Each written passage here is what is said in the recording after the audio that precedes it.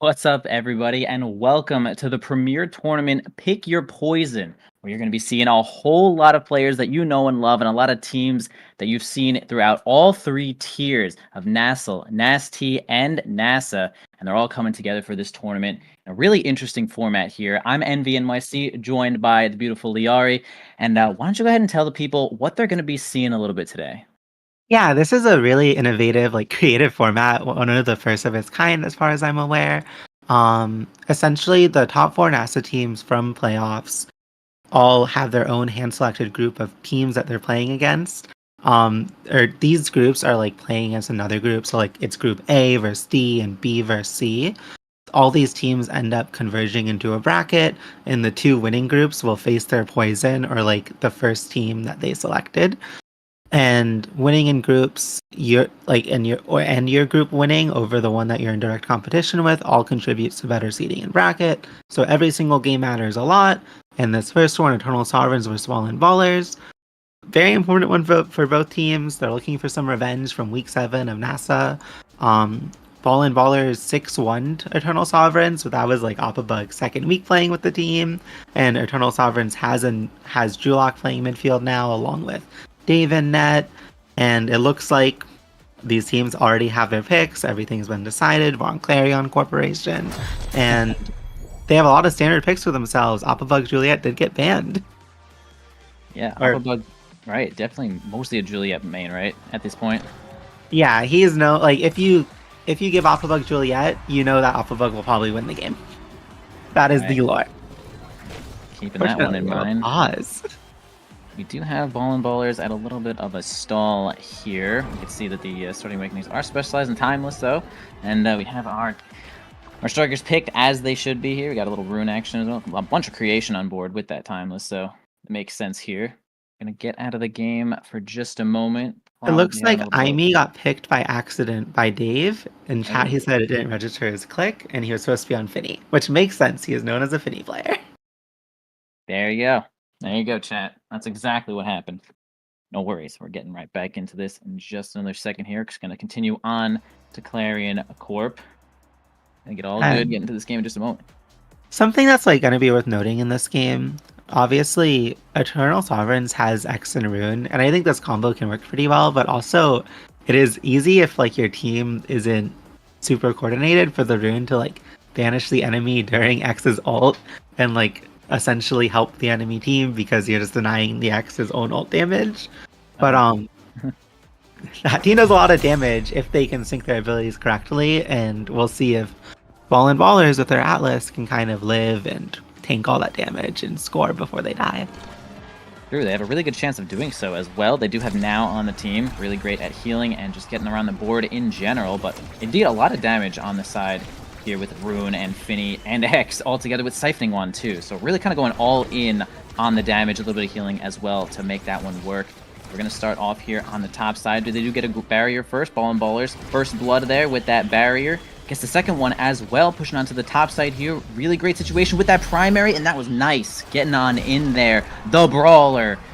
Making it happen. Used to be like Mommy, Milk or something. What was it? Big Anime Milky? Oh, God. Oh, jeez. You know? Good name change. That's... Yeah, I'm glad you had me say that. My bad. It's okay. I'm sure I'll say worse later on in this cast. Anyways.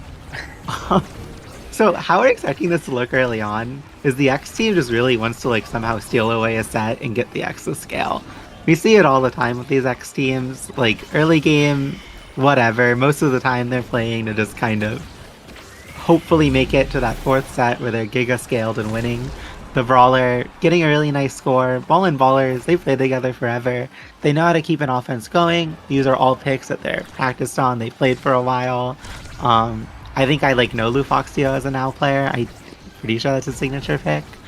So yeah, I am excited to see this clash of styles where Eternal Sovereigns is a lot more likely to try and find these ledge KOs from Oppabug, whereas Ballin' Ballers is just going to have really good core control, and we already saw that highlighted by what you said with the Siphoning Wand on X, which I think in this Magnetized Souls meta, really hard to play with since you just lose so much midfield pressure.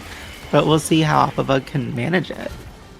Yeah, I do agree with that. It certainly is Magnetized Soul meta right here. But yeah, it's time to go all in on the damage, and they do have it. I mean, honestly, they do have quite a bit of damage. It really is like now Atlas, the surviving team, the core control team against the kill you team, and we'll see if they can survive here with that nice rune pillar on the top, keeping a whole lot of pressure in. Julak, Dave trying to help there from the back line. They do find a kill on X, just actually finally weathering the storm and getting the damage, but Julak, really great pillar, and a strike follow-up is going to get it onto the bottom side there. We can see Ball and Bowlers always doing a little stagger walk there every time we see them. Yeah, that's their typical winning celebration. Love it. Julak able to set up a really good, just essential 50-50 to win like the point with his banish. We almost saw it last point, but there's also like something to be said for Rune and Finny in overtime and just being able to send the core really fast and control space with their creations. So these points are either going to be like really fast or they can get like pretty long and then end really suddenly. And I like these kinds of games. I think since Red Team did not choose a melee goalie, the game is a lot more fun. True, yeah. Finny does add a whole lot of different dynamics where she just really does a lot of work in the ranged goalie category there. Oh, winning a really good strike where there. The Brawler taking out Julak there on the bottom side and scoring that first set there for Ball and Bowlers with some good synergy there. Dr. Bebop also keeping those points alive. Honestly, good synergy here for that team. And man, rapid fire, this could be big. This could be big for the side of Ball and Bowlers here. Yeah, or also fight or flight. Really right. big speed awakening. One of the best in the game. The Now is gonna take it. Rune does get rapid fire. He can like use that reduced ability cooldown to contend with some of the speed that Now has and still mess her up. But I think fight or flight, the best midfield awakening in the game, really good.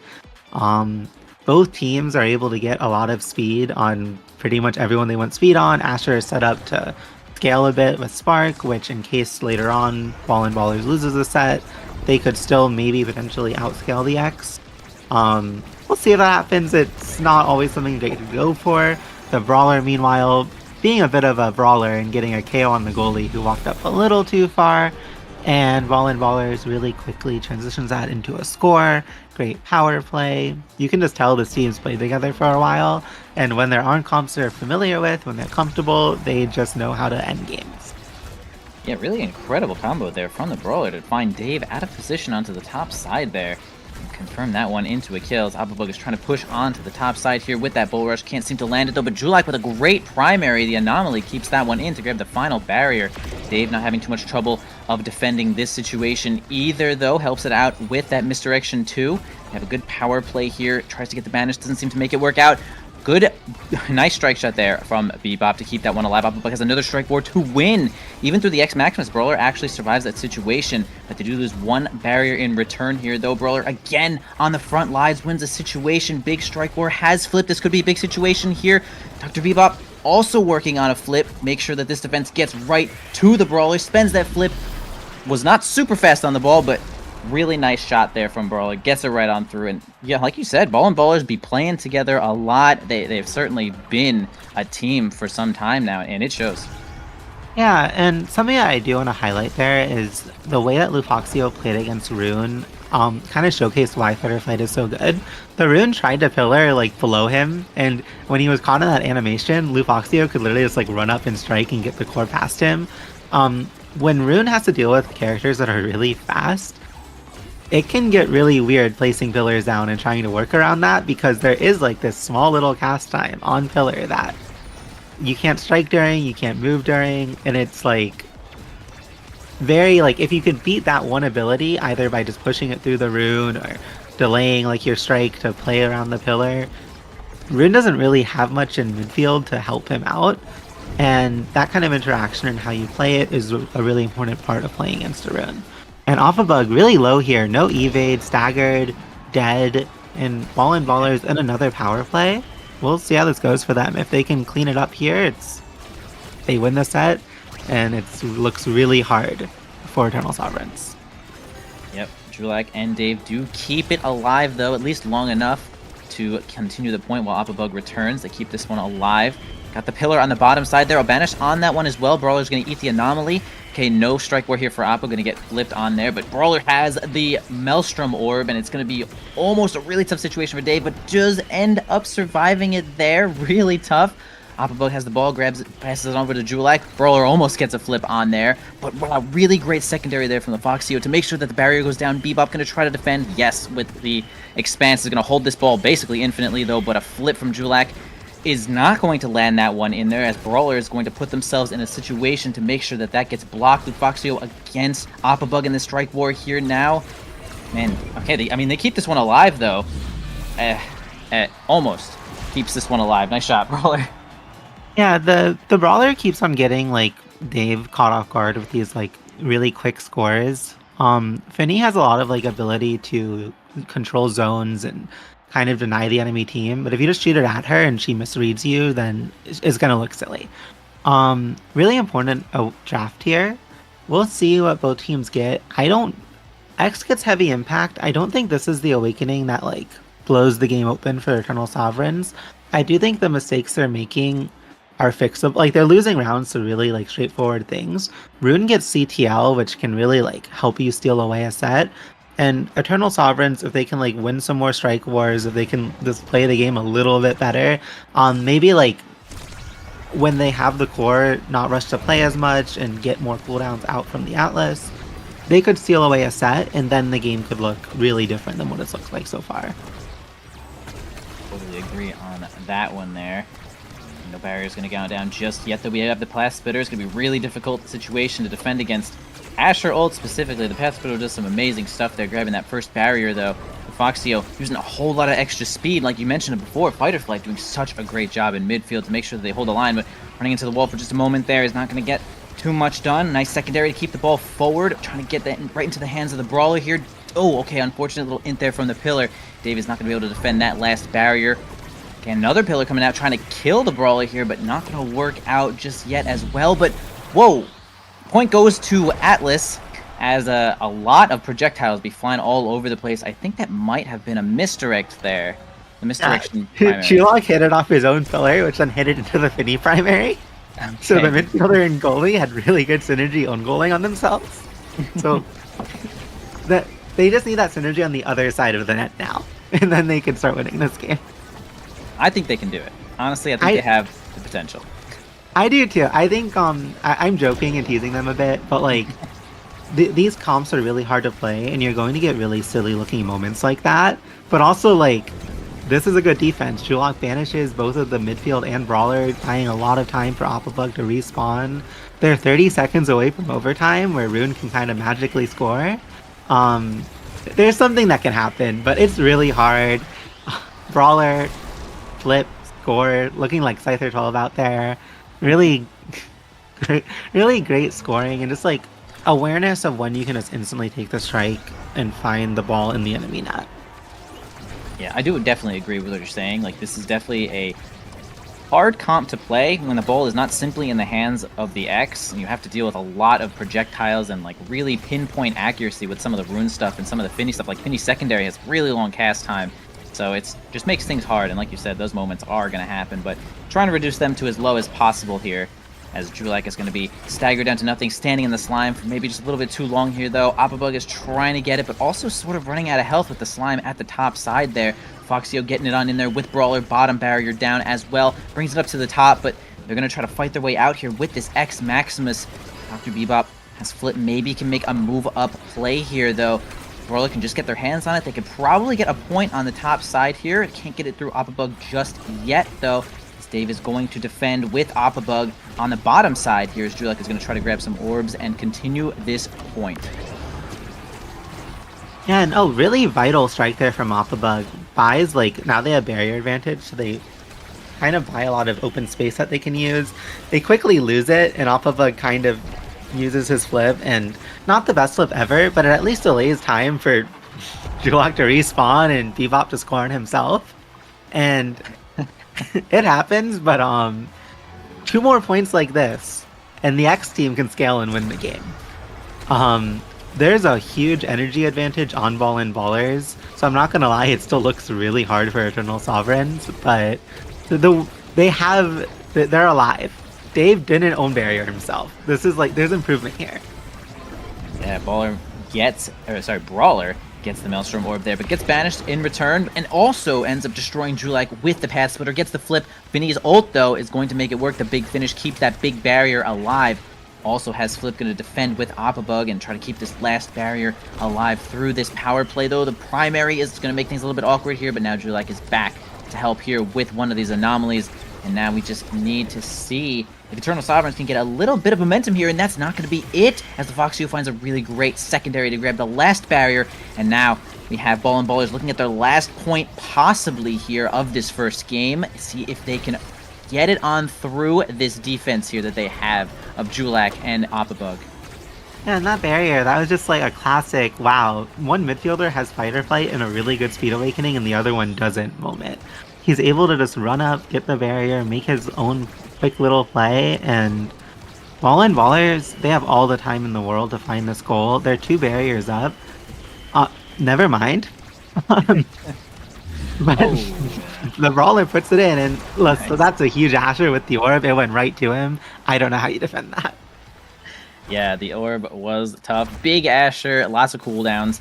Tough situation there for Dave, but really great synergy there from Ballers, as we've seen in the past, and it is not stopping. So Eternal Sovereigns, good try on that game there, but it's going to be, yeah, honestly, that's just it, right? That's X. It's really tough if, like, X does not get a lot of the awakenings. Like, he just doesn't have access to all those awakenings just yet, and he just doesn't get a chance to scale, and that's where you want to stop a character like X. Make sure he's not getting any of those big awakenings, and you just can't get that power spike. And sometimes you just get to kind of run over him, especially with something like Fight or Flight. As you mentioned, again, it's hard to ignore that is such a powerful awakening in the midfield that it really does cause, like, sort of a gap when it comes to, like, the midfield getting it past the other midfield. Yeah, exactly. And I mean, Lufox, you're at 170 redirects, by far the highest in the game. It's a really clean game from Ballers. It looks bad for Eternal Sovereigns. That's not how they wanted the game to go. But I think that game was one set away from Eternal Sovereigns starting to look a lot stronger. The game snowballed early from, like, unfortunately now getting Fight or Flight, and Eternal Sovereign just kind of like didn't win their skill checks that they needed to win to let their comp scale. And it's a quick first game here, but I know the upcoming matches, there's a lot of very interesting and hyper competitive ones that I'm really excited to watch. I wonder what we have coming up next, if that's been decided yet. I'm trying to find the chat that I have to check to figure that out. I think it's Plink and... Oh, no, I guess it wouldn't be this. It would be... Yes, of course. Anyway, yeah, we are going to go to just a quick break there after that really interesting game there. Don't go anywhere. We have a lot more strikers. Oh, and we have a lot more strikers coming up. Stay tuned.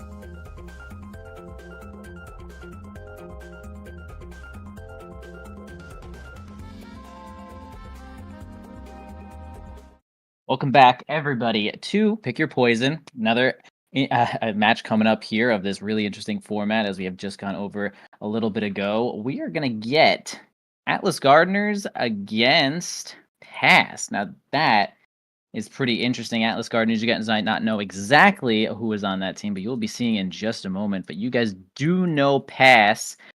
Liari, explain to the people what's the deal. Okay, yeah. These teams, right? So Alice Gardeners, I'll start with them because they're kind of the more unknown team. It's Wallaby, Gangsta, General Tui, and Bertram, names who have been around for a while. I think all of these players are players who at least consider themselves or are considered by other people to be national level. Um, they definitely have national ambitions. Wallaby has tried to qualify for national multiple times. Um, Twee has also like almost made it to national multiple times. I don't think Bertram has ever he's like had opportunities and tried to, but I don't know like how hard he's ever really went for it. But all of these players really need like looking, especially I think Wallaby looking to prove themselves, how they want to like this is the tournament for NASA and Nasty level teams. They want to show that they are not that level. They want to show that they're NASA level and this team pass that they're playing against. They had a really like kind of surprising result in NASA playoffs. They ended the regular season sixth. It is worth noting that they played against some of the top teams of the league in the last few weeks, and they didn't do that bad against them. It's just that they still lost, and that reflected in their standings. But then they had like a miracle game against Rose Petals in NASA playoffs, almost beat NBS, and kind of showed like, hey, they are a higher echelon NASA team. And if Atlas Gardeners can either beat them or take them really close, Atlas Gardeners is kind of where they want to be at in this point of like their formation of a team. Twee and Wallaby are settled. They will be teaming together, but Bertram is still undecided, and I'm sure Wallaby and Twee would like this to be a good tournament where they can convince Bertram to join them. There's a lot on the line. I like that game in NASA playoffs between Rose and Pass was like game three was one of my favorite games of all time. Like David had this miracle Giga Blast that somehow like completely turned the momentum of the game around all in like one button. Um Really cool game, and I hope that like they can keep that magic going into this game and deliver something that's really exciting to watch. Yeah, there's no doubts that this is going to be an exciting match. All of these players are quite competent in their roles and on these teams. And NASA, at any day, I could see this teams easily be playing in NASA, maybe even the playoffs as well. So these guys are quite good at what they're doing here. As we're going to get on to the first map, Atlas Lab, the classic. Everyone is familiar with Atlas Lab here, though. Possible to be doing a little bit extra damage here with the black hole. And we do have Hot Shot and Adrenaline Rush as the Awakenings. This is insane. Okay, Yeah, go Adrian ahead. Hotshot was like the exact start I had against Atlas Gardeners yesterday in the weekly, and apparently that was the second game in a row they had it. Oh, shit, really? So they have played the start like three times, I think, in less than 24 hours. Wow. And Tweet gets his Luna, which he had yesterday against my team. He popped off on it, beat us. Really excited to see how they do here. Twee has always like been a joy to watch on the Luna. He's known for not being as KO-centric as other Lunas, but he can do some like insane dashes, insane strike wars during those dashes, and aim his rockets really well. Um, Eyes on him because I think this team a lot of the time lives or dies by Twee. And Mango's really nice save there on Twee and just a good solid offense bypass. I'm really excited to see how David does on the Aimee. I haven't really seen his Aimee before, but I've seen him do well on characters like Luna, who aren't super similar to Aimee, but are like mechanically difficult to execute like Aimee, and we'll see how he does. Yeah.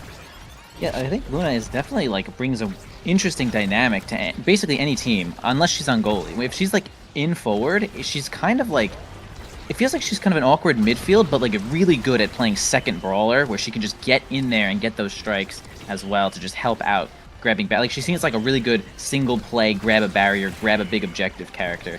And we might be seeing that every time we get the boost on deck when it's off cooldown, but it's going to be a really great strike from David on the top side in overtime to get it past Bertram. Oh, sorry, Coin to get it past Bertram there. To take the first point for Pass. Already a lot of excitement coming out here, though, as we do have so much more to come here.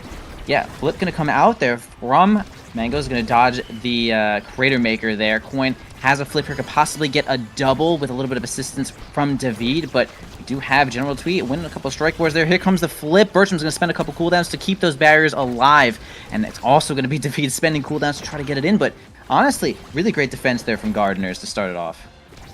Yeah, and something that I should really note is that Atlas Gardeners, they went split kicks. Passive at Mag Souls, Oh yeah, wow. and I think we'll see like on the midfield line how that matters, but Atlas Gardeners was able to just get a really good kill on Coin, and unfortunately dies to the black hole as soon as Coin respawns, giving a reverse power play over. I don't think that Pass can really do anything here. Bertram kind of stalled out the play with Wall. He still has Flip. Bertram is out of abilities besides Log, which is coming up now, and the Flip.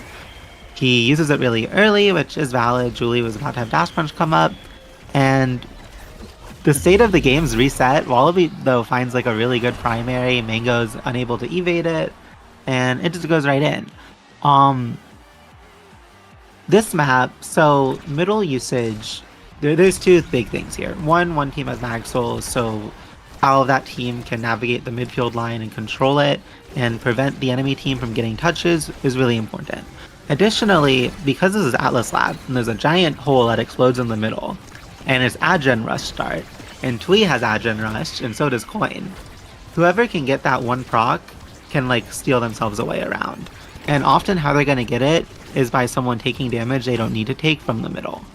And yeah, just worth seeing how that develops throughout the game. Yeah, no, that's definitely valid to say. I would say that the side of actually kind of both teams here don't have a significant amount of damage. It really depends on if General Twee can get something like Deadeye later, or maybe even just simply Missile Prop or something to really be able to solo some of these kills. But it is going to be help with a Black Hole to make that Adrenaline Rush really happen, as we're going to have a really great strike shot save from Bertram, surviving some of those flips. Gets the Crater Maker, but not too much of a trouble for Mangoes to defend that one here. Another strike shot's gonna keep that one alive. Some speed, and the firewall is gonna push onto the bottom side. No flip from David there. Gonna play a little bit safe. Flips from that distance. Okay, everyone is going for a huge defense there, making sure that this is not a point. Gardeners keeping themselves alive, but Twee almost snags that one with the boost. Wallaby on the top side, but it's gonna get stuffed there by David. And we have Twee with a flip. Might be able to get a boost flip play in there to grab that final barrier, as the Crater's going to come out again, knock David down to just about nothing. A combo from Wally was going to make it happen, but we do have a point there. Right past Bertram. Coin makes it happen with a little bit of extra speed as well. Maybe the Magnesized Soul is actually really working out, but I'm not really sure. It's like really interesting to see one team take double slicks here. Yeah, I definitely think the Mag Souls team is like the right decision. I do think like Slicks has its uses, and you can definitely see it in some of these plays when blue team can retain the core and keep it passing between each other. They're able to get a lot of value. I do think Pass is like they're doing pretty good so far. I really like that flip that David did last point was a little silly looking, but I think what he ended up choosing to do with it after he pressed the button was really solid. It gave Coin time to get unstaggered. Everyone on the side of Atlas Gardeners played defense. No one was keeping Coin staggered. And as a result, Coin was able to come back and just quickly score. He finds another really quick KO on Bertram. And I really want to highlight Coin because I feel like last season on the Fools, he was kind of like regarded as one of the weaker players on the team. Bertram, unfortunate own goal happens. Sometimes because of the way the core is in your hitbox, where you strike it isn't exactly where your mouse is. Unfortunate.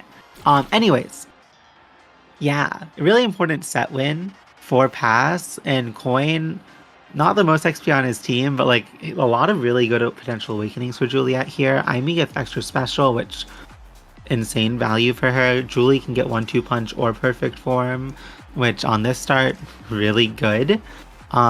Twee gets Among Titans, which has a lot of value for his team, gives him speed, and he's really good at using it. Um, and we'll see how that ends up going. I think Alex Gardeners, they don't really get anything that blows the game open for them. As does, I'm expecting them to win this set, but Atlas Gardeners can still scale and come back into the game. And yeah, I just also wanted to shout out Coin and say, like, I think he's been popping off lately when I watch him play. Nice. We'll have to keep our eyes on Coin there. I want to just mention, again, a big decision there from General Tweed deciding to go that Among Titans here instead of something like Missile Prop to try to really assist with that Adrenaline Rush. They're pretty much committing to going for the core control situation here, as they do have the Slick, so it is kind of on brand for what they're looking for, which is totally fair. You're going to have to play to your outs as what you've been given here, though. Wallaby tries to make a play there with the hook. Doesn't seem to make that one happen there, and also avoids Coin's flurry to keep themselves alive as well. As this ball is going to roll on into Mangoes, giving it over to Coin. A nice pass up to David. They're going to make a top side push here, see if we have dash punch, but Bertram's going to make the somersault, negate any of that pressure. But wow, David with a great glitch pop is going to keep that barrier down. Mangoes is going to try to defend against Wallaby here, though the Crater comes out, but Mangoes decides to hold the flip. The barrier does go down, lifeline to keep the team alive. Topside push once again here. Firewall is going to be negated by the Tofu Wall. And it's just this flip play maybe here from Mangoes could get this one in here. A dash punch also. They have a lot of... Okay, keeps... That was a close one there. I wasn't sure if they can just strike, but they were a little bit more on that than I was, though. General Tweed trying to make a play one more time here with Wallaby. But it's going to be tough. They're going to have to maybe make 2 plays, as Mangoes does have flip here. And great flip, great pass to Coin, gets it right inside the net. And Coin not moving the core too much so it retains the speed. And something that's also worth noting that we kind of start developing that last point. When red team is damaged, they still have mag souls, they can still get movement speed. When blue team is damaged, it's hard to touch the core, because when you touch the core, you take more damage. And as a result, they're not able to get speed, they're not able to control the map. But they are able to find that really important KO on Coin, who was about to get a barrier and put Pass in a really good spot to put this set on set point. And now, hopefully, good job, they're able to get a quick barrier, they keep the slick kicks going, and they're doing a really good job at sustaining this offense. Exactly what you want to do if you have slick kicks here. True, and we can see that the boost is going to grab that last barrier there. Really, Luna's secondary, the boost is so strong to be able to get across the map. Wow, super good pendulum swing there from Wallaby. Is going to grab a power play here. General Tweed able to get to that top side with that boost. Going to almost be able to put that one in there, but Mangoes has that defense there, almost running out of cooldowns, but does survive, weathers that storm, and now Coin has a situation where they did get slick kicks. They can maybe make it happen here with this flurry. Bertram does have flip, kind of wins a strike ward there, but you know, did 2 strikes against 1 at a cooldown, so Coin keeping up as much pressure as they could there. Now we have Bertram and Twee with Flip going to spend one of those to relieve a lot of that pressure. The barrier does end up going down right under Bertram's nose. Coin's going to spend the flip. Bertram's going to spend one encounter. Miss the wall, but Coin does not have anything. A flip here from Mangoes as well, right into the primary. It feels like Pass has a lot of pressure right now, mostly with the ball control, as Gardeners is going to grab a power play, and now this is their chance. General Twee has Adrenaline Rush active, and this is their chance for sure. But they're able to, with a really solid defensive sequence from Mangoes and David, get the core out one more time, and really solid strike by Mangoes, preventing Wallaby's primary from scoring. Everything's kind of reset, but Wallaby has no evade, and Twee's a little damaged. They get the quick miracle gold, though. Twee always lands those dashes. Really clean timing, barely able to get it around the Now primary. And something we're seeing here, Now is able to get primetime hotshot. Now is one of those goalies where if she gets CDs, she can just giga scale and be one of the strongest goalies in the game. There's still a lot of really strong awakenings up for her too, and like how this Now pick develops throughout the game, and I think it's like one of the strongest hyperscaling goalies, is going to be really important. But Atlas Gardeners has been able to find like some cheeky points in the last sequences in the last few rounds, and I think we're seeing like the Wallaby and Twee synergy and their speed with slick kicks when they're able to get the core between each other paying off to some degree. No, I definitely agree with that. They do look like they have some really great synergy there. General Twee so accurate with the boosts almost every single time we see it. But Mangoes is doing a really great job defending right now. Has Flip for another big play to stop that. Bertram also has one as well. Gonna use the somersault to just make sure that no dash punch comes out just yet. A flurry as well. No cooldowns here for Coin. A lot of pressure relieved for the side of Gardeners, but pressure put on is going to cause a flip to be used by Mangoes, and also Bertram's going to lose their barrier. Instead, spending their flip 2 is going to be a big lack of resources here for the side of Gardeners, as Past is going to try to make something happen here, trying to wait some cooldowns out on this Juliet, but not enough time just yet, as David's going to try to get the ball up to Coin. They're going to pop the black hole down into the Firewall Sentry, which is going to solo that situation with the hot shot. Actually feels like hot shot was necessary to get that goal there. Yeah, it definitely was a reason that goal went in. And Coin was able to, like, okay, so Coin in this midfield line is finding a lot of important passes and keeping the core up well. He's preventing the enemy team from getting touches on the core, blocking their slick kicks. I think all of Pass is playing really well, but I think like having that vision as a brawler is something that a lot of brawlers don't always have, and it's really cool to see from Coin in this game. David gets low, is able to heal now. Wallaby is low, has no evade. He's not gonna die, but he has to play like far back, while Past, who has double evade on their forwards, is able to get all this space, do all this damage. However, Coin greeds in the corner, Twee lines up the perfect dash rocket kill, and what was a really good spot for Pass becomes a solid spot for Atlas Gardeners because Twee is able to punish that like over aggression by Coin.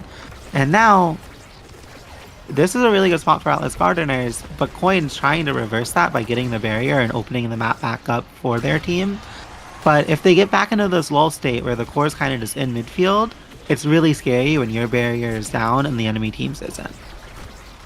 Facts, and we can see that the ball going a little bit too fast here, though. 1-2 punch on Wallaby is also going to make that ball go a little bit red when they get a chance to touch it here, though. Bertram holding this with the General Twee as their wings is going to keep that one alive there, though. Wow, a crazy mix-up from Wallaby. Going to send it straight through Mangoes with the extra assistance of the Whiplash to make sure that that one goes in. Is going to be a wonderful play for the side of Gardeners. They just need one more point to even up this set count, grab an Awakening for themselves, and that would be pretty much exactly what they're looking to do here, as we do have our little best of ones. And a really clean kickoff. Core gets transitioned to the top side. David with his extra special IME is just able to quickly secure the barrier. And Mangoes knows he can just like do these sequences where he burns cooldowns and plays things in a really annoying way for Atlas Gardeners to play against because he has primetime hotshot. He can do whatever he wants. And I just really like how Pass is playing this game. I like how Atlas Gardeners is playing this game, and like it's a really even game. It's really close.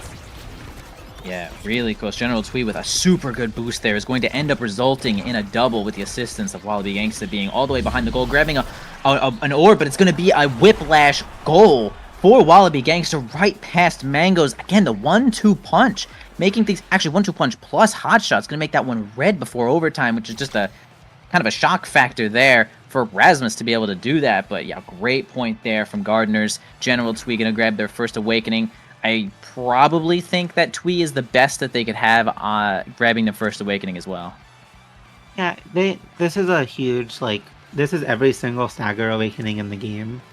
Most likely what we're going to see is both teams, like, trade the stagger, get some speed, and then, like, yeah, the brawlers go size. Pretty Yeah. straightforward draft. There's no reason for, like, you can argue like one of them could go Spark or Weasel if they really wanted to, but Peak's already gone now, and like most of the Sparks are gone too, so really funny draft. It's worth noting, Now didn't get anything like major here. She did get Spark of Agility, so she'll be a little faster, but she wasn't able to get like a Creation Awakening or another CDR Awakening that she would hyperscale with. That does mean that she can almost guarantee one in one of the two upcoming drafts.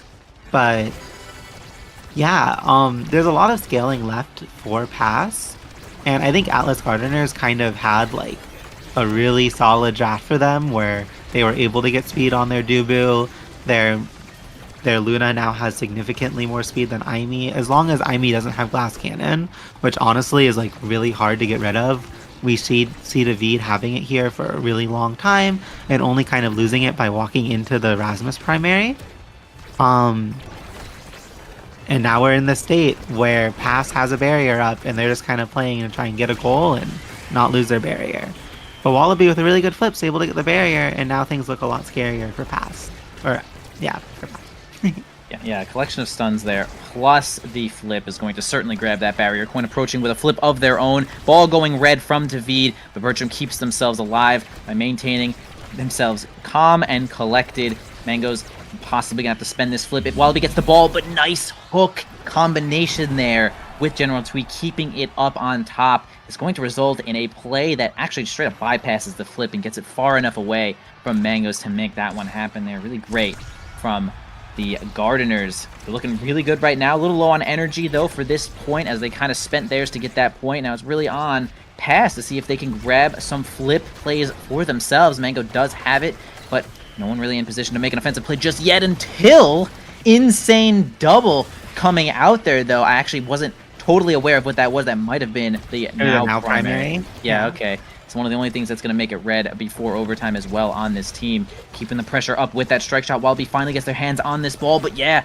the prime time, the hot shot's going to be enough to have just... Look at all those primaries that we see from Mangoes, like you mentioned before, can really start scaling and defending in situations where some other goalies might not be able to. But 2 barriers down now. A lot of pressure coming out from Coin to keep the flurry in, but they can't get it past General Twee. But Bertram almost has the perfect block there, but Coin one step ahead with the timing on that dash punch strike is going to be good enough to get that one in there. Pass on the board for this set. Yeah, Coin just does the 1v2 in the corner. Really well done. David was covering really well, shot out a glitch pop, so there was a really high chance they would have scored that regardless. Mango's solid, patient there, not losing both. That's the biggest thing. And so if Pass can keep the core up, it's really important because Mangoes is able to place all of these now primaries and litter the field. But when Alice Gardeners is able to keep the core going around the map a lot, it's a lot harder for Now to kind of place her giant artillery mines down. And she's still useful, but she doesn't completely dominate the map. Wallaby though really low, and Pass is able to get a lot of pressure from this. But Alice Gardner is winning some really important skill checks and keeping the core up. Yeah, that was such good pressure there from Wallaby to make Mangoes use that flip, and it's going to be a huge Strike War win after that Death's Touch against Coin. Wallaby Gangsta takes the advantage in that one and gets that point. I see Wallaby winning a lot of these Strike War situations here, just right in the right spot. The size is good, the strikes are good. The slick kicks, maybe the slick kicks are good right now. They are ahead by 1 little point here, though, not too much, but still a significant margin. It certainly ain't nothing, as the slick kicks might be taking advantage as the set goes longer. I mean, it's not like speed scales like that entirely, but it could be a situation where some of these awakenings could scale better with slick kicks. Is that possible? Is that even a thing? I definitely think Wallaby has a lot of size, and he's able to win a lot of these strike wars, and that when you can do that, Slicks is really good. Twee is doing a masterclass here because he has a ton of speed basically, and with Among Titans is, while a little bit smaller, able to just kind of use the fact that Twee has really good strike war fundamentals and can control the core really well, and pilot his character really well to set Wallaby up in all of these really good spots. But Pass, both teams are really playing this well and playing around their comp well. I think Alice Gardeners is kind of winning that many more skill checks, and they're also set up too because Wallaby has so much size. Yeah, Wallaby grabbing the built different. Just one size awakening sometimes is a really big difference when it comes to winning those strike wars. Oh yeah, extra 15% as well from Twee. Really good pick, honestly. They went for the core control, and it seems to be working out quite a bit here, as they're going to still have 2 barriers down, though. Mangoes is going to lose that one just as a close situation, though. General Twee on the top side. Lots of pressure coming out here. Wallaby going to try to get the ball from Bertram. 1 strike away, basically. General Twee from that flip as well. Doesn't even need it. Actually, just gets the 1-2 punch over time, and that's gonna be curtains. It doesn't. We didn't have Mangoes with any Monumentalist or nothing to make the primary larger, so it cannot block that entire corner. Really great shot there from Wallaby Gangsta. The assistance of General Twee, like you said, doing such a good job of keeping the ball in Wallaby's pocket, is working out wonders. Yeah, and it is the hotshot 1-2 punch from Wallaby. It's kind of working around the Now's abilities and her ability to place things. Aimee goes Timeless Creator, now goes Siege Machine. So I kind of feel like it's supposed to be the opposite. Maybe I'm wrong about that, but like I think the now would benefit more from the size. Um, but Twee gets stacks, which like Twee has stacks, Among Us, Stagger Swagger, Fight or Flights in the next draft. He has like basically every single Speed Awakening he needs to dominate the game. And Bread's in chat saying now should have taken Timeless. I'm glad I was right about that. Um, yeah, it's just how her goalie functions. She just needs to be able to cover this space, especially against a Rasmus who's sending the core Mach 10. And a Luna who like is just giga fast and can do whatever she wants. However, Yeah. Wallaby's low, Pass has a chance to win this round. Yeah, I'd agree with that just solely off the fact that this Rasmus size has been such a big problem for this team. Just that primary being a little bit larger, just the secondary being a little bit larger might be just good enough to stop this Rasmus from really running over the game here. As they do have both barriers down, the flip is going to happen from David. Yeah, the ball rolls right into their pocket, and Bertram, no flip, no cooldowns on the board there, and David's going to get a nice flip score for Pass. First point in this set. They're going to have to get another 2 points here to even this one up to stay alive. They do have a flip from Mangoes. They could make this happen. Could result in a double situation or perhaps one for Gardeners. Yeah, and really important goal there from David because Coin had kind of messed up his kill on Wallaby, and now Coin gets a double barrier, so making up for it this round. And Twee is really low. If Twee dies, it matters a lot. He's probably not going to because he has Stagger Swagger, but like on the off chance he does, he has to respect corners a lot because if he loses, like Atlas Gardeners, when Twee gets stacks, should theoretically just win the set. But he has to get there, and the set has to last long enough. And we can see even without stacks, it's still really hard for Pass, but they're kind of trying to work in this window, and they're doing a solid job of it. But the deck's kind of stacked against them. We'll see how it goes. Coin really close to flip, but also almost dead. Yeah, they are launching a barrage of projectiles at Coin, making sure that they stay out of this play as Wallaby Gangsta's giant pendulum swing, as they have picked up Big Fish last draft, is going to hit Mangoes from there. That was a really good play from Wallaby Gangsta to make sure that one goes in there. Going to attempt even up this set as well. Yeah, like you said before, I mean, we already have stacks on stacks stacked. 150 already. General Twee making sure that they hit this ball, hit everyone all over the place, get 6 stacks every time that they can. And if they do find themselves low, the Stagger Striker is probably going to keep them alive, so they have a really nice build going on here for that defensive aspect to keep those stacks alive. And look how fast. Look how fast General Twee is able to move in this midfield, running circles around this Dubu and running circles around the opposing midfield as well. It's just so much pressure here, though, as the Creator's going to come out from Mangoes. They're not going to spend the flip to avoid it there. Being now, you have a lot of extra healing, which is a good decision for the side of Pass as well. But Tweet almost makes it happen. The flip coming out from Mangoes, but they do lose the barrier anyway, while Wallaby Gangsta's on that front side, putting up all that pressure as well. Almost grabs a kill with that pendulum swing, too. Bertram hands the ball on over to Wallaby. A strike shot's going to be good, but, man, Twee in the perfect position there to grab that goal. Mangoes almost had it with the strike shot, but one step ahead again. Gardeners are looking really good to take this series. Yeah, they're happy. They're spamming their garden emote. I do think like it's still winnable for Pass, but we are seeing so many moments where if Mangoes just had a tiny bit more creation size, they would have like saved something or made the round last a little longer. It matters. And Coin tries to use the primary from now there to help get the goal, which I like the vision, but unfortunately Atlas Gardeners is just able to play this like triple goalie defense and net spot really well. Twee positions really well there to not die from the blink, and also scores with Rocket, ending the game. Yeah, Twee kind of just stood there, watched it happen, launched the rocket, attached a note that said bruh to it, and then just let that one go. And that was it. Gardeners take that series from Pass. Well played. Well played. That double slicks team actually ends up coming out on top there, which is not what I thought we would be seeing here. I didn't even think we'd be seeing double slicks, but that is impressive gameplay from this team. Atlas Gardeners, I mean, coming out of nowhere and really showing up. Yeah, I don't like, at least to me, I do not think that the split kicks was like the reason they won. I felt like they just kind of skill checked Pass Um, and they had like really good, like they did their awakening drafts well and scaled really well. And Pass made some, I think, like errors with how they were drafting around their now goalie. At least in the last draft, I think every other draft was fine. Um, and yeah, as a result, they couldn't scale as well as they could have. And Alex Gardner's had a really dominant final set.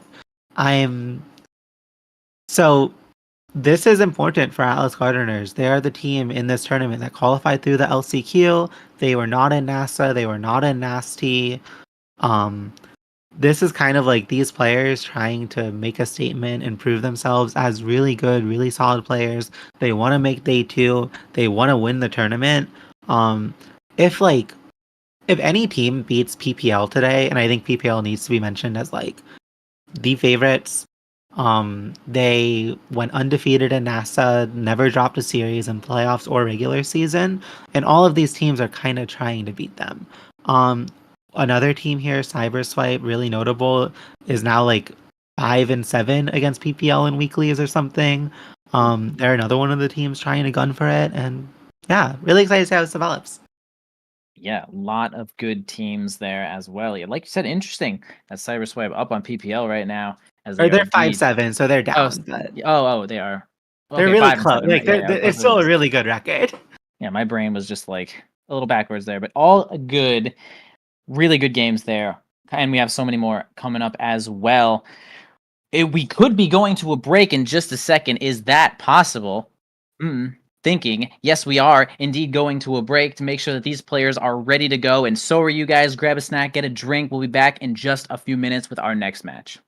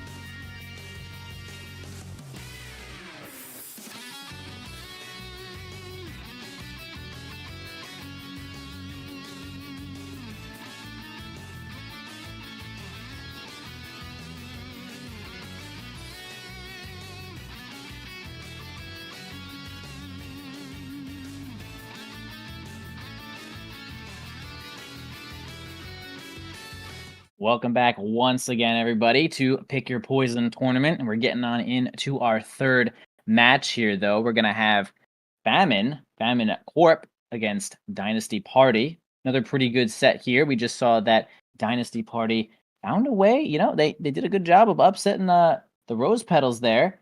So that's pretty cool. Liari, I mean, talk to me about that. Yeah, Rose Petals had Luke in for Twisty or something, so not full strength, along with the striker Kai for I think it was Luke. So I don't know what's happening with them, but still upsetting them. Dynasty Party, that's a huge win for them. Dynasty Party is a team that was in Nasty. They lost to Famine Corp in Nasty playoffs. Um, and they're all going to land together. I think they're taking this tournament today as a way for Swaghaver to play the game again, grind, and see how they're doing and how they're prepared for LAN. Famine Corp has a team full of players who I think on the right day they can all pop off and do really well. Flowers in particular, I think people have mentioned thinking has improved lately. She's really trying hard to gun for a spot in Nassau, and a good performance here today, I'm sure she feels like will help those chances of her finding a good team that can make it. Um, there's also Asianator and Flowers. They love yapping at each other. I don't really know the lore too well, but I know whoever wins will be shit talking the other one today. Hopefully I'm allowed to say that on broadcast. I don't know. And yeah, they call Flowers the hot pat pocket, as someone said in chat. I had to say that on stream. Um, there is no lore. It's just funny. Yeah. Anyways, so traditionally, Famine Corp is a team that will try and find KOs and win the game through that way on the edge. Um, I think they've been able to play a slightly different style lately because Flowers is a little better at controlling the core and all that. But I think we'll still be looking at that a lot from them.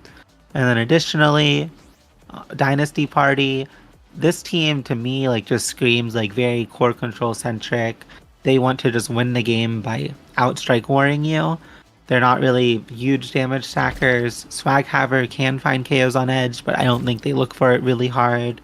Um, it, we have two teams that we already know the draft actually. So there's no melee goalie on one of the teams. So this will be a pretty exciting game in my opinion. With Spec and 1-2, we'll probably find a lot of KOs anyway, even if these teams don't always play for KO. It'll be a pretty bloody game because of the Awakening start. And in particular, Guaimi on the Juliet, really excited to see if she can find some Dash Punch KOs.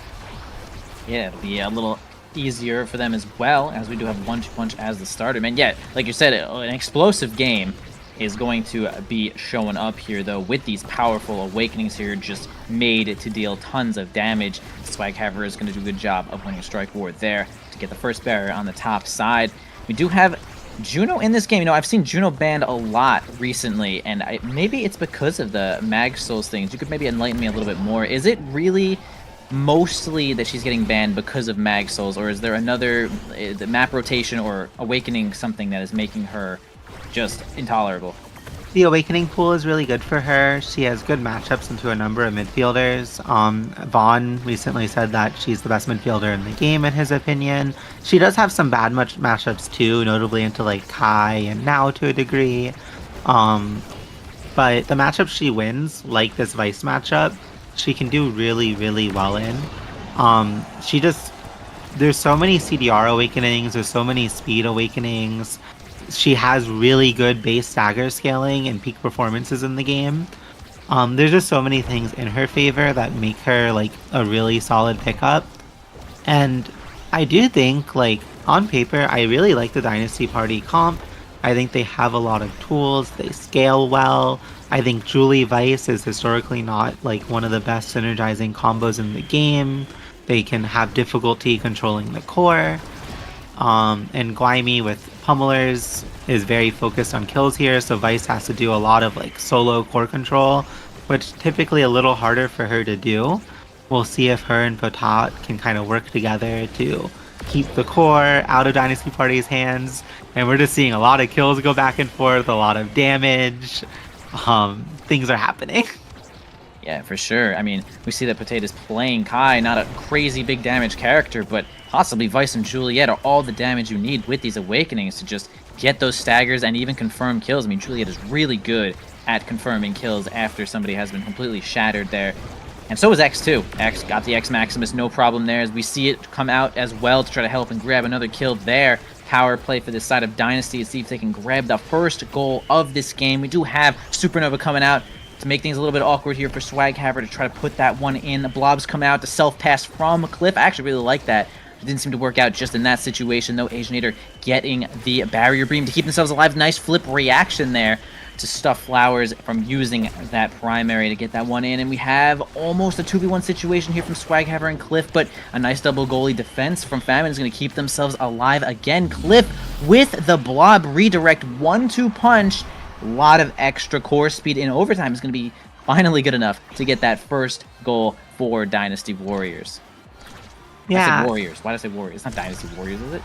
It's not, but I don't blame you. I said Warriors. Oops.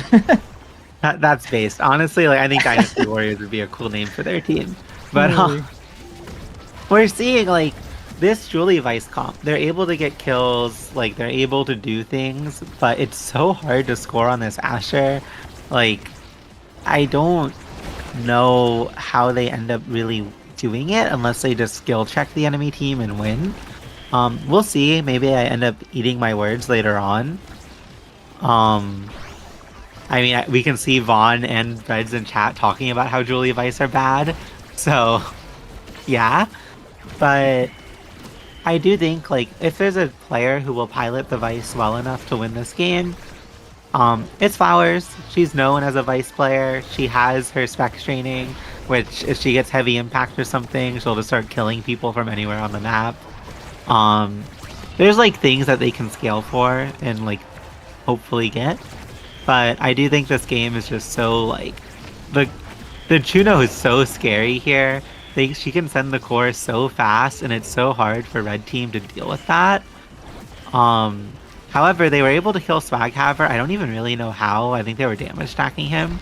And if they're able to find a score here, it'll be really good. Flowers, great secondary. Great teamwork by Guaymi and Flowers. Guaymi hits it up, which Swaghaver kind of like instinctively hits it up too. Flowers secures it. Flowers then emotes Asianator to continue their beef. Yeah, good round. Yeah, I do think Juno is an exceptionally good pick, not just for the Awakening draft or the map, but against Vice, against this whole team, really. Like, honestly, Barrage is not a super fast projectile. Giga Blast is going to be really tough to line up against some of the blob speed that you're going to be going against. And same with Vice. I mean, the primary is pretty fast, but it's not like Supernova or Thunderstruck is really going to be able to catch the core after Juno gets her hands on it, though. So it's going to be a tough situation there. A lot of positioning differences are really going to have to come out from this Famine team if they're going to try to stop this Juno. And, well, Juno's so good that she is going to end up taking her own barrier there, it looks like. Squimey's going to try to find themselves a little bit. Okay, they weren't completely shattered there, but now they are finally shattered as well. So they're going to have to play a little bit defensively, though we have kind of a push for Dynasty, but they can't seem to manage it as the Supernova is going to come out and relieve a lot of pressure in the hands of Potate. Now back up, see if they can get the ball to Guaymi, who really just doesn't have a lot of health to work with, but that barrier beam actually stopped the ball before it went in, but the crazy Giga across the board, the hero Giga from Potate is actually going to line that one right up past Asianator into the goal. I mean, that's incredible. A Giga Blast, I think that's a pretty hard move to use. That is like the skill shot, like interpretation of skill shot, the most basic definition you can get, and that was really great. Yeah, definitely. And like we're seeing, like for Famine Corp to score here, they have to like outskill the enemy team really hard and like make some like really crazy scoring sequences. Julie and Vice threw everything at that net and they couldn't score. Potat had like a miracle Giga, but like it went right through Asianator. It shouldn't have scored. These kinds of like sequences are what Famine Corp needs to be able to get the really good awakenings that they have to get to like consistently win these sets, because like it's just really hard for Julie and Vice to score. It's worth noting, even if Famine Corp wins a set, X can still scale. Juno has hotshot and stuff all available. It's still a really difficult game for Famine Corp. Great save by Potat, keeping their dreams alive. In my opinion, Famine Corp like needs a set win to like really say they have a chance of winning this game. And as long as like Dynasty Party doesn't like tilt or something, they don't really need this set. We'll see how it goes. Asianator has flip. Guaymi also almost has flip. Asianator and Guaymi, former teammates actually on Xi'an Shop. It's kind of like a lore matchup. I kind of forgot about that, but we'll see how that goes. Swaghaver, great KO, great score. And now they're on set point, and like I said, I think this is a must-win set for Famine Corp if they want to have a good chance of winning this game. Yeah, I can see that there. The striker character difference is a little bit awkward as we see the starting awakenings and stuff. So yeah, a little bit of extra oomph to grab a good awakening for that team might be exactly what they need. You know, no chrono boost in there to help Potate out if they just happen to be the MVP. I mean, they are indeed ahead on experience here, so if Kai is going to be the first pick here, it could be a little awkward. Flowers might be the key to victory here if they get something incredible like Deadeye or something to just really put that damage overload on. But they do have 2 barriers down here, though. Dynasty is looking really good to take this first set, as everyone's going to come back forward. Big defense here. Asianator coming up there with the strike shot to put a little bit more pressure on the board. Potate also relieving their own pressure with the strike shot up onto the top side, but Cliff is here to defend, kind of, as we're going to get the ball into the hands of Guaymi, but not much control. It really feels like a lack of ball control from these characters as well. I mean, it's going to have to be like... It's going to have to be into the hands of Juliet and then reinforced by Flowers, who also has Thunderstrike on the other side to just keep the pressure up. And yeah, they have to do just a lot of work even to get these barriers. As we can see, Asianator has not dropped one, even now overtime is rolling over. Yeah, and we're seeing like these kill attempts. Like Dynasty Party definitely could have died there. They probably should have, but they just were barely unable to secure it. Somehow they're still holding and keeping the ball alive. Flowers and Patat having a lot of hero moments, but Guaymi is really low, which is scary. There's still 1 barrier left on the side of Dynasty Party. It's really important that they just can hold this and keep the round going. And like, if they don't just randomly lose the barrier to Oxygen, they should win the round. This is a really big test. Flowers tries to do something quirky, messes it up. It happens. And the barrier stays up. Guaymi is really low, able to get the barrier, which is huge. Asianator has another scoring opportunity, messes it up, tries to go for something. I wouldn't really say that's quirky. I think that was like a solid setup. He just missed the timing. They're close. It's just really like whoever gets like Famine Corp needs this point. They certainly do need this point. We've had overtime for a while here. Asianator spends the barrier beam, spins the secondary. Flowers gets there with help of perhaps just...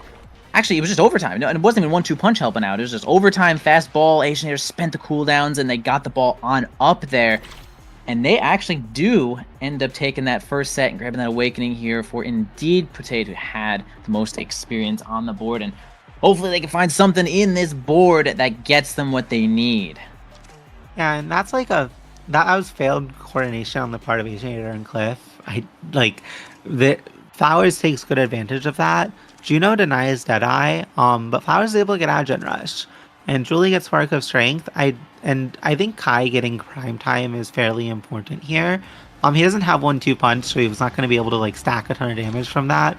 And I do think like overall that draft was better for Dynasty Party, but there's still like that win con where Flowers can get heavy impact, start finding some KOs with Spec, and now Agen, and just like hyper accelerate the game. However, Famine Corp loses both barriers. Swaghaver right in front of Patat's face with ult just quickly guarantees that goal. And this game can still blow wide open, and Dynasty Party can just start stomping it if they win the set and get the right awakenings. That is indeed a fact here, though, and Dynasty is going to definitely try to scale this X out of control. Even Juno, actually, is a pretty good character when it comes to scaling. Already has that 1-2 punch, and that's some of the best stuff that Juno can get is that crazy core speed. And we do see a really good kill, dash punch from Guaymi to make this power play happen, and indeed has the pummelers, so even that much stronger here in the power play. We're losing the ball, but now we got it here, though. On to Flowers. Guaymi can grab maybe one of these barriers here. Okay, Asianator has a tough time dribbling there, but no problem. Only 1 barrier down. The first barrier is always aesthetic anyway, as Potate is going to defend that one away. Huge path splitter here, but also even bigger kill from Flowers, getting Adrenaline Rush now, which is even stronger than Pummelers, which is also active. So it's like Famine can actually really... I feel like that Dynasty has the scaling potential of this game, but when it's like per point, Famine kind of has the scaling advantage, especially with this Adrenaline Rush. The Pummelers, I mean, as long as they can get these kills, that is like huge win con for Famine. Yeah, and it's important to note, like, Cliff has died to a Julie Dash Punch this point, and also to Flowers' primary ult, like, bait that she does a lot when you try and strike the core from her. These are avoidable mistakes. Flowers also dying to an avoidable mistake. It wasn't damage stack, it wasn't like them getting pressured throughout the round, and I think, like, it shows that Dynasty Party can make mistakes and still like look really dominant in the round, still get both barriers, but it is way harder for Famine Corp to make mistakes and still like win the game, just because of the difference in their comp. It is kind of like I think both teams are doing pretty solidly, and I think they're playing around their win conditions well. Unfortunately, I think like Dynasty Party can't really be losing random barriers like that, but it doesn't really matter if Swaghaver just like finds a miracle score by saying the core really fast. It's a good job. Yeah, I was gonna say the ball was kind of walking on into Swaghaver there, and then Pote actually Giga Blasted X to the other side of the core, giving the sweet spot of the bell ringer, which maybe Pote was not ready for in that situation, as they were trying to avoid the whole situation from the beginning, but kind of lost it there. But either way, we're gonna have a triple flip hit there from Swaghaver, doing 1,000,000 damage on the board and also winning that situation against Gwaimi. I mean, it looks like Gwaimi stole the flip, but also sent it at an angle that would keep the red ball, which is why it looked like Gwaimi sent it in. And it's going to be Swaghaver getting the big MVP here. And I mean, that X-MVP is all you could ask for on the side of Dynasty here. And a couple of Awakenings. Nothing, you know, honestly, Stagger Swagger is pretty good, pretty fine, but it's not like... I don't think this is a game-breaking Awakening for this situation. I think it's important to note that a lot of how Famine Corp can win this game is by killing. And Swaghaver is the person that they should be killing. They killed Cliff in the last set, but like he's Juno and he scales a lot every level with Stagger. He shouldn't really be dying like that. And now he has extra special, which will help him farm more evades with energy from ult. But I think it does matter quite a bit. Dynasty parties should really die less. And if they win this set, then the X is just like Giga pissed out of his mind. And great score there. Famine Corp is kind of caught lacking, goes a little too far forward. Gwaimi has stacks though, which is really relevant. And Vice got missile prop. And Kai also has primetime hotshot. So they have like opportunities to find kills or to scale throughout the set and get speed to win in another way. But also like Dynasty Party is really strong. Asher has rapid fire 1-2 punch. The core is going to be going fast. It's a hard game. Yeah, I'm certainly going to be underrating Stagger Swagger for that moment there, though. It's going to just give the extra speed. Yeah, keep them alive. Helps that stack catalyst, though. Now, you're right. Stagger Swagger actually a super great pick there for sure. And, man, if Gwaimi can get these stacks stacked up, perhaps they'll be able to maneuver around the board as much as they can. Juliet, not the most mobile character, but certainly Night Market does help with the speed gate in the middle there. But they do have their work cut out for them. Famine just getting beat down here from Swaghaver, but actually reverses that. Flowers gets a super good primary supernova. It's going to take that one. Oh my god. Nice Thunderstruck. Adrenaline Rush, extra speed. Gwaimi passes it down. Perfect, flawless gameplay there from Famine to make that point happen. Whew, that was good. Yeah, and that's the thing that Flowers is amazing at. She knows her kill ranges. Ice can kill from so far if she hits like 2 of her abilities on you. And it's really like finding those things that is just like blatantly like skill checking the enemy team and calling them out. And that is like the only way that Famine Corp has been winning these rounds, by finding these like KOs that just really shouldn't be happening. But like the enemy team just doesn't know the kill ranges as well as Famine Corp does. But Gwaimi is really low. She's staggered. She ends up finding a kill on her own though, and that's really big. Flowers great primary scores, and Famine Corp is just kind of skill checking the enemy team and running them down. They are. I mean, Flowers in a really good position there to just assist Gwaimi in that strike war and make it make it basically unwinnable for X unless you had a bunch of extra cooldowns there. Wow, nice strike shot there to keep the barrier alive from that hot shot. And it's going to be, ooh, okay, Giga, keep that last barrier alive as well. Swaghaver's trying their best to get this one in there here. Cliff almost in position to get it, but yeah, they do get a strike 4 win eventually here. Swaghaver does eventually grab that second barrier. And again, Famine, tough time here with no barriers, but again, a big supernova kill for Flowers. Going to activate Adrenaline Rush, activate Pummelers. It's going to be a big power play here for Famine if they could just get themselves around the board. Cliff does have a lot of board presence, though, as they do have all of their cooldowns up and just the blobs to go with it. Extra Special also helping out with a lot of that core control. You can't really get past the blobs sometimes without those cooldowns, so tough situation to Stagger. I keep saying Stagger, but Swaghaver. Great angle to get past Potate there.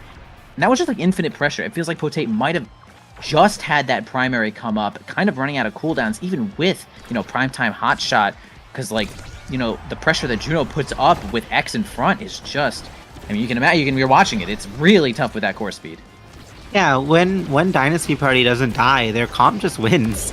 But they're dead again. Flowers able to find another great kill abusing the X dash. Guaymi really low though. If they can somehow hold this barrier, they're unable to because Famine Court plays it well. But Guaymi is still low. There's still like a chance for Dynasty Party to get a power play here. And they do. And Potot has flip. Flowers is really close to flip. Flowers also has ult backup. So they're able to stall out the play. Guaymi's up in 3 seconds, but it's really scary. Potot's getting low. Has no evade, even though he still has like a full bar of stagger almost, which is a really scary spot to be in. But Guaymi, great focus on Swaghaver, stops him from being able to continue to threaten Potot. And now Flowers, Famine Corp in a power play, kind of, because Swaghaver can't really do much. But Cliff finds a random core speed overtime goal. Guaymi misses the KO. I would have liked to see Guaymi look for Swaghaver there and continue to threaten him, even if he was a little bit out of the play because he had no HP and would have died to Dash Punch. But Cliff finds the goal anyway, and that's really important. There's still no like big awakening. Flowers actually, wait, heavy impact, my fault. Forced to deny it. Flowers gets explosive entrance, which is still really good on Vice. X is able to get big fish, but this is kind of like the draft that you wanted to see from Famine Corp if they wanted to still have a chance of winning this game. Kai gets aerial, so he's able to help a lot more with like keeping the core. And yeah, Guaymi gets her second Spark of the game, Spark of Strength and Rezel, so it should be a lot harder for her to die and easier for her to find KOs. Meanwhile, though, Dynasty Party got a ton of, got Glass Cannon on Asher, so she should lose the barrier less randomly to, core speed moments. And we'll see what happens. Juno, unfortunately, heavy impact, barely does anything for her. So she kind of doesn't have the strongest build ever right now compared to the rest of the players. She would really like to have some primary CDR or something. But we'll see how it ends up going. Right now, Famine Corp out of barriers and Dynasty Party looking like they're an advantage. Ooh, an advantage indeed as finally out of cooldowns here.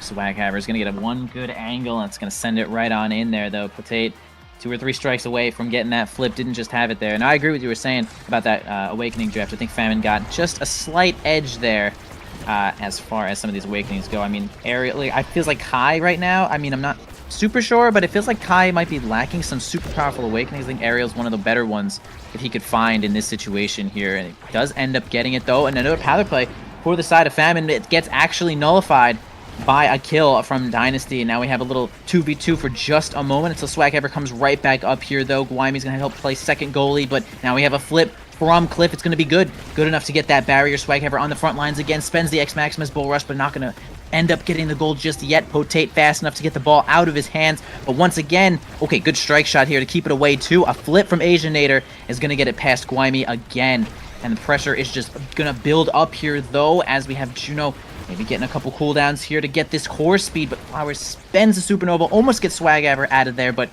you mentioned it before, the Stagger Swagger did a perfect job, heals him right back up, and he is good to go. Yeah, and this is just one of those games where Famine Corp has to work so much harder for it than Dynasty Party has to. The scaling has come online. The X does not die.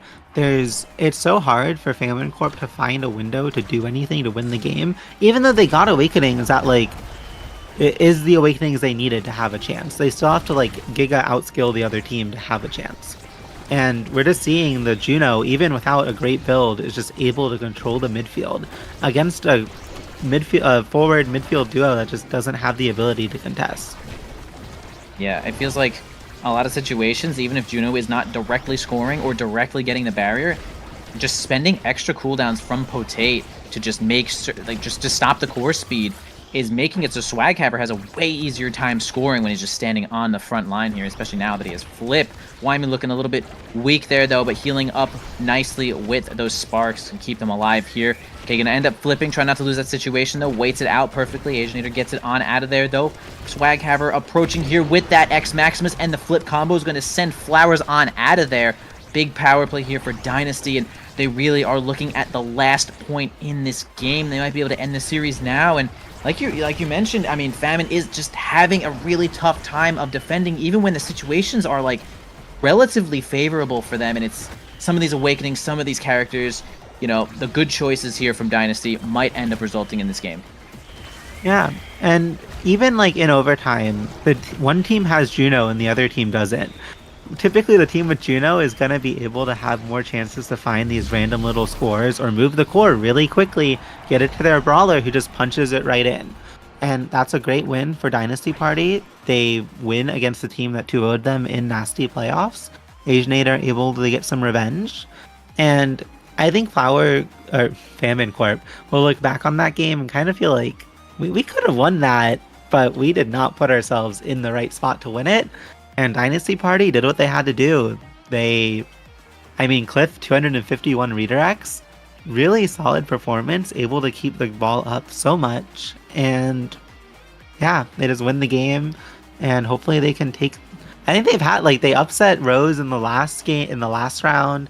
They beat Famine Corp here, which would also be considered an upset. They're trying to grind for land, and they're looking pretty good.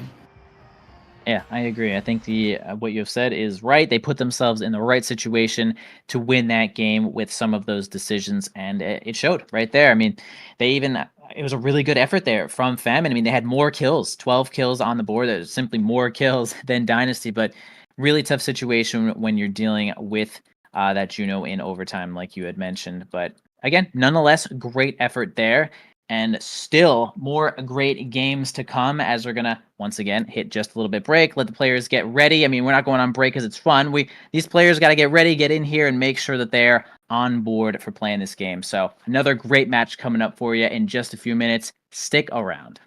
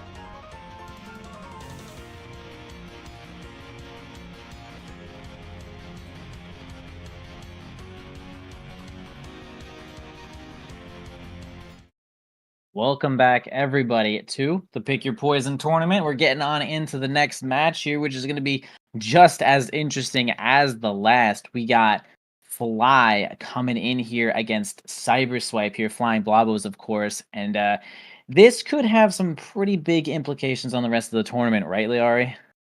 Yeah, this is a really important match. If Cyberswipe wins this, they top their group. They get to basically be in the guaranteed they're in a group with PPL, who has also been undefeated, but because of set score and everything, even if PPL wins this game, if Cyberswipe just wins again, even if PPL wins against Ball and Ballers, as long as Cyberswipe wins here against Flying Blobos, they're guaranteed to be the top group, which lets them in the bracket stage play against Eternal Sovereigns, who hasn't really had a great result today, instead of PPL. If PPL tops the group, their poison that they picked was Cyberswipe, so they would kind of pull Cyberswipe up and play against them. But Cyberswipe wants to win here, so they get to play against their poison, which is Eternal Sovereigns and all that stuff. Essentially, for the highest shot at winning this tournament, Cyberswipe, a team that won the Nasty Thug Finals, that after a middling regular season performance in Nasty, had an amazing playoffs, amazing weekly performances, beat PPL last night in the weekly, in a grand final reset. So 2 back-to-back games. Really hard to beat a team 2-0 in. And Cyberswipe's looking really good. They're one of the most hyped teams. But Flying Blobos has Fire Maiden, who I think while the rest of the players on this team, Spartan and Alphamy, aren't as hyped up, Fire Maiden is an incredibly good midfielder who you can see the presence he has on the field every time he plays.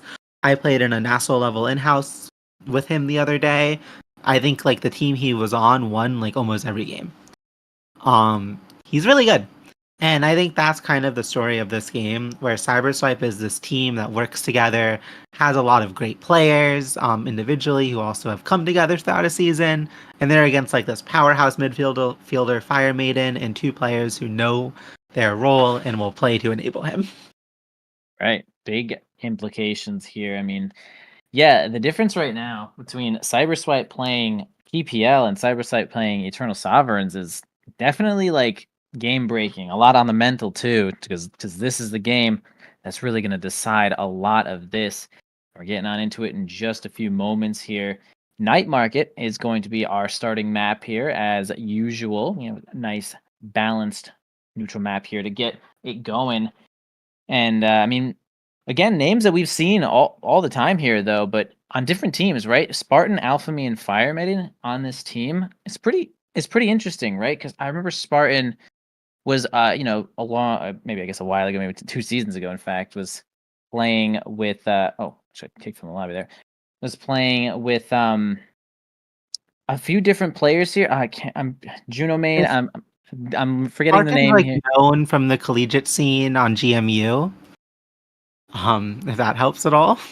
Right. Okay. Right. The collegiate scene is mostly, I think, what I was talking about there.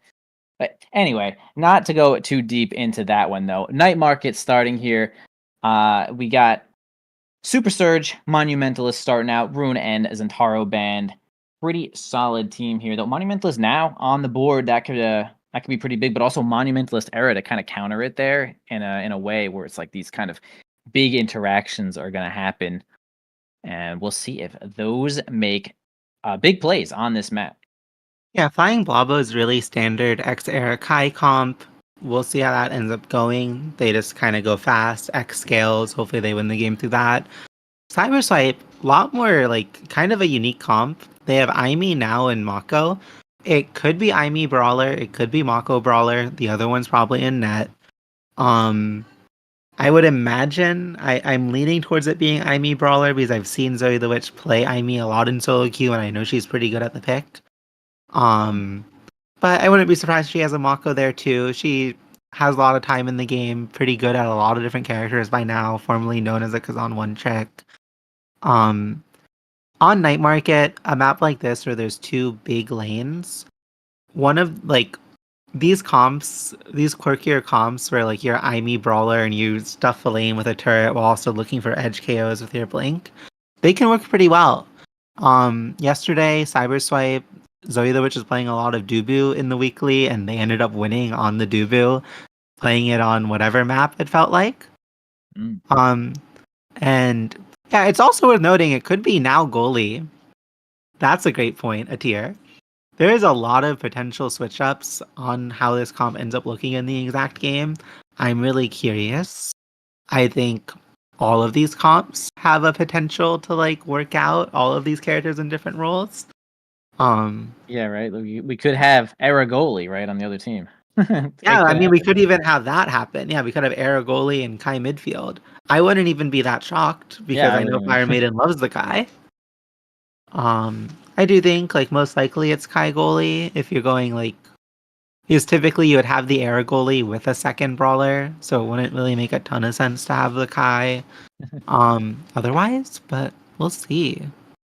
Yes, indeed, we will see. Those are the fun things about having like Kai and now, just even in the game here, seeing the characters. They're really good at playing a lot of roles. Even Imi as well is just a quite a solid goalie and a midfielder as well. And even So a we can, brawler.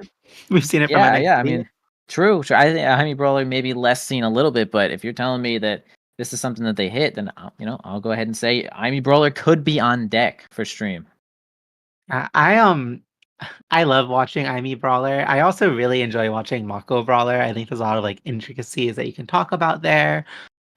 Notably, like Mako Brawler usually does best into melee goalies because range goalies can kind of like stop her from setting up her guaranteed, like, I'm just gonna mash a ton of buttons in your face and score on you. Um, I thought I'm in the lobby, am I not? No, I was out. We're in. Okay. Yeah, go ahead. Yeah. Whatever you were saying. Yeah, no, I think we'll see. I think I would want to see I think I want to see the IME Brawler over the Mako Brawler here, but I think the Mako Brawler can also work really well. It's just a little harder because the Kai can like run up and contest you with the core, which is usually how like range goalies are able to play into Mako. Um, but Kai struggled with that a little more than like other goalies. So we'll see. Yeah. Finally, the thing is starting and we can see what the picks are.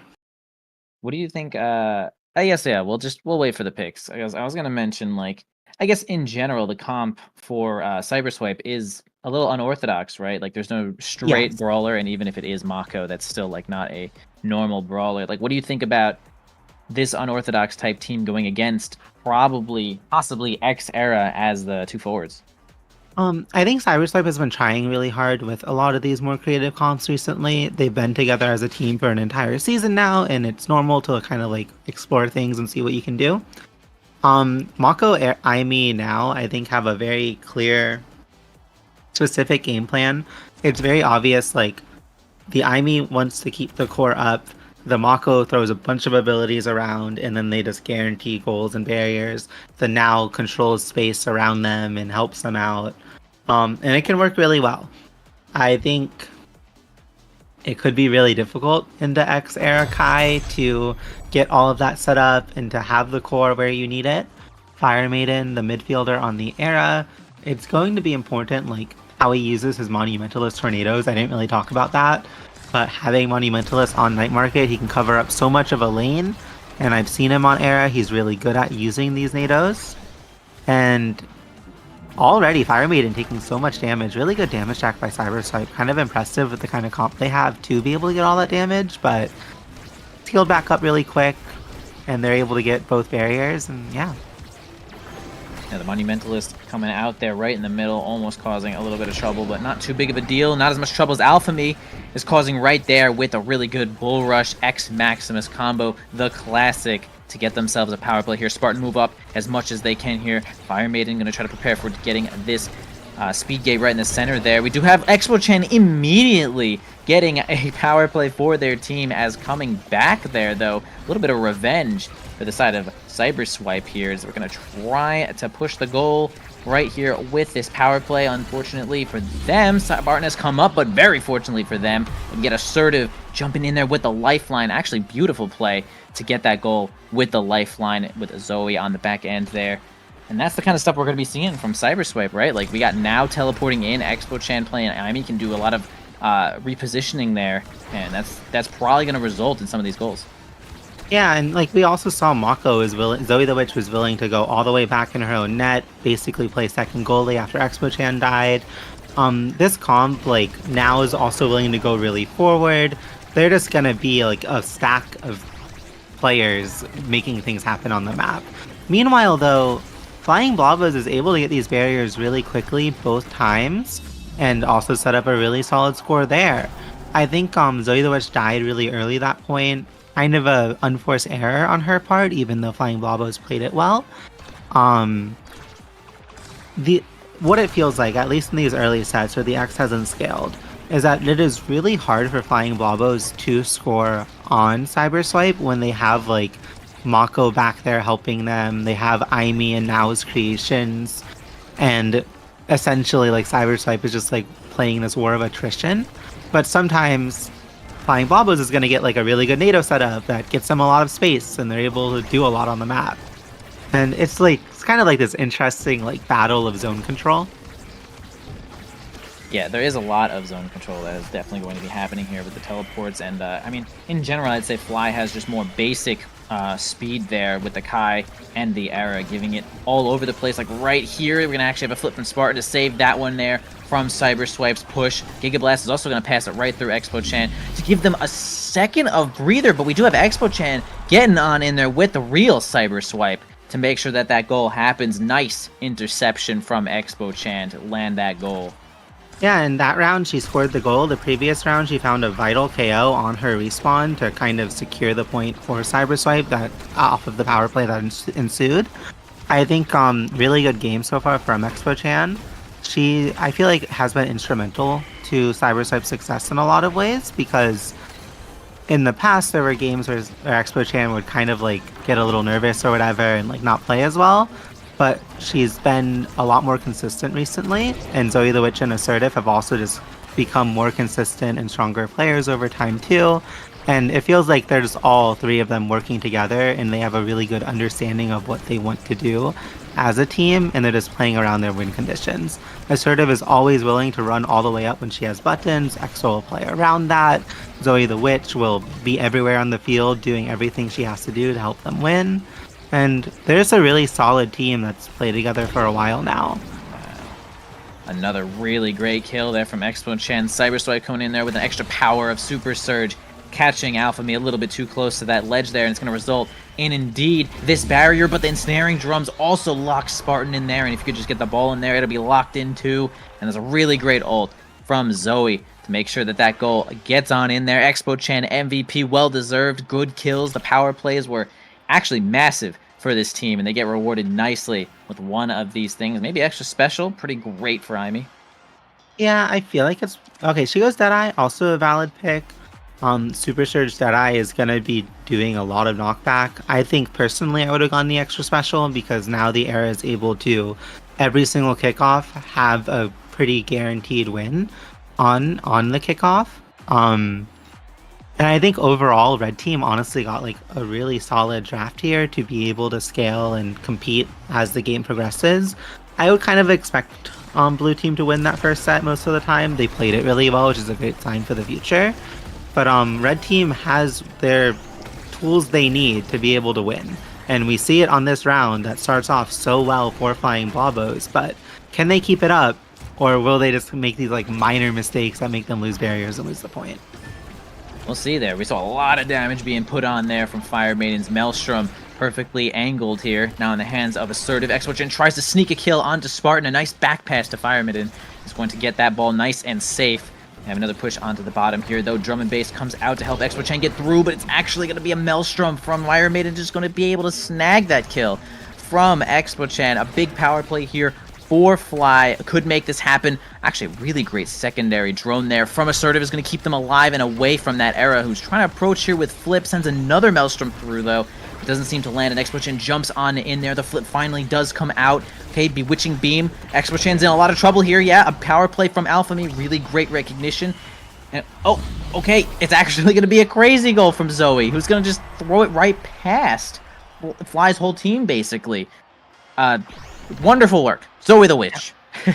Mako passive, a stronger Strike War was in a really good spot to win it. Played it really well. And I think like we're seeing Zoe the Witch, like she's willing to come back, she's willing to help play defense, she's willing to help with midfield.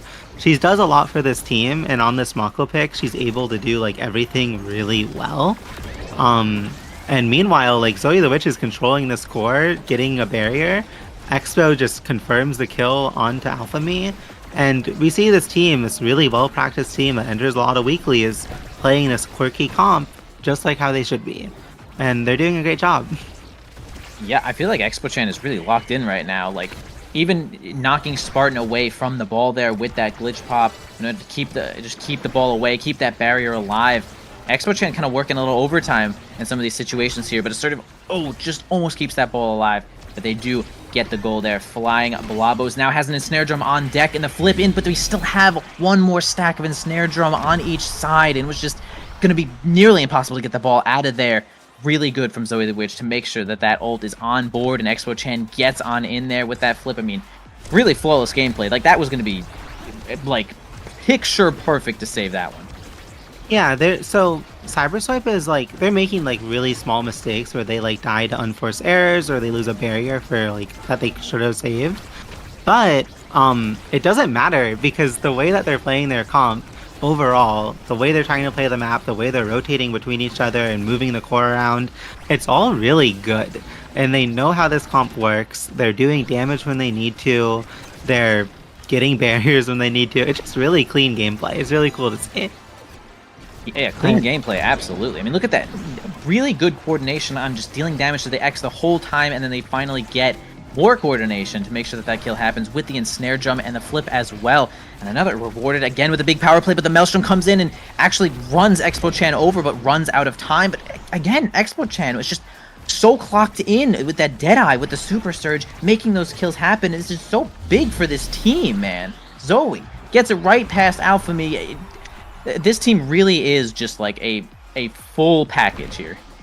Yeah, and when you're dealing with Now and Mako, like specifically, and Aimee, there's so much that you have to watch for in strike interactions and how they can pressure you and kill you on ledge. The mental stack is really hard to deal with. And like we're seeing these like KOs that I feel like shouldn't always be happening, but it's really hard to avoid them when you're dealing with so much that you have to watch for. This draft, it's not gonna like blow the game wide open for either team. It does give Mako core speed, which is honestly fairly impactful and will like make it even harder for red team to defend. But they're Cyberswipe's already winning that draft, didn't do anything except for maybe make them a little better, and they're just dominant with this game. They have only dropped one set throughout this entire group stage, one to I think it was Ball and Ballers if I remember correctly. And they just want to prove that they're a national level team and they can win this whole tournament. They want to play Eternal Sovereigns in top 8, which is a way I think everyone would say is an easier opponent to beat than PPL. And Cyberswipe is just dominant. Yeah. They are dominant. I mean, Zoe getting that speed gate, getting into position as they need to, striking it on in there, and 2 more points away from sealing this one up. They kind of look unstoppable right now. As Expo Chan's going to go for the big kickoff here. Sort of keeps that barrier alive through a lot of pressure. Now finally in the hands of Zoe the Witch, spends the drum and bass, gets that barrier as they well deserved. Again, sort of setting up the primary to just keep that barrier alive too. Okay, now in the hands of Expo Chan, they're going to maybe use this flip here. Yes, they do. Okay, try to keep the ball forward, maybe just even deal some more damage to Alpha Me, who seems to be the main kill target here for the team of Cyberswipe. And again, really great flip there from Zoe, finds the interaction to win it, gets the barrier. Alpha Me has a flip here. Okay, yeah, I mean, it looks like Cyberswipe is just kind of one step ahead in every situation, even when it comes to just resources there. I mean, Alpha Me got really close with that flip, but it sort of had one of their own to just make it happen, so I think a lot of these interactions is just also resulting in a loss of resources for Fly. Yeah, Cyberswipe just really keeps the pressure up. They get so many abilities, like their energy like rotation is really good. They just always are hitting the enemy with abilities and getting flips, getting evades, keeping up the pressure. Spartan really low, has no evade, or I think he has a sliver of one now, but doesn't matter. Really solid score by Flying Blabos, Fire Maiden able to keep up the core, and Alpha Me with a great secure using the X-Ult to just hit it in. Yes, sir. You do have on the board here. Flying Blobos in this set. They have a lot more work to do, but again, this is that situation where if they do end up taking this set with some determination, they can get X one of these really good awakenings here. Era also does a pretty good job of scaling too, right? If she gets like cast to last, that actually could affect the game a lot, where the Bewitching Beam just causes a lot of problems here, though. The ensnaring jump to just, sets up the ensnaring jump even before they have custody of that ball here, though. Zoe waits it out, gets the flip, waits, Expo-chan helps it in. Why the heck not? Just to get it on through, and this team, man, is just a monster. We saw Zoe setting up the ensnare jump even before they had that ball, and it's like, yeah, you might have to evade the ensnare jump there just to try to avoid that situation. It's knowing when your team will get the core through, and even before that, like, we almost saw Zoe the Witch get a barrier with her own, like, she struck a little at an angle away from the barrier, picked it up, and then, like, moved the core forward using her abilities. The point of me saying that is she's great little catch there by Alpha Me. Zoe the Witch makes a small mistake, being sorry for it. I think overall, though, like, you can't really feel that bad about that because Zoe the Witch has been moving the core really well throughout this game, playing defense, playing midfield, playing offense, and just transitioning between, like, everything she needs to do in a great way. Expo-chan, amazing KO, burns everything, gets a barrier, Fire Maiden, unable to win the 1v3, but they're trying to stall for Alpha Me, and they are able to. They are able to actually, really kind of squished in there, surrounded by the entire blue team, but does survive, lets some pressure off of Spartan in that 2v3, but no problem here. This barrier is going to stay alive as they're going to duel onto this bottom side here, though. Alpha Me trying to get Bellringer to do a little bit of damage, get a little bit of ball possession here, though, but it's going to end up in the hands of Assertive. Expo-chan, Spartan tries really hard to get a situation where maybe a double could have happened. It was close, but they just didn't have possession of the ball as much as they needed to on that spot there, though. Alpha Me looking a little bit weak again. The team is ready to just get the kill, and yeah, he even evaded too, actually, but just did not have the time. The whole team very coordinated here when it comes to the kills. They are, but also Expo-chan dying to the Giga Blast. Pretty impactful here. This is set point, and the X team could scale. Fire Maiden has flip. Zoe the Witch is in the net, but out of abilities pretty much. And we'll see if Fire Maiden can get this with this flip. Really impactful, setting up the NATO. Yeah, super tough situation here, though. Triple goalie here for Cyberswipe to just try to survive this situation with a lot of pressure and the flip. They do end up getting Fire Maiden's flip, surviving the situation, though. And now they have the ball on the opposing side as they're going to try to regain possession one more time here. Ensnaring jumps onto Fire Maiden, who's probably going to be the next kill target here as their health is just super low. But Spartan jumps up, tries to make a situation, but Assertive with the Monumentalist drone is going to be really good enough to keep that one alive. Good recognition there from Assertive to keep themselves in this game. Alpha Me trying to make it happen with the bell ring, and the bull rush is good. The Super Surge bull rush is good to get that one in there. Ideal situation for Fly. X getting that last goal, but unfortunately, Spartan Kai is going to be their first awakening here. X close second, but they do take the set. That's all you could ask for. Yeah, and importantly, though, Cyberswipe gets the second and third pick in the draft, so they're able to get Timeless Creator on the now. And Mako is able to get stacks on stacks, a Speed Awakening, which really impactful, going to help them a lot, control the core around. But the X team, they got Demolitionist, they got Twin Drive. The Aimi gets Glass Cannon, which can increase their damage, and it's kind of hard for Flying Blobos to hit them a lot. I think both teams, they're not unhappy with the draft. I think the X team would have probably liked something a little stronger to scale better. And looks like Fire Maiden had some issues. Gonna have a pause. I think pretty unfortunate because I will say, like, Cyberswipe is a team that probably does better once the core hits overtime than Flying Blobos on average. Yeah, I could agree with that one for sure. Having the blinks possibly a little bit more useful than the dashes when it comes to real fast core speed there. But they are going to lose a barrier in the process. And a second one indeed. Cyberswipe already looking quite good. Expo-chan with that, with the Catalyst, almost has flip already. Does spend one evade to keep themselves alive. Assertive, no problem keeping these barriers in as well. Zoe has to duel against Spartan and ends up winning out there too. The primary from Assertive is going to help get past X as well. They're going to lose No barriers there. Okay, there comes the Bull Rush. I thought it was coming a little earlier, but here we go. 2 barriers down for the side of Cyberswipe. And a little bit even here, though. Spartan does make it back with the eject button, no problem. But Expo Chan flies in with the team Cyberswipe. Gets it down on the bottom side. Spartan not ready for core speed like that. Again, Cyberswipe taking advantage in this set. And that's a great start. And Zoe the Witch has 40 stacks to her name. She's 100 away from a huge power spike.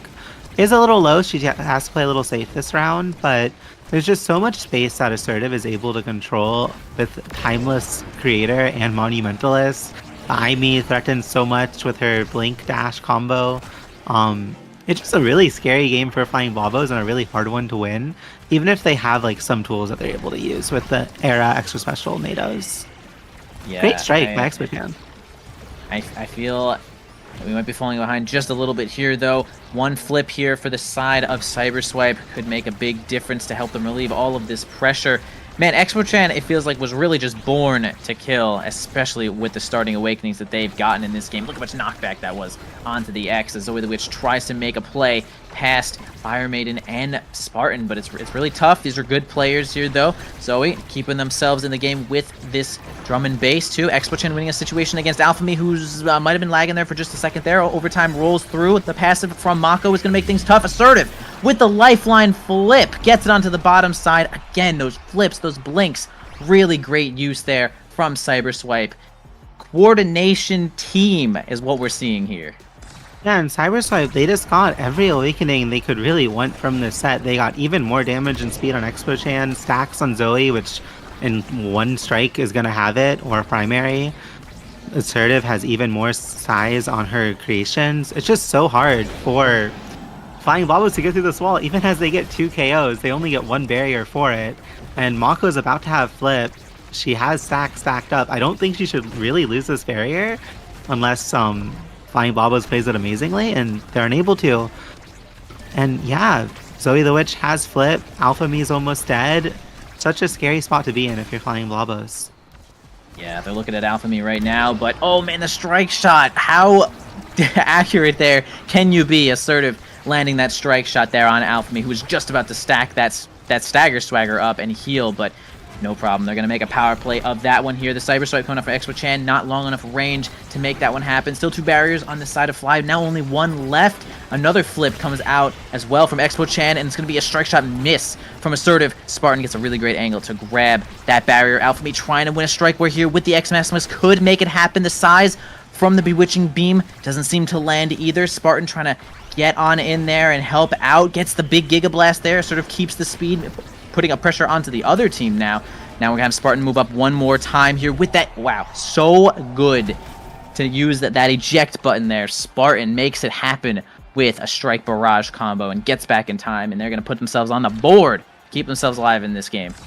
Yeah, potential reverse sweep on the set, and I really think set 5, there's so many scaling awakenings that Flying Blobos can still get, and there's not as many that are left for the side of Cyberswipe.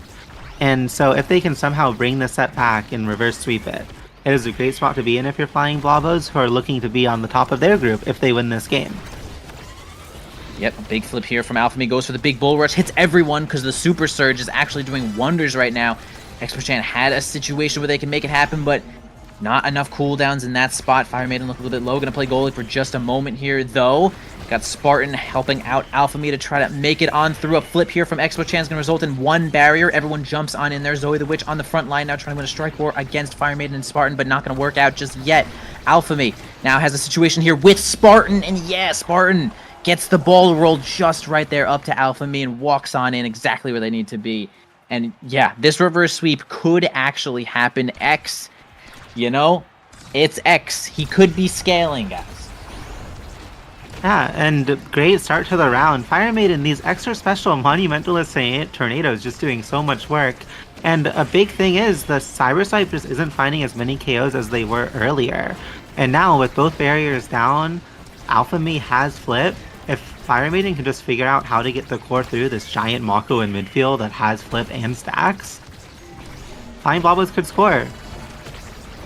They could score here. Alpha looking a bit weak. So weak that they're actually off the map here, though. Spartan overextends just a little bit there. Uses the flip to relieve some pressure. Expo-Chen keeping the speed as well. And now has flip. The Catalyst doing wonders now. Zoe Wish wins a strike war against Fire Maiden, but it's not enough. Spartan keeps that one alive. Alpha finally back and trying to help win a couple of strike wars there. It's time for Spartan to move up and make a play. Okay, defended here from Assertive. Going to spend the flip, seeing the Monumentalist destruction coming on in there. Secondary to make sure that we're not losing a strike war against this X with no cooldowns. So the Witch is now against Fire Maiden at the top line here, though. Spends the ensnaring drum, which maybe could have been spent for a goal, but they felt defensively enough to use it there.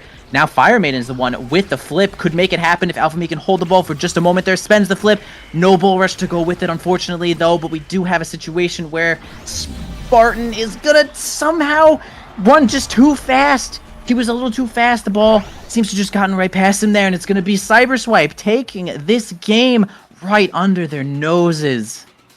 Heartbreaking way to lose it. Night Market Angle just couldn't read it. It happens. It's really hard in these overtime games. And Cyberswipe, things were looking scary. The X team was about to scale if they won that set, but they pull through. They top their group. They get the top 8 guaranteed at this tournament. They get to play Eternal Sovereigns as their match, which on paper is a better match than what they would have had if they lost. And that's huge for them. They have a really good bracket now to win this tournament because of this performance. Well-deserved performance there. Cyberswipe, pretty much from the beginning to about halfway, was just dominant with kills, dominant with everything, and a little bit of scaling allowed the other team to bring it back just a little bit there. Had a real good glimpse of life there, and Cyberswipe was able to keep that pressure up, and they win out there. Well-deserved again from this team. Lots of great synergy coming out there, though. Expo-Chan did such a good job of finding those kills with the Cyberswipe glitch pop, Cyberswipe flip, and Alpha on the other side also great job of getting those bull rush kills too. And that was a tough one. That was a big game here. Cyberswipe now looking so good in this tournament. As you said, they're going to certainly be playing against Eternal Sovereigns now instead of PPL, and we will certainly be seeing what happens there pretty soon as we're going to actually hit it here, going to another break. Liara, anything else you want to say to the good people? That was such a sick game. No, that's all. It was really cool, really excited for the rest of the day. This is when the tournament gets really hype, and there's going to be a ton of really good matches. Absolutely good matches. Nothing but good matches coming up there, though. Everyone, stay tuned once again. We're going to have some more matches coming up there. I believe Saya and Gret, are going to be joining you guys on the casting, and we will see you guys in just a few minutes.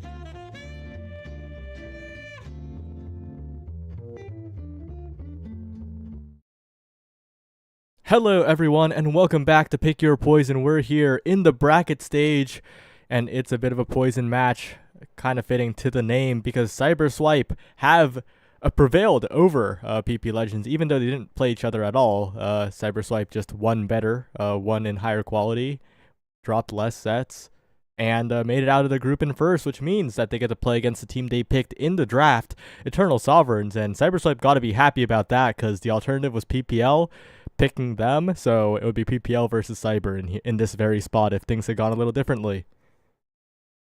Yeah, it's looking good for them, especially compared to PPL, but right now Eternal Sovereigns will be fielding Dave, Julock, and Alphabug, which is not their usual roster that they were known for in NASA, but these people have all played on this roster in like regular season matches, right? I know Julock and Alphabug have. Yeah, I think I remember this happening. Maybe not Dave, but definitely Julak and Appabug. And I'm a little scared because there's a reason Cyberswipe chose Eternal Sovereigns, right? Well, number one, I think Cyberswipe respected Eternal Sovereigns enough because, you know, your group has to beat the other group after all. And losing to the other group is a lot worse than getting a worse placement in your group. But I think that Cyberswipe are like, we can beat this team. And that's what they have to prove right here. Yeah, I mean, last time I saw them play, the earlier match on stream, they did look very confident in their own selves. And if they can bring that confidence into this next match, I think they'll play very well. Yep, heading into Atlas Lab, the first map, taking a look at the draft. What are your thoughts on these compositions that are coming in? I know a certain character might catch your eye as the first pick. It looks like Cyberswipe has a bit of a steamrolly comp here with two very close-range melee goalie-ish picks in Dubu and Asher. Zoe's on Dubu, which is Dubu Brawler. You'd kind of love to see it. But with the Rune midfield, on an Among Titans start, these three characters will not actually be that slow. They'll have a lot more coverage than they usually would with that movement speed. And Rune can cover so much space with that they can set up these insane, like, almost unbreakable offenses. And on the side of the Eternal Sovereigns, they'll be playing now X and Luna. And if I'm not wrong, it would be Luna goalie. It is. Dave playing Luna goalie. Yeah. So goalie might kind of crumble versus Cyber's comp if they're not careful. Yeah, there is a lot of things to be scared of if you're the Luna, and especially if you're a small Luna here with the Among Titans coming in. They're trying to supersize Appabug, who unusually, but usually for Appa, right, is on that Siphoning Wand instead of the Mag Souls here. So that lack of speed is going to be a factor, but maybe they'll be able to damage the Dubu enough. Appa did take perfect form on an Among Titans start here, so he will be slower, but he will have that basically free size awakening as well as perfect form Wand X. So he's really going all in for this like super big like damage size funnel comp right now, especially with the healing from Julock. Yeah, Dave building up a lot of meter. Appabug getting a KO, though. That's a Rune going down, an important part of the defense, but the core slips away, and that's the one weakness right now, right? That X lacking so much speed has a hard time keeping the core in his own hands. Yeah, they're kind of finding a lot of easy power plays, but getting like proper extensions off of them might actually prove difficult. But Dave with a dash flip will be taking out Expo Chan, and Zoe's looking low too. They're kind of steamrolling them in terms of like damage comps right now. I think Cyberswipe might have to figure that out in order to win this game. Yeah, these power plays are never ending. Back and forth, but oh no, Dave! Okay, back in time this time, but the Rune Pillars continue to be a bit of a problem. The barrier taken finally, and Julock passing to Appabug, but the Bell Ringer not quick enough at the moment. Now the passing plays up to Zoe the Witch, a roll, but Julock finds a Strike War, and now in the corner the Pass Splitter does its job, and once again, it is the Eternal Sovereigns on the back foot, but they get around the Fortress, but Zoe sends it right back. The primary from Julock does not connect, and Cyberswipe with the first goal. There's what we were talking about. I mean, they got 3 KOs in that one point, but it took them so long to even get that second barrier dropped, and they couldn't even score on the open net. They're having so much damage presence, but getting that conversion, getting the goal off of those KOs is kind of proving difficult. Meanwhile, Cyber, all they really need is like a single outplay from Leon, or like a good pillar. Yeah, and a certain chatting, not a chatting member, but someone in the chat failing the reading comprehension check. It's been a while. The scoreboard does have that information. Big tilt. But Appabug with the flip available could take this barrier. Oh, but goes for the flip a little early. Tries to use the hit stun, and now Cyber Swipe are back in the lead. All the way past Dave, who goes soaring a little bit too far. Good attempt by Dave to try and guess an angle, but it didn't pan out. He went for the dash to cover that open space core, but Rune can just take it back to him so quickly with just a pillar there. And the Luna dash is just such a big commitment that they get scored on for missing it. Yeah, and now top side, Zoe the Witch pushing forward. It's all about getting this early core control, and this double banish will bring the core control so much in their favor. A clean shot to the top side. Zoe the Witch pushing forward, finally taken out, but 2 barriers already down. But 2 returned right back by Appabug. What a double barrier from the other side of the screen here. Oh, that should be it, yeah. A big interaction from Julok there. Strike primary, waiting out the pillar, getting it through assertive, and down to Appabug for a goal there. That's pretty clean. Yeah, but it's scary, right? Like, those kinds of situations have to happen for the Eternal Sovereigns to score. It's not looking very easy against Expo, who is bouncing off the center, finding these angles, and that barrier's taken too. The clear not quite found, and the passing plays coming through. And once again, Cyber Swipe in there. Dave with a good rocket to block the first attempt, but doesn't quite get the strike the second time. And Cyber Swipe, they're steamrolling, and if they pick up survivability, it's going to be so scary. Yeah, those are the kinds of rounds that Cyberswipe really wants to play, where they just get like an easy start of the round, they get possession, and they can turn it into just this instant steamroll. And Fighter Flight's coming in for Zoe the Witch. This is really massive, because Dubu already has such a large strike hitbox. If you get like Among Titans, 15% speed, 17.5 from Fighter Flight, Dubu will be flying all over the map, and it'll be so hard to get it past him because of his just massive strike hitbox. So it's looking like Zoe might just be running around striking off cooldown here. That's the big highlight from this draft, I'm thinking. Yep.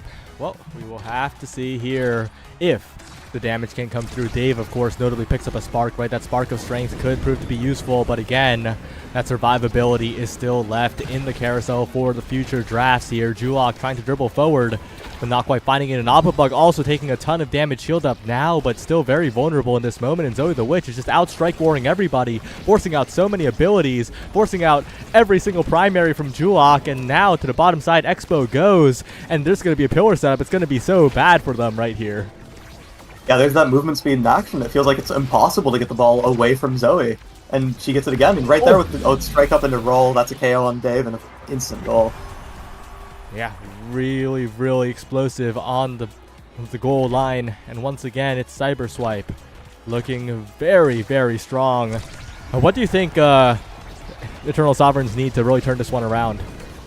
I feel like they know it themselves. It's just that they have to kill Zoe. That's what they're playing for. Like, we see Appabug in the back line trying to stop Zoe from getting Zorb. They're nuking her. They're ulting her with X. But, like, the issue is that when you have such high movement speed, you can just walk away from whatever is going to kill you. You can just leave. And right now, they get this... Yeah, they get their one interaction here, and it's just taken both barriers instantly.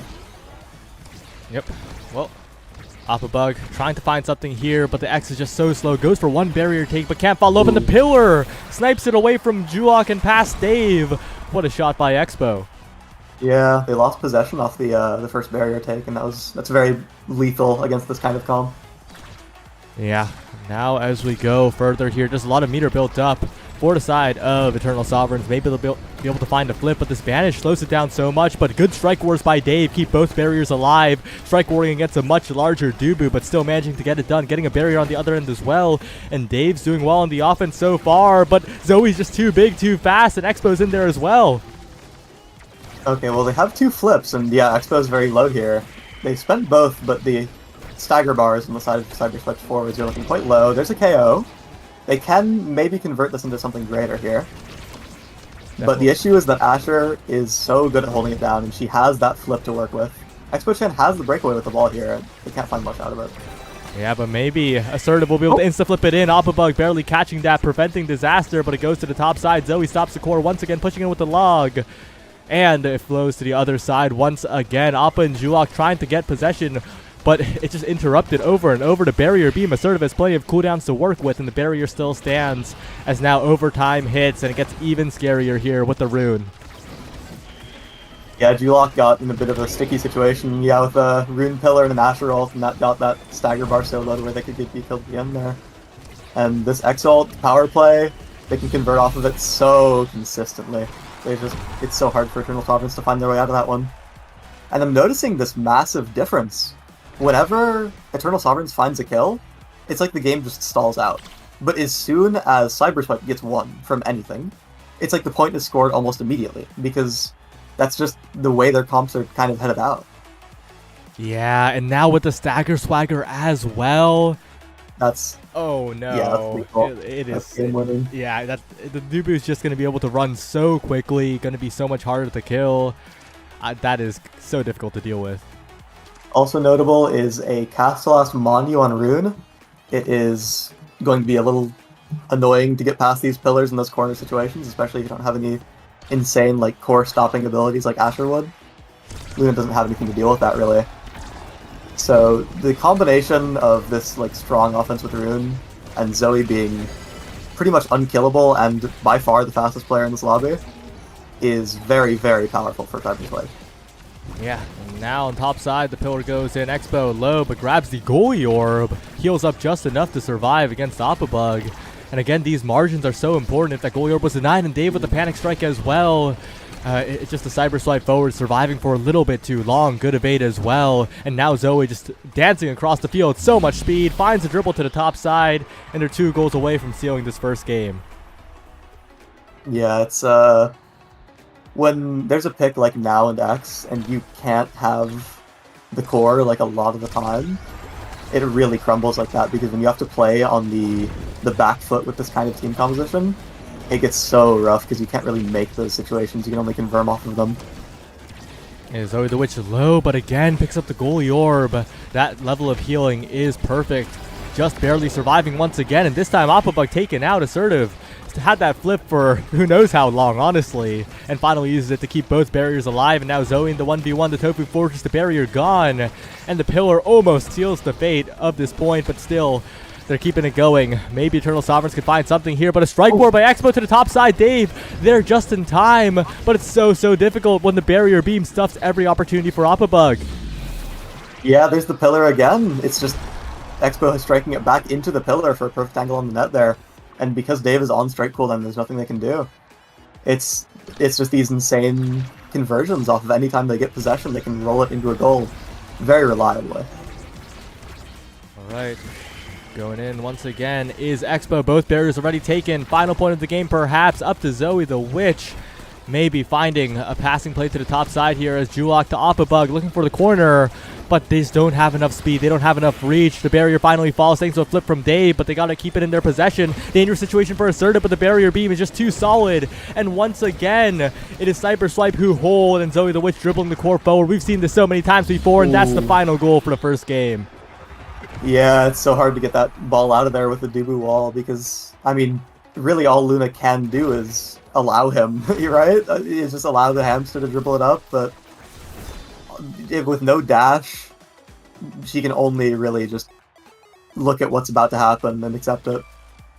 Yeah, that's a little bit rough, but Cyberswipe, right? They are a team that could contend to win it all here. They're a team that has made it to the grand finals of weeklies many times recently, and despite technically being a nasty team, this team's looking a little scary.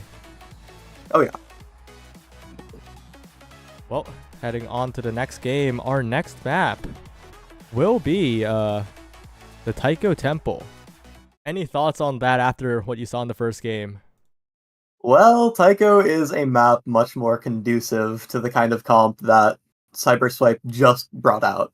The lockdown goalie, the kind of midfielder who has a lot of presence and sits around that midfield line with mags, and the brawler that just stuffs the core in the net.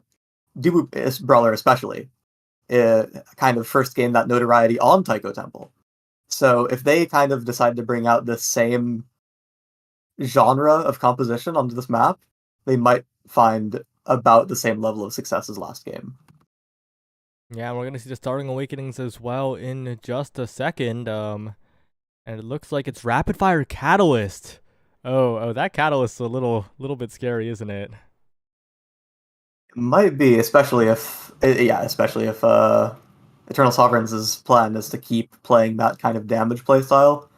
I think they can kind of try to pull it off with Rapid Fire, but if you're reducing your cooldowns with rapid fire and you're hitting them more frequently into a team that has catalysts, you're giving them so much energy, and it's going to be a little difficult to really pull that off. So I think rapid fire is, I wouldn't say bait, but if your plan is to play damage, I don't think it's exactly the wisest idea. Oh, interesting.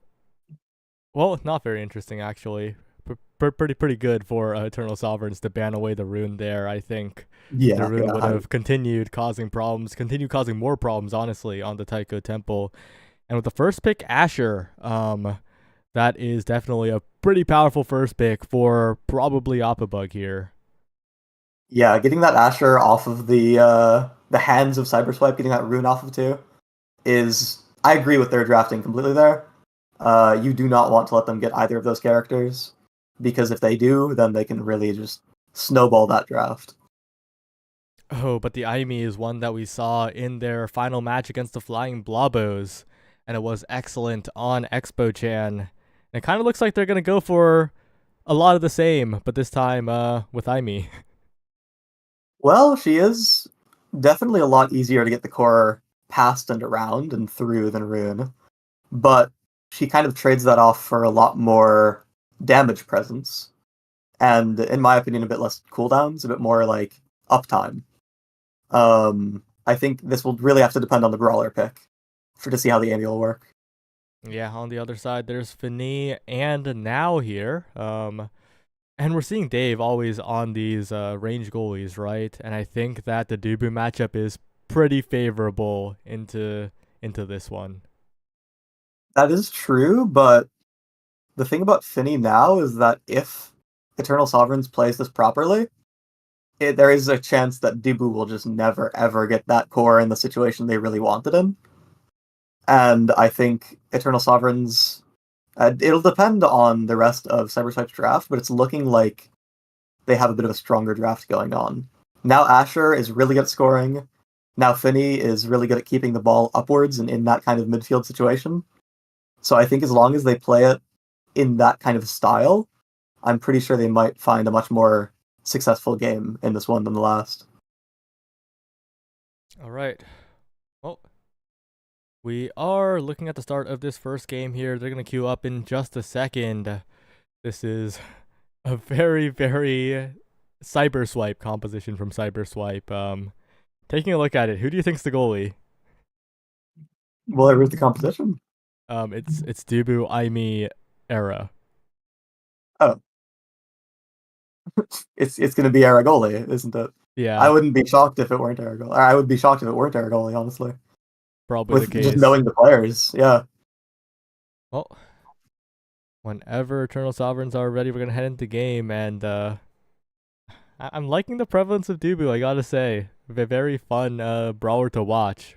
Very frustrating to play against as a goalie, but, you know, it happens.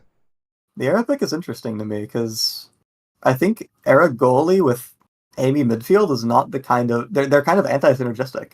Era doesn't really do damage as goalie, and Amy doesn't really have that steamroll power that Era wants to be paired with on those forwards.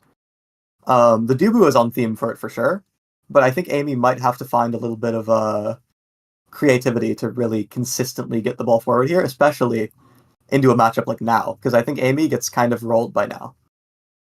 It kind of feels like they wanted to pick Mako without picking Mako. Yeah. But Mako was open. Yeah, Mako was open, but that wouldn't be the cool thing to do, you know? That's true. Yeah, well, we're queued up. We're heading in. Quick, how many catalysts, how many rapid fires? Honestly, I could see 4 rapid fires, 2 catalysts on the brawlers, 4 rapid fires on the midfields and forwards. I would be surprised if that were the case. Alright, we'll see how it goes. Opabug on the Asher is going to have to do a lot of work in the scoring department. Might be decently possible against the projected Era goalie here. And yeah, I think Asher can definitely get it done. Yeah, and of course Now is also going to have a pretty good time in this map as well, with how the lanes are panning out. So, not doom and gloom at all for Eternal Sovereigns, but Cyberswipe. They look so strong in this tournament. They're definitely the team to beat right now, and they are playing their own style. Oh, for sure. I mean, if this comp isn't explanation enough, it's that. Yeah, 2 catalysts both on the brawlers. I mean, I would be shocked if this composition, you just look at it and say that this is a team of people that follow the meta traditionally. Yeah, and Zoe the Witch getting off to a good start, bouncing off the top wall, finding a barrier early, and Assertive looking very familiar with the Era goalie, not trying to shove it through Opabug at all, but using the Bewitching Beam to be able to hit it around Opabug that much more easily. And Expo Chan combining with Zoe the Witch, holding the core in the bottom corner so well. And a very confident first goal, and a sign of more goals like that to come. One thing I'm noticing is that Zoe the Witch is getting away with a lot of advancing dribbles, which I'm pretty sure Finny goalie doesn't have too rough of a time cutting as long as you're prepared for it and like ready for them to go for it. I think if Dave can find those like strike shots, Finny primaries on the forward dribbles from Zoe, that might get their defense a lot more comfortable. Yeah, and I also think Dave is kind of autopiloting Finny primaries forward, right, to try and put damage onto Zoe the Witch, but that's also making it easier for Zoe to score. But they do find the KO, so it's rewarded that time. And now Expo and Assertive in a defensive position that's quite difficult, but Expo with the KO on Appa, who pushed up too much into the corner. And Expo on the Aimi KOs has been so precise, but that big finish is good from Dave to stall out the play. The respawn's going to come in just a second. Yeah, Julok gets the flip baited out there. Went for using it at the kill, but then they die themselves because they don't have that evade. No like power to work with. And Expo Chan gets a solid strike into primary off the glitch pop there. Primarying first, gets the barrier, and Dave walks up into the strike on Expo Chan, but is not able to get the strike cooldown back in time.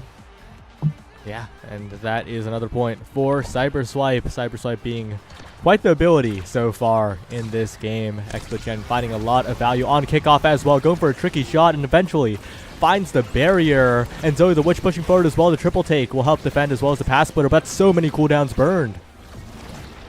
Yeah, I think they really need a goal here, Eternal Sovereigns, because if they can find that, they can remind themselves, like, wait, we're still in this, we're still competitive, and the momentum is kind of snowballing against them, but they have to remind themselves, like, wait, we got here for a reason, and we can get that KO on Zoe the Witch for one.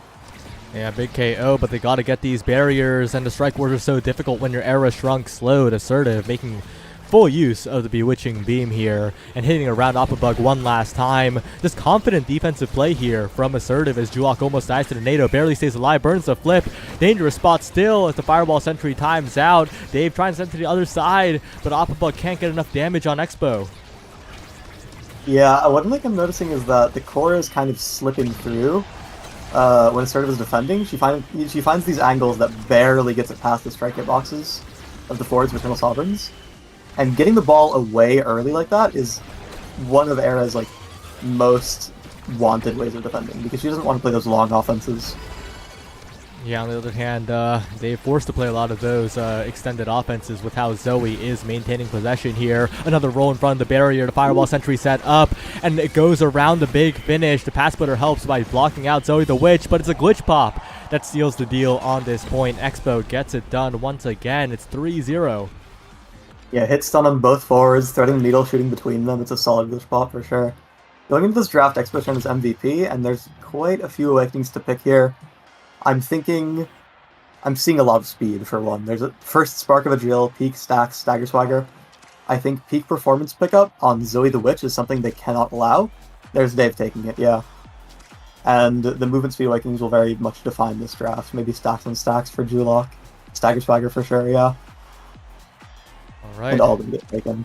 Yeah, that's such a scary situation to be in, right? Your forwards don't get survived, like, mostly Opabug in particular, not being able to reach that Stagger Swagger if the pick order was flipped, I think would be really huge. Of course, they have the spark scaling potential, but the immediate power right now from Expo Tan's Super Surge is really taking over.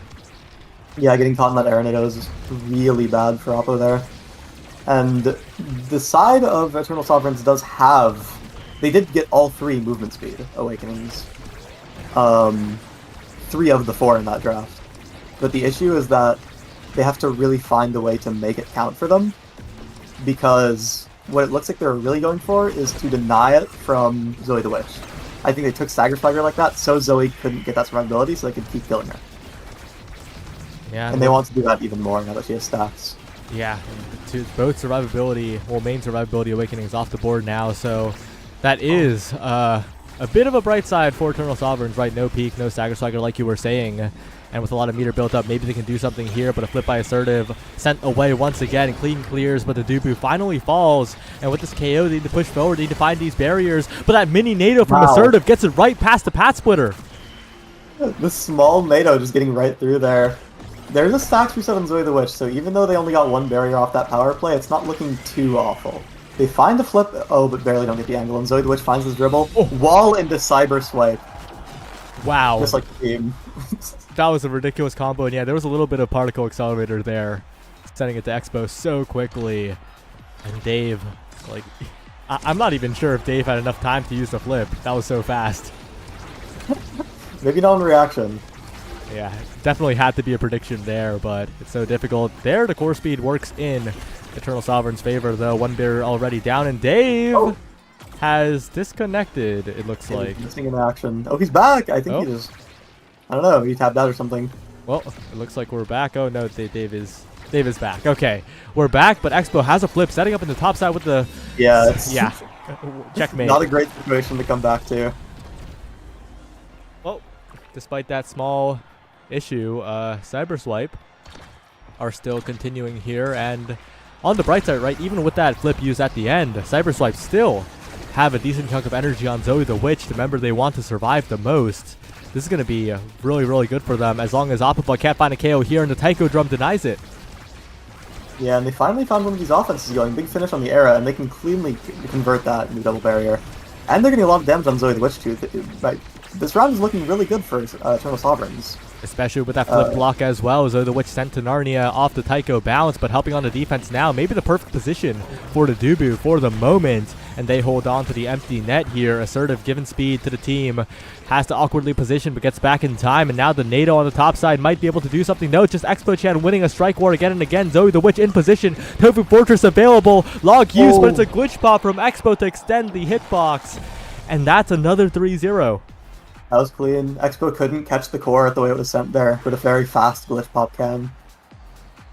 Alright, and first pick in the draft, what are you looking at? I think I know what you're looking at, actually.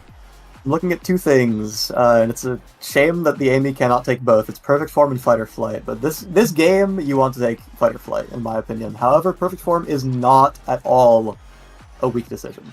And, what's happening? Fight or Flight fell. Yeah, Fight or Flight falling down here is a little bit strange, I gotta say. Juok will be very happy to be able to receive that one. And at the very end of things, Aerials for a little bit more speed to the team here.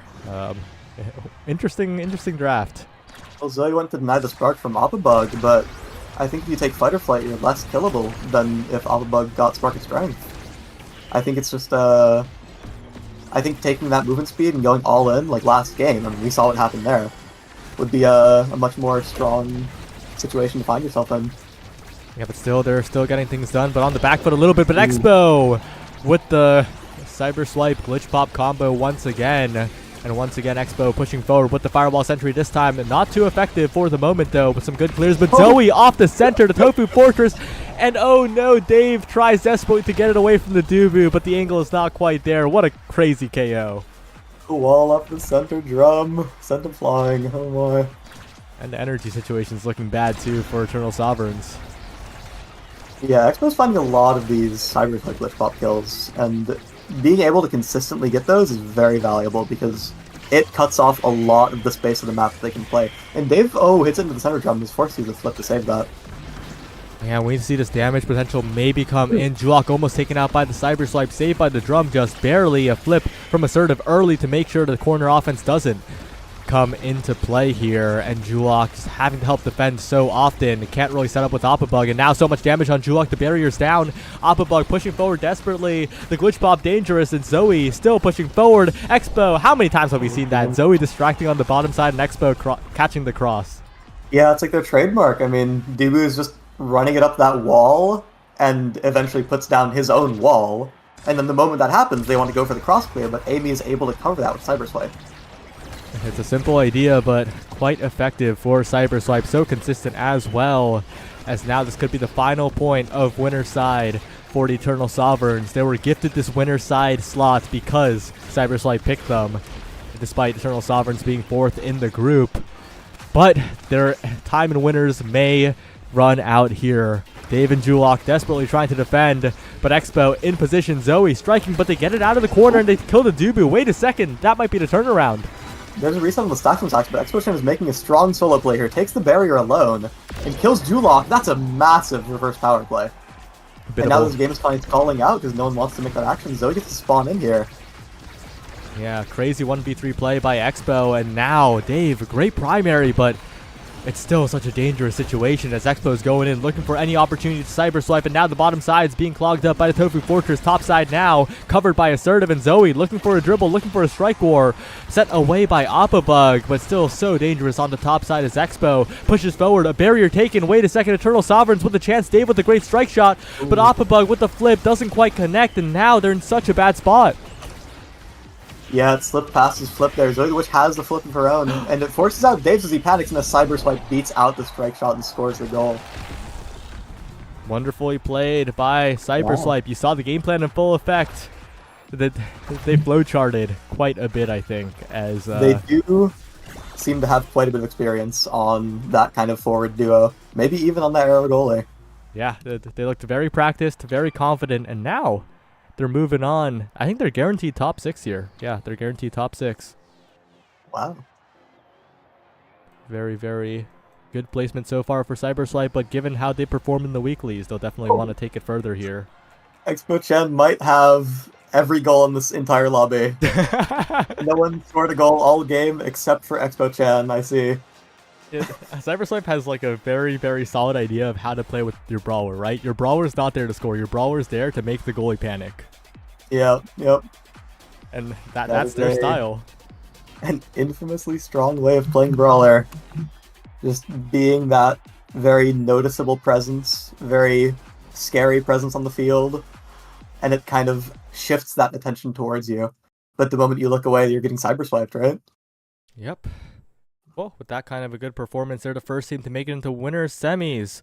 We'll see who joins them. Perhaps the Atlas's Gardeners, the other winners of the group that won. And of course, the other matches that are going on right now. You can see in the bracket, Pass versus PP Legends, Ball and Ballers, Polar Cortex. And the loser side, there's plenty of teams just trying to stay afloat right now. But we'll see the next match after a short break. Don't go anywhere. We'll be right back.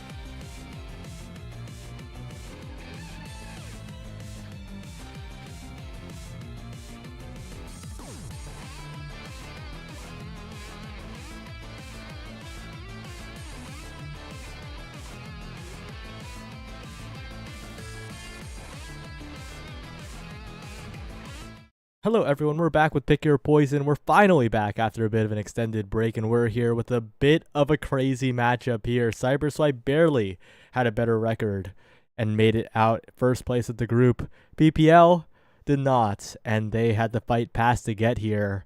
And this is a bit of a grudge match. PPL, they barely got forced away. Like, they won the same amount of series. They won the same amount of best of ones, but Cyber just did it a little cleaner.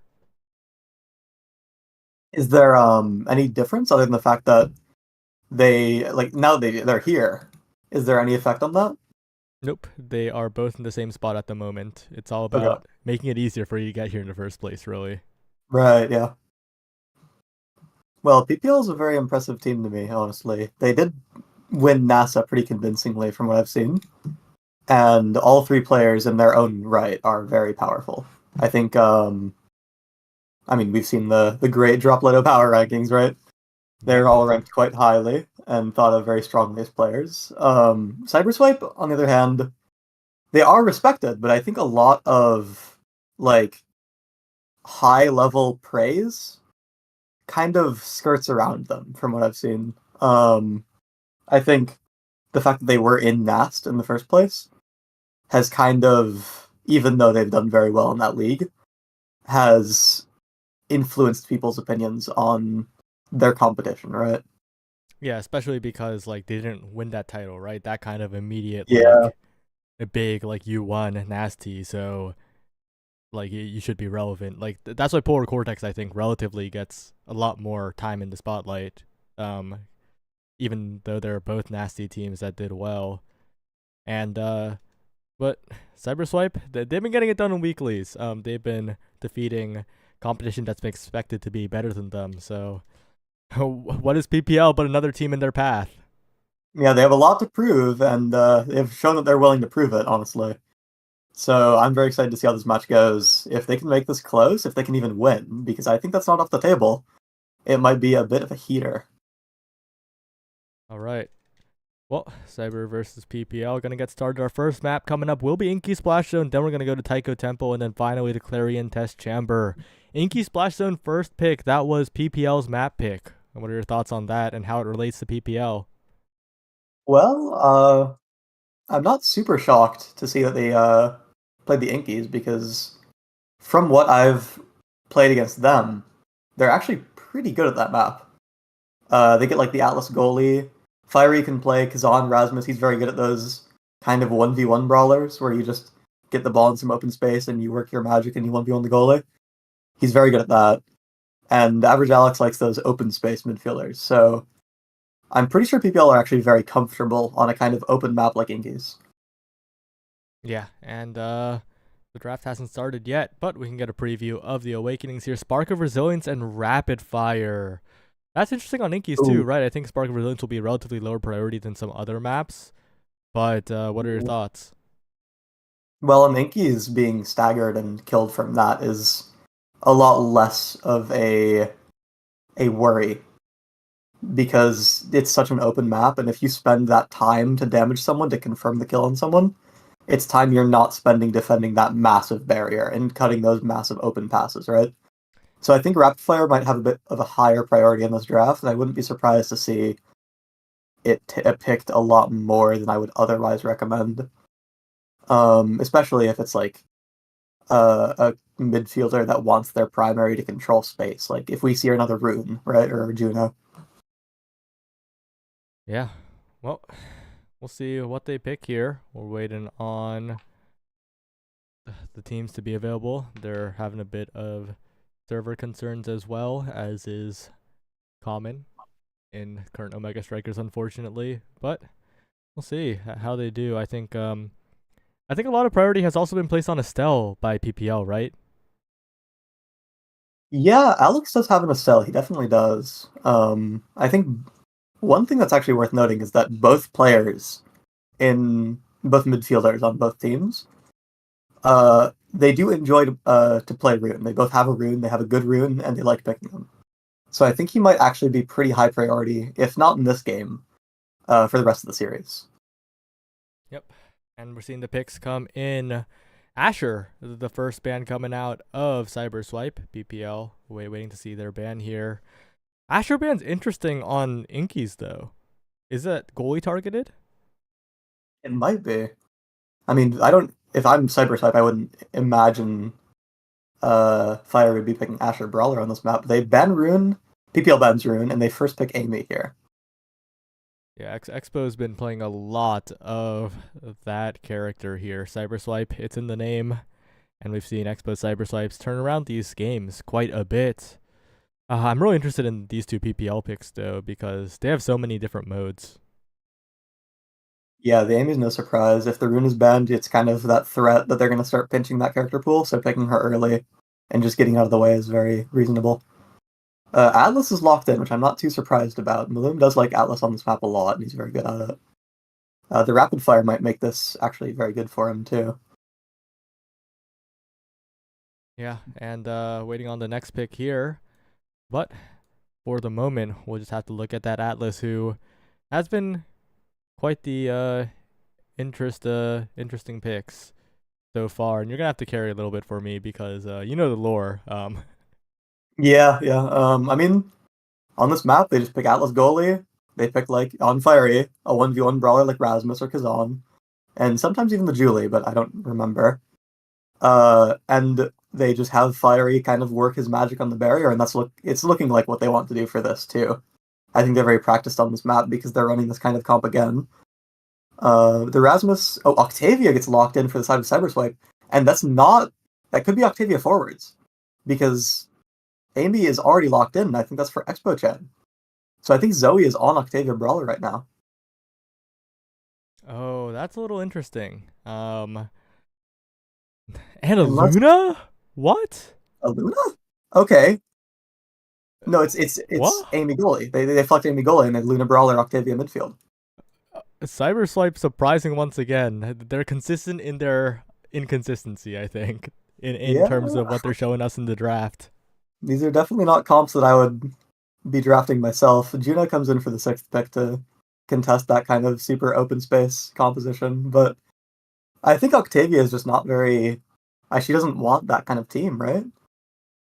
Like, she wants a brawler that can get it done as she shoves it forward, not like a Luna, right? I don't know, a lot of passing play will be coming through for Cyberswipe here. So if they can cut that with, like, Rasmus hooks, Rapid Fire Atlas primaries, Juno doing anything, I think they might have a lot of success here. But I want to see how this comp plays out, because if they can make this composition work, I'd be very interested. All right, Cyberswipe with another crazy composition. Don't know what to expect here, but we're heading on to Inky Splash Zone, a map where the kickoffs are so important and the barrier's a little bit too large. PPL, they're the top dogs in this tournament. They are projected to make it all the way, but they fell short in the group stage to this very team, and this team might prove to be an obstacle here. The question is, can PPL replicate an undefeated run? Because despite being second place in the group, they are also still undefeated. Yeah, they got second without losing, so this is kind of a grudge match. Like, hey, you're placing higher than us without us losing to you, and let's show you, we'll show you. But, like, they're kind of drafting much more traditional composition here, and I don't know. I have more faith in it, but I think Cyberswipe has that, just the factor of, like, they're just drafting for fun, I think. And they're making it work. It is Octavia forward and Luna goalie. Yeah, and this Luna goalie is gonna need to be really on point. It's so easy to lose the barrier so quickly on a map like Inky Splash Zone, and this offense has to really just take over before average Alex's Slimes can take over, and just like that, the first barrier goes down. Bloom helps out with the primary, and Expo Chan trying to go on the bottom side, finds the barrier actually. Yeah, but there's like a water cannon, there's not much you can do there. As soon as the water cannon just gets taken off and Fiery's in such a good position to extend off of it with that Rasmus secondary, he's almost guaranteed the point as long as Assertive doesn't make some crazy dash play. Yeah, really well done here, and first barrier already taken as well. So quickly, average Alex with possession, the dash goes wide. Assertive can't get to it in time. It goes around to Expo perhaps, with Fiery keeping possession. Dangerous spot, but PPL can't quite confirm it. The flip stalls out the water cannon, but it still goes to Fiery, but the hit stun's enough. Yeah, I mean, the flipping in the water cannon like that is only good if it's later on, because otherwise it just gets stalled out and it keeps going anyway. But they might have a chance to take this barrier here. The aiming turret's coming in, but Fiery's defending too well. They can't get it past him. Yeah, so far, the midfield's being completely clogged up here. Assertive to Zoe, looking for damage onto Bloom, actually almost knocking him off the bottom wall. But now Fiery has space. The Slime has space. Good dash by Assertive to barely get it out of there, but it's still such a weird spot to be in with the no barriers. Octavia does ult, but that's not a situation she can score from. But oh, it does get past Maloom there. Yeah, Fiery's forced to use his flip just to not die to Expo Chen's Cyber Swipe there. They have a much stronger position now than a bit ago. Zoe the Witch has the flip. They're dashing with Luna. Cyber Swipe has a turret coming in, but the Dolphins is dropped. Yeah, it's danger. cleared out by Bloom. Oh, what a clear. Did they get it out of there? But the Slimes are overwhelmed, but Strike War still won. Still a dangerous spot, but they get out it for the moment. And now going to the other side. Expo Chan in dangerous spot, but winning the Strike Wars. Yeah, the Water Cannon didn't get much accomplished there. The Luna Nuke is down, and they have... Oh, the Octavia Primer gets Strike Ward by Maloom. What a good weight from him. Yeah, and now on the top side. Oh, yeah. But Fiery finds, the pendulum swing, and despite having the flip available, having such a good chance at that point, still PPL who take it. Yeah, Luna missing that dash was very dangerous there, because as soon as she doesn't have that tool to work with, Alex got to just do so much to set up Fiery for a pendulum swing there. And one thing I'd like to point out is that the barrier is always falling very quickly for Cyber Swipe, because Luna Goalie has a lot of trouble holding versus Rasmus and Juno, both individually and as a duo. And oh, it just fell automatically there as Assertive waited a bit too long. Yeah, dangerous spot now with no barrier again, and so dangerous against these two particular characters. Like you said, Flip still available for Moon, Water Can still available for PPL. They're holding on to it. They're waiting for the perfect time to transition into offense, but so far, Zoe the Witch keeping the core contained. Expo Champ pushing forward, and Cyber Swipe find the barrier, but lose their midfielder. And with two flips coming in on PPL, I think this power play is... No way! Whoa! Oh! Assertive dashes in with the flip and finds a patient upper shot on the highest score there. And Maloom thinks he can strike it so he doesn't flip for it. What a clutch.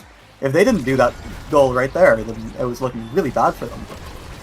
Yeah, that was such a good goal, and now they have to keep it going here, but the barrier falls early yet again, and what a precise strike by Average Alex.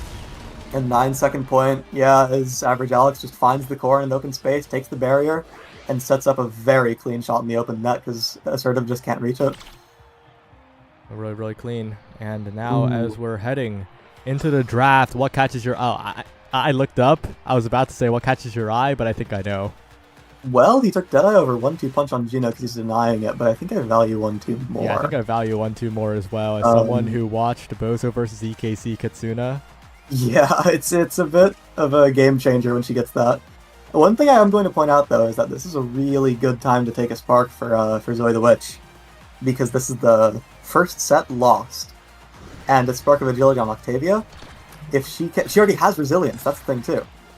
So if they start winning sets, there is a genuine, real chance that Zoe the Witch can get 4 Sparks this game.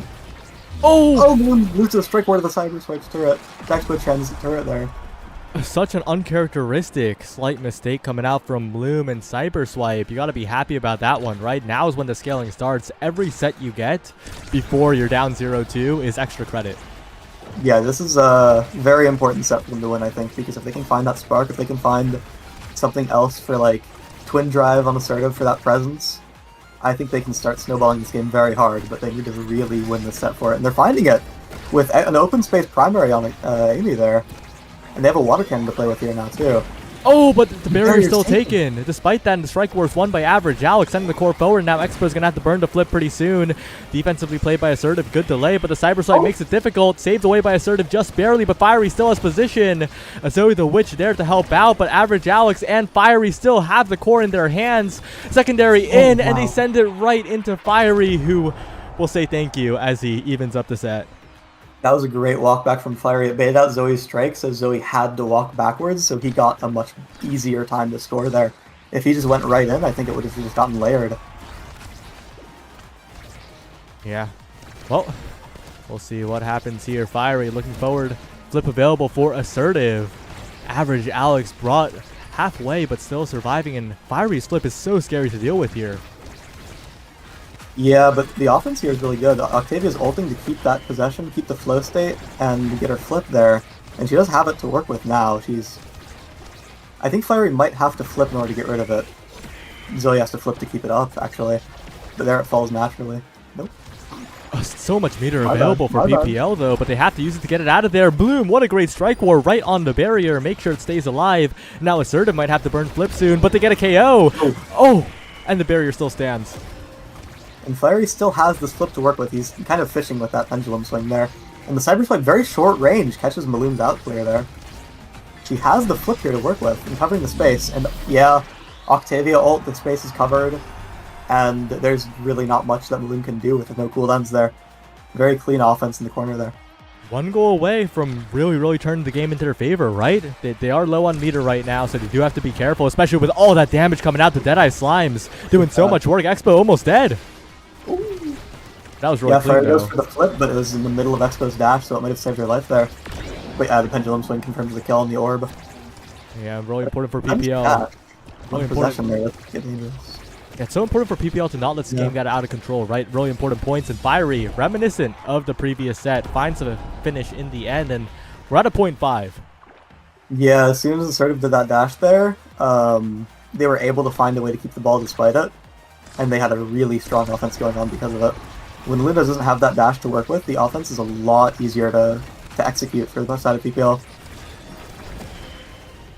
Yeah, well, we will see what happens here. Zoe the Witch, flip available almost. As Assertive, perfect dash, finds the barrier, and Zoe's forcing it in. No way. Had the flip as well. What a perfect play by the goalie and the brawler, the Octavia brawler.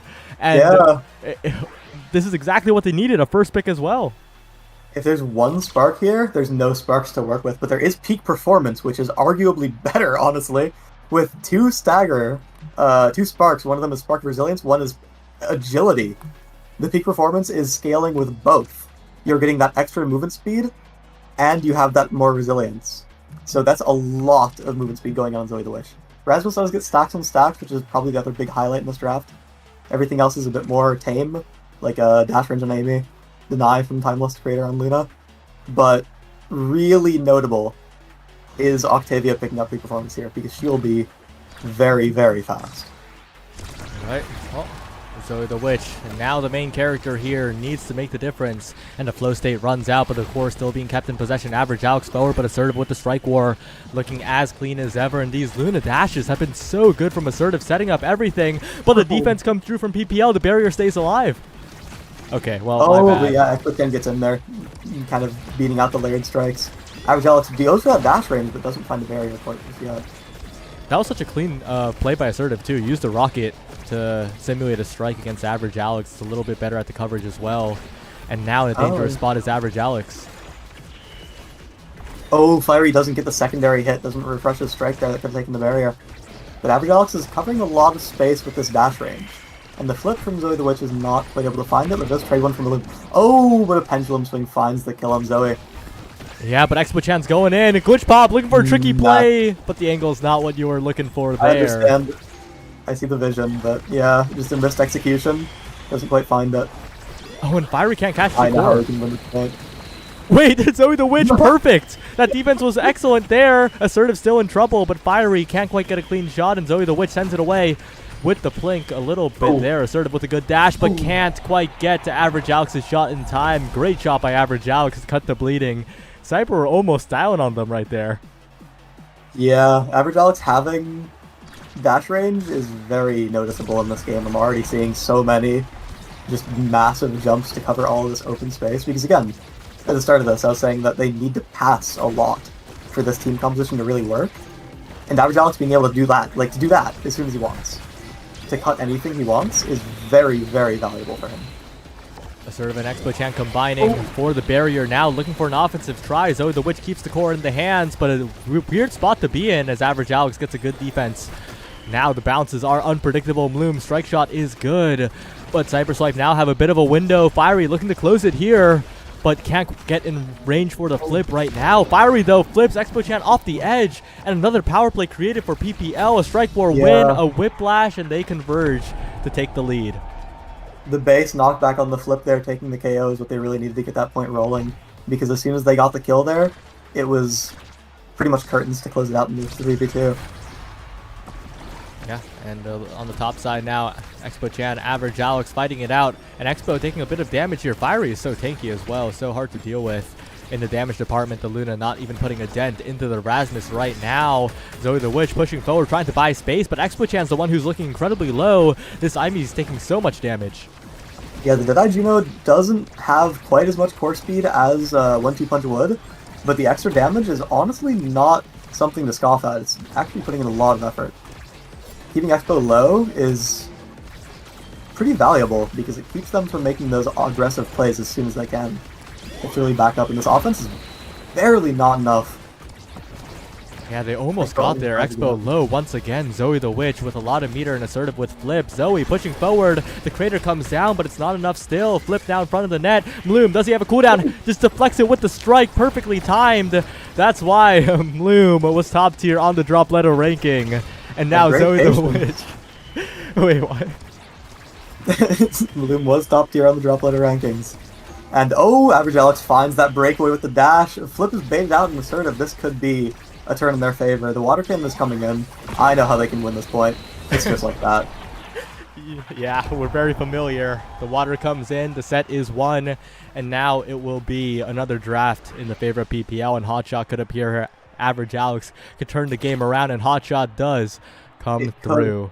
One thing that's notable is that Spark of Focus is right here. They absolutely cannot let that get through. So if Average Alex takes Hotshot, which I think he should, Fiery will no matter what have to take Spark of Focus, and Cyber can draft with that in mind. Yeah, they do have that slight advantage there, and Explosive Entrance picked up a little bit more speed on the Flow State Missile prop. Will add up for Assertive, but I don't think the damage is really the win condition for Cyber Swipe, right? It's quite the opposite. Not. Yeah. They're not really getting any valuable damage on the board in any goals that they're winning, especially.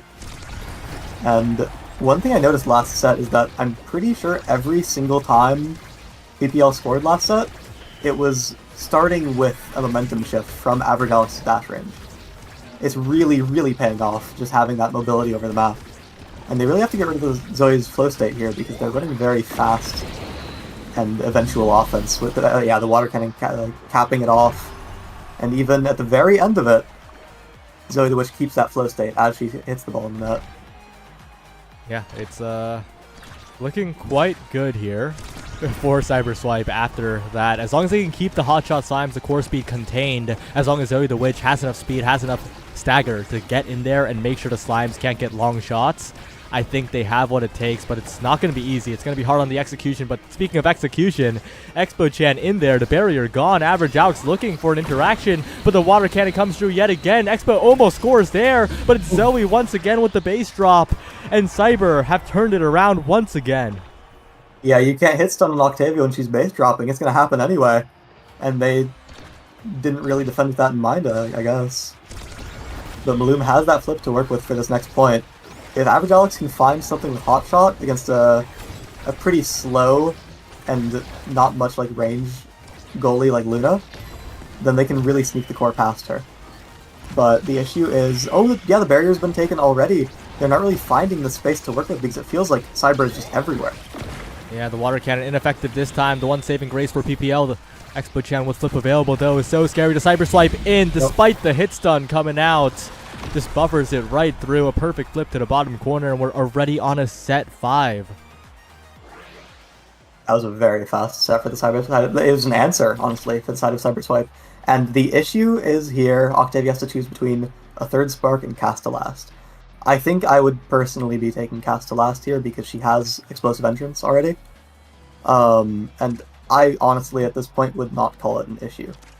They do have to deny the Spark of Strength from Fiery anyway, because he could have gotten 3.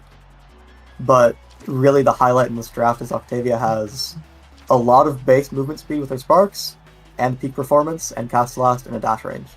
This character is going to be very fast, very hard to shut down, and she's going to take over the lobby unless PPL finds some resounding answer to it.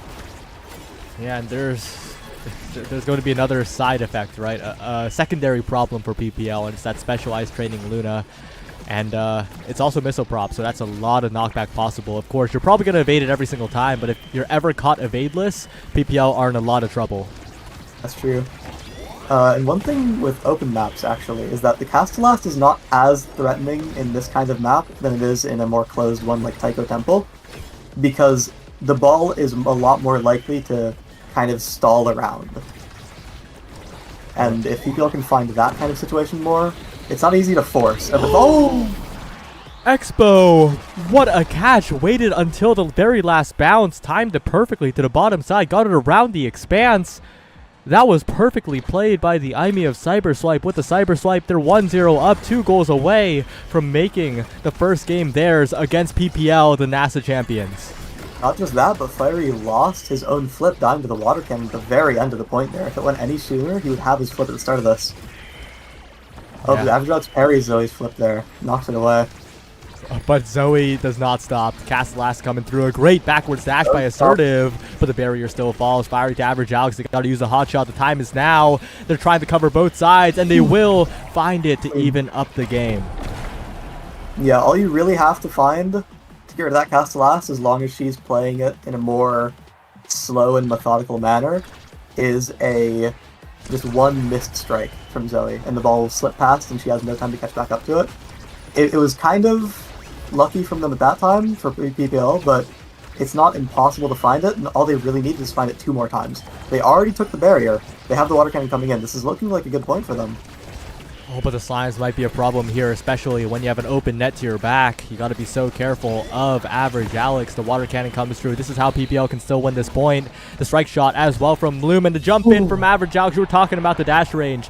Didn't really come into as much play, but like that was 2-1 now. They're in the lead. The game has turned around.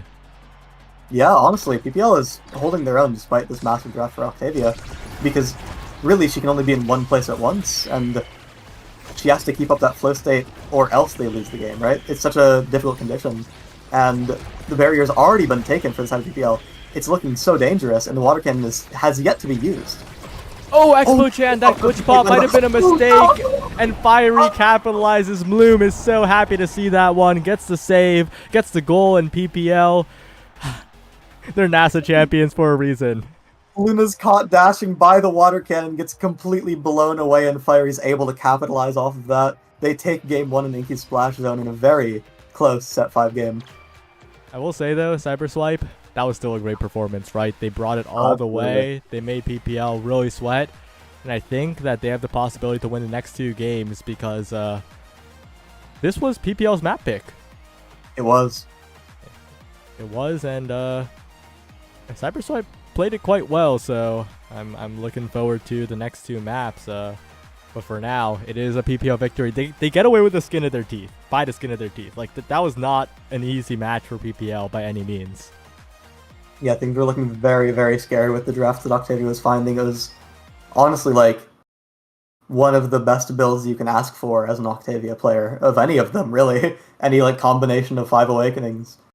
And they had to, thankfully Fiery did have that Spark to work with, because he started on the Spark, so he was able to take focus and not have like any problems taking it. And I do think the focus, having the lower cooldown on his hook, was very valuable for them. Because if you have a lower cooldown hook, you can interrupt plays more, and the way you get rid of Octavia's flow state is by interrupting her plays. Right? Because I think that was really what was working for them in that last set. Juno's jump, Octavia hook, those things were, I think, integral to getting rid of that Castellast, because I don't think they could take a point without getting rid of that flow state. Alright, well, Taiko Tempo is up next, and we saw that Cyberswipe was excelling at that map in particular. The Awakenings are a little bit... I don't think we've had a single honest Awakening start, by the way. There's no such thing. Take a look. What is it? Oh my. No honest Catalyst Awakening on you. starts.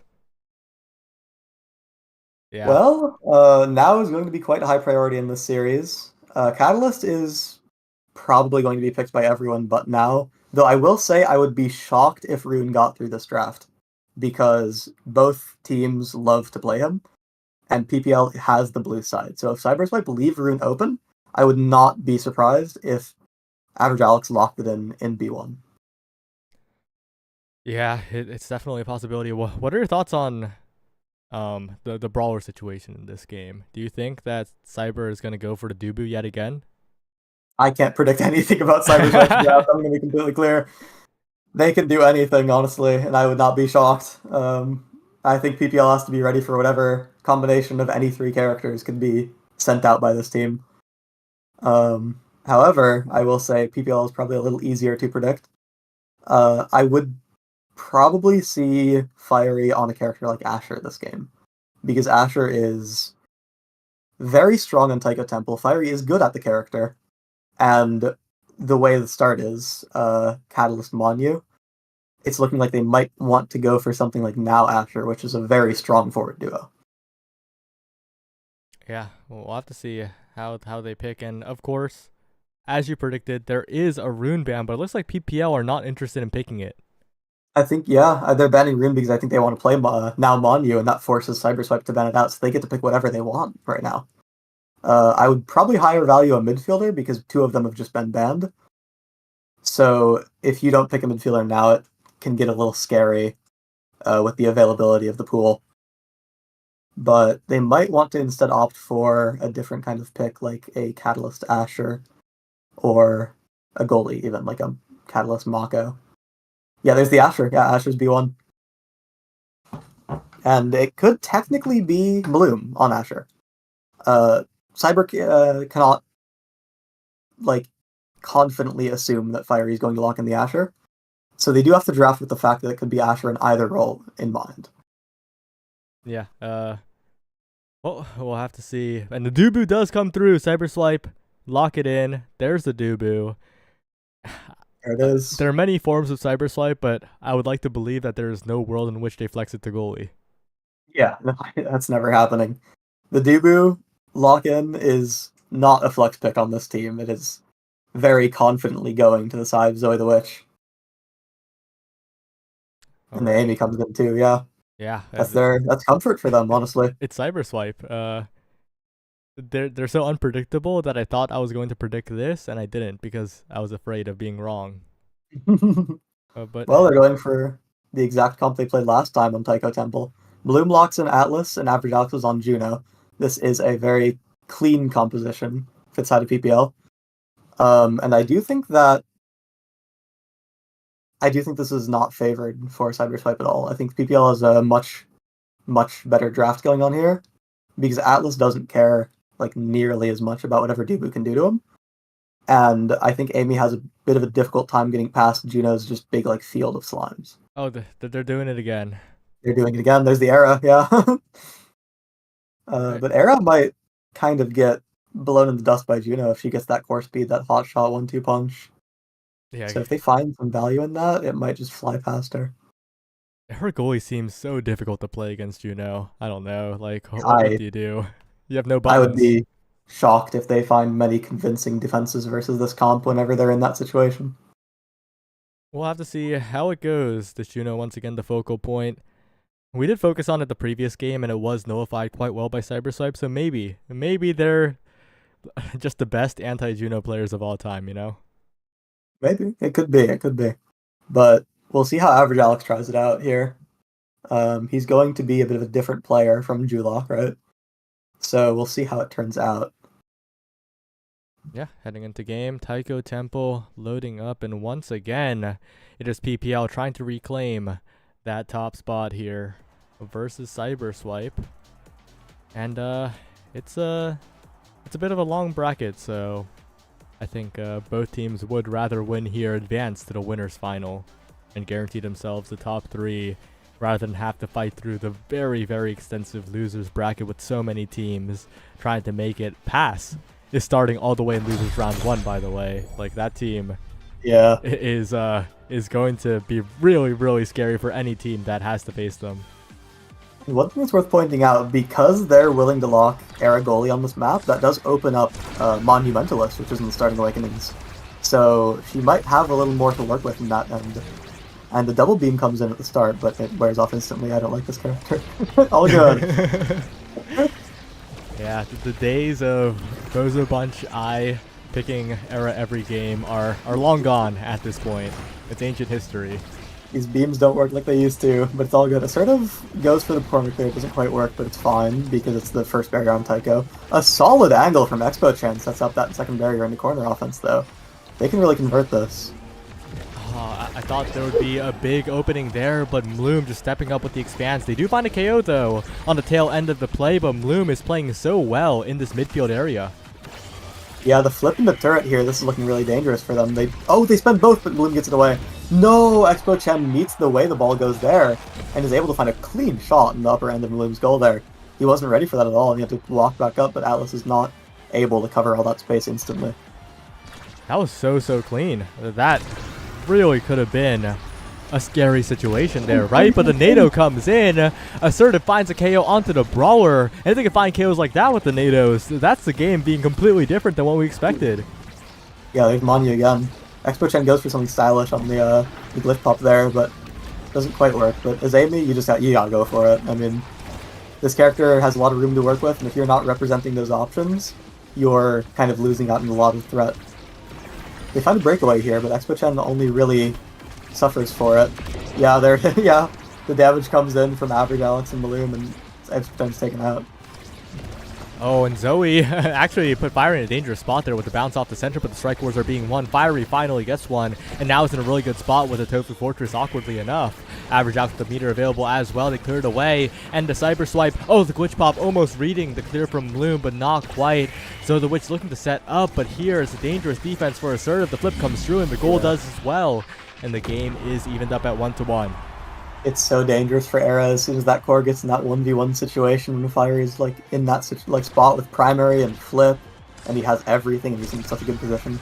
There's just an instance of he baited out the strike shot from Assertive, and he was able to find like the most comfortable offense of his life. But instantly, a tornado sets up a double barrier for the side of Cyberswipe. They're responding instantly.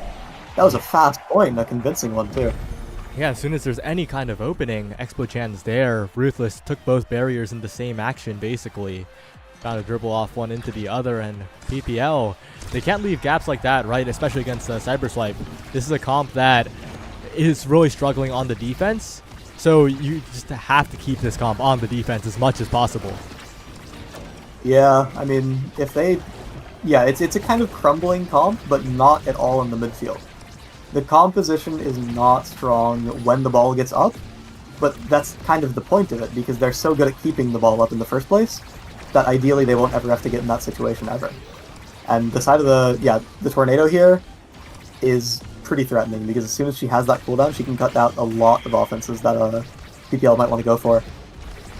Yeah, oh, the long range, what was it? Astral Projection coming out from Loom there. The barrier doesn't follow though. Good strike by Assertive, and now the offense begins once again for Fiery. And the NATO's not enough to interrupt it. A flip by Average Ox to the bottom side. A flip used at a dangerous spot, but they get it right through the Tofu Fortress. The instability of that ability actually proving to be useful for Cyberswipe there and getting through it the other way around. And now Zoe the Witch has possession, looking for an angle, but the flip's burnt early, and the resources are dwindling by the second.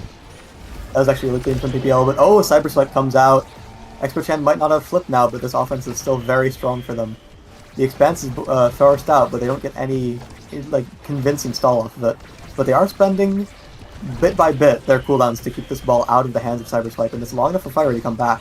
He has a chance to make something happen here, and he does it with the primary here. Gets it out, and Fiery is able to win that interaction one-on-one versus Assertive and score the goal.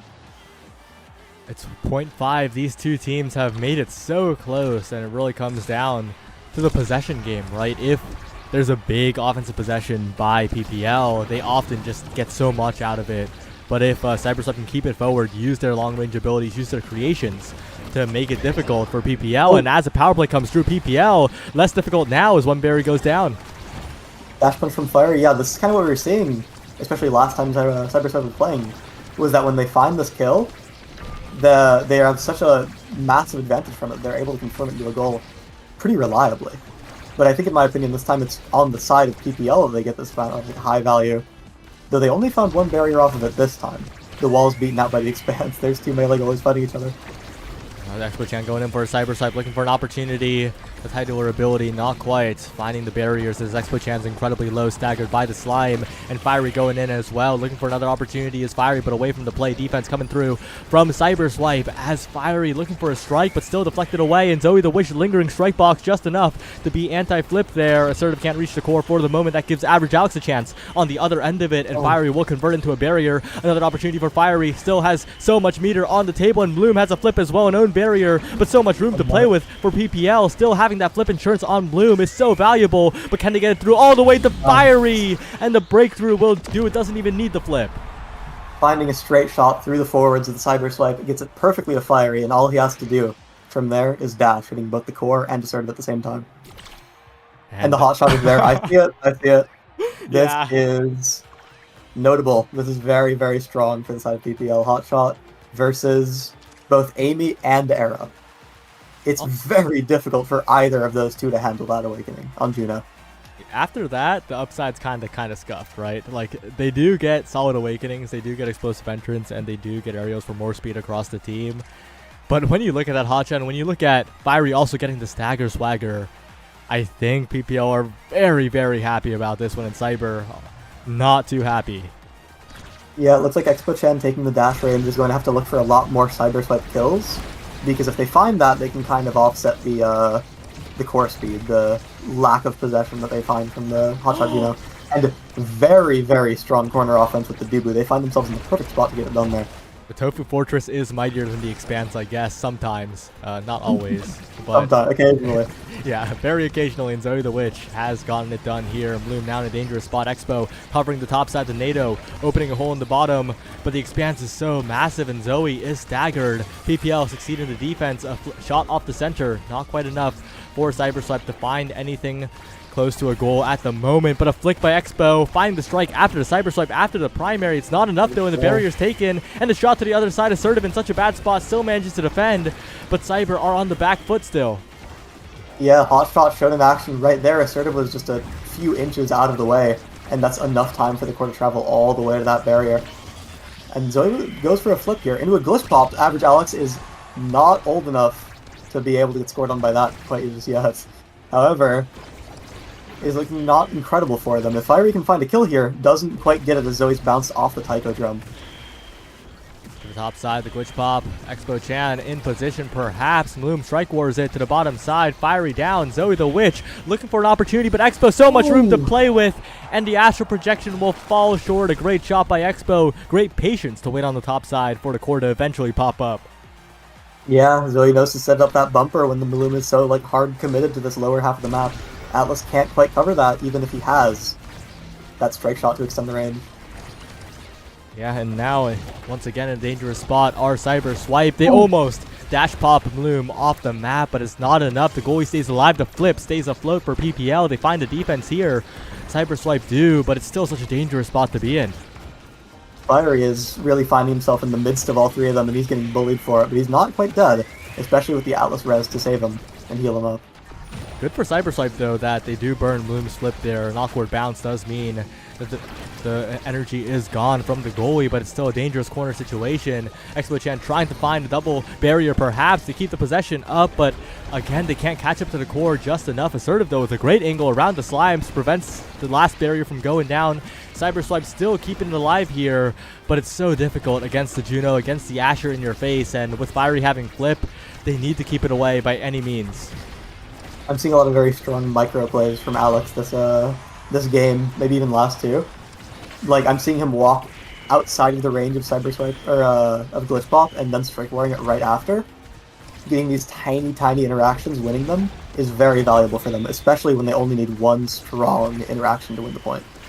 Oh, speaking of one strong interaction, Cyber Swipe go for that right there, but the flip does not connect. And now Expo Chan meterless, needs to be careful. The passport doesn't connect either, though. So Expo will be nice and healthy here. All it takes is one pass now. One good opportunity. Zoe the Witch with the Tofu Fortress could look for one as well. Rolls to keep possession. Walks up. This is the Cyber Swipe classic, but they can't keep the core contained. Yeah, but this turret might pose a better offense. It doesn't quite. It slips by, but the offense is not quite lost for Cyber Swipe yet. The Juno ult poses a threat, and Zoe's forced to flip off of it. But there's no scary defense they have to play quite yet. And the Glitch Pop is dangerous, but the Expanse bats it away. It's on cooldown now. If they want to find the goal, now's the best time. Dribbles past the Alice primary and the wall is forced out. Oh, the Cyber Swipe is used, but it's not enough. Yeah, now Assertive. Good clears around Fiery. Another chance in the core speed. Just a little bit too fast for Bloom to get there. Cyber Swipe. 2-0 lead. One more point and they even up the game. And they're keeping it close just like the last. Bouncing off the Taiko drum gives that core speed just enough for Maloom not to quite get there in time. Nice. Zoe the Witch has a large strike hitbox is what I'm seeing from that big fish pickup. That could be a very notable factor here.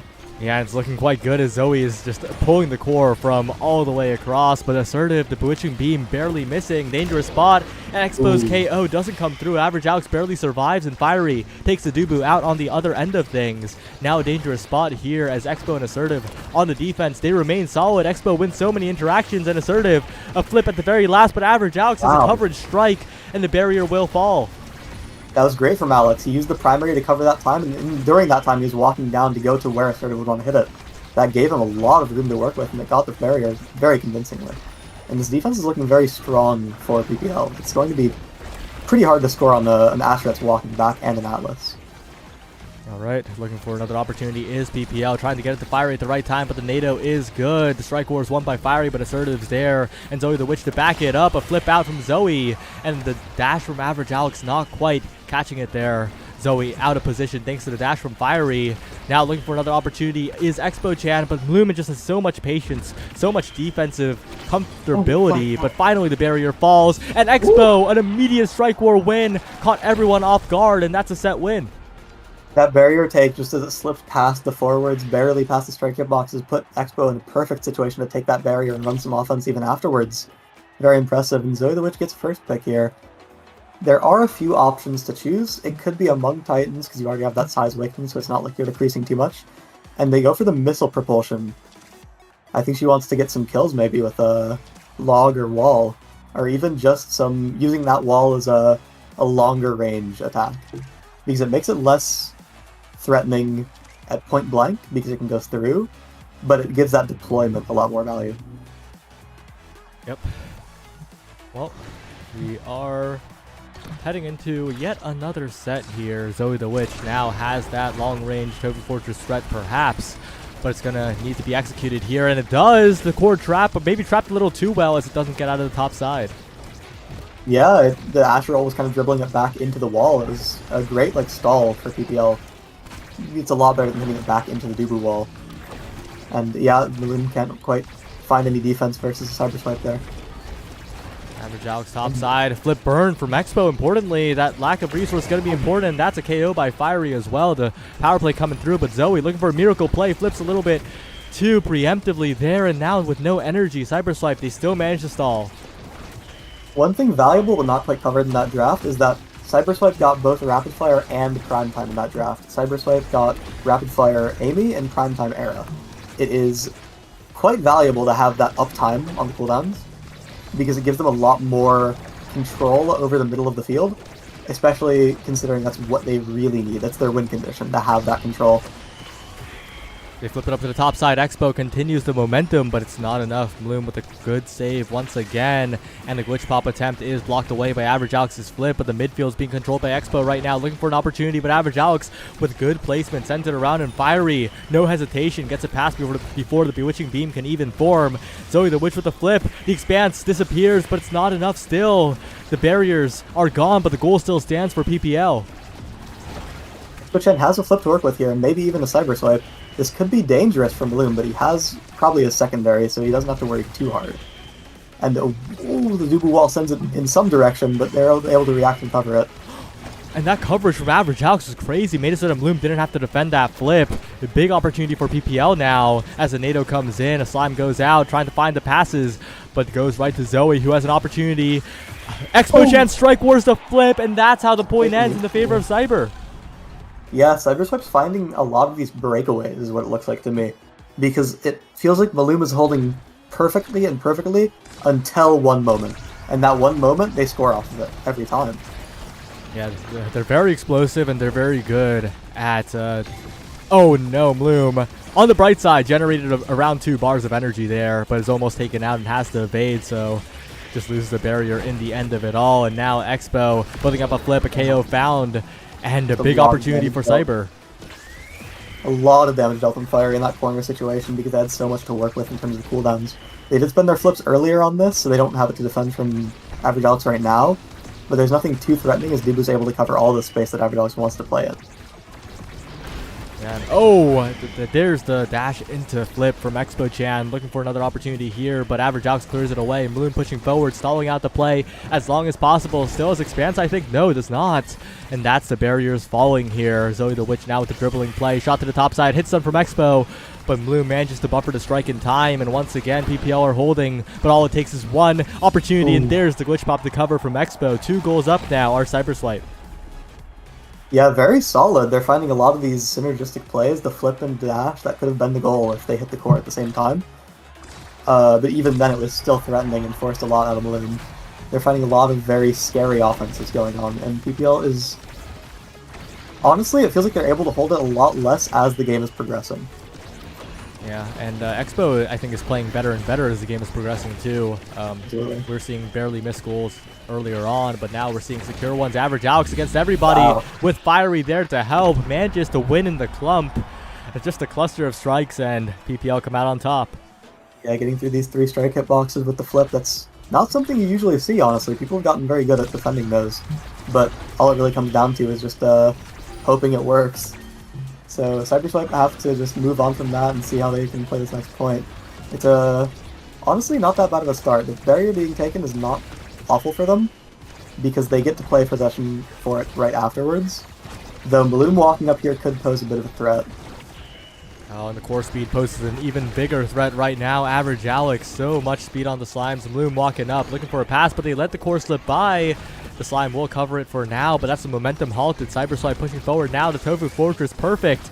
And Expo Chan going in, trying to keep the play going. A flip by Fiery to the bottom side, answered by a flip by Assertive. And now Zoe pushing forward once again, and Average Alex is going to have to do a lot here, but sends it around everybody for the goal. So many flips back to back to back as they're answering each other, and Average Alex gets the last laugh, bouncing it off the Taiko drum, barely getting past Assertive for that angle on the goal. Very impressive. Right, and looking for the final goal here, perhaps, for either team. Average Alex is caught up by the NATO, KO'd early. Cyberswipe looking good already in this critical point to take the lead. Yeah, that NATO is insane. That gets the kill, and that's really the reason this offense is popping off so hard, because Average Alex is not here to defend it. He comes back, but it might be too late. As, Fiery barely is not scoring on himself there, because Average Alex can hold it. Yeah, PPL have to play on the back foot here. Yeah, they send the core forward, but they're still on the back foot, like you said. Fiery has flip available, trying to find an opportunity to get it past the midfield. Fiery, though, staying alive here, incredibly low, but getting healed up now, and PPL not out of this one just yet. That's right, Fiery does have to flip to work with, and he does barely not find that kill on Zoe the Witch. The strong hitbox is not found, but it's not too big of a deal for him. He gets to hold this flip for this offense, but this is not a great time to flip. He dies for it, yeah. Flipping at that moment puts you in such a dangerous spot, close to the corner. No great angles. Expo goes for the cyber flip and the flip. Doesn't quite find it. A lot is happening, and Bloom is not large enough to make it to that goal. He has him one time. Yeah, big for Cyberswipe as they take the lead here, but I don't think Assertive's the one they wanted to be first pick here. Yeah, I think Era doesn't really need Awakenings as much as the other players on this team do. Though she does get to look for something like a Twin Drive, maybe, or a Perfect Form. There's nothing insane to deny from Juno. However, peak performance is very strong on Juno, I will say. And there is resilience in the last draft for him to look out for. So he might find a lot from that. Perfect Form is taken from Dubu to Nye Atlas, and Amy gets Adrenaline Rush. I will say, Adrenaline Rush here is not that preposterous of a pick, because Expo is finding a lot of kills off of that Cyber Swipe and Glitch Pop, or Cyber Swipe into Flip. And look at the creation combo there. The NATO and the Tofu Fortress working together quite well to take that first barrier, and Zoe still pumping strikes consistently up to the top side now, looking for a Glitch Pop, a creative play, a little too creative from Cyber Swipe, but they have 2 barriers to none, so who's to be the judge? Well, that play was I think intended to be Glitch Pop before the strike, which would have been a lot stronger and maybe have actually scored the goal. So I can respect that from Expo Chen. That could have worked. And the glitch pop, oh yeah, striking there, barely not enough to find the goal on the open net. And Zoe with so much meter has the flip available here. Needs to be careful of the pass splitter, but gets it out of the corner now. The glitch pop this time not connecting. For the Dubu with the flip in the midfield. A good strike shot by Mloom to barely get it out of there in time. Expo dribbling to Zoe. A perfect pass to the bottom corner, but still so much meter on the goalie and midfield of PPL. Yeah, I feel like PPL is slowly finding their answers for that Zoe the Witch flip into Expo Chen's Cyber Swipe combo that they like to go for so much, but there is Expo Chen's own flip into their own Cyber Swipe, putting it in a great spot to shoot the ball and getting the goal off of it. Forcing out Maloom's flip, too, on the way. That's a great trade for them.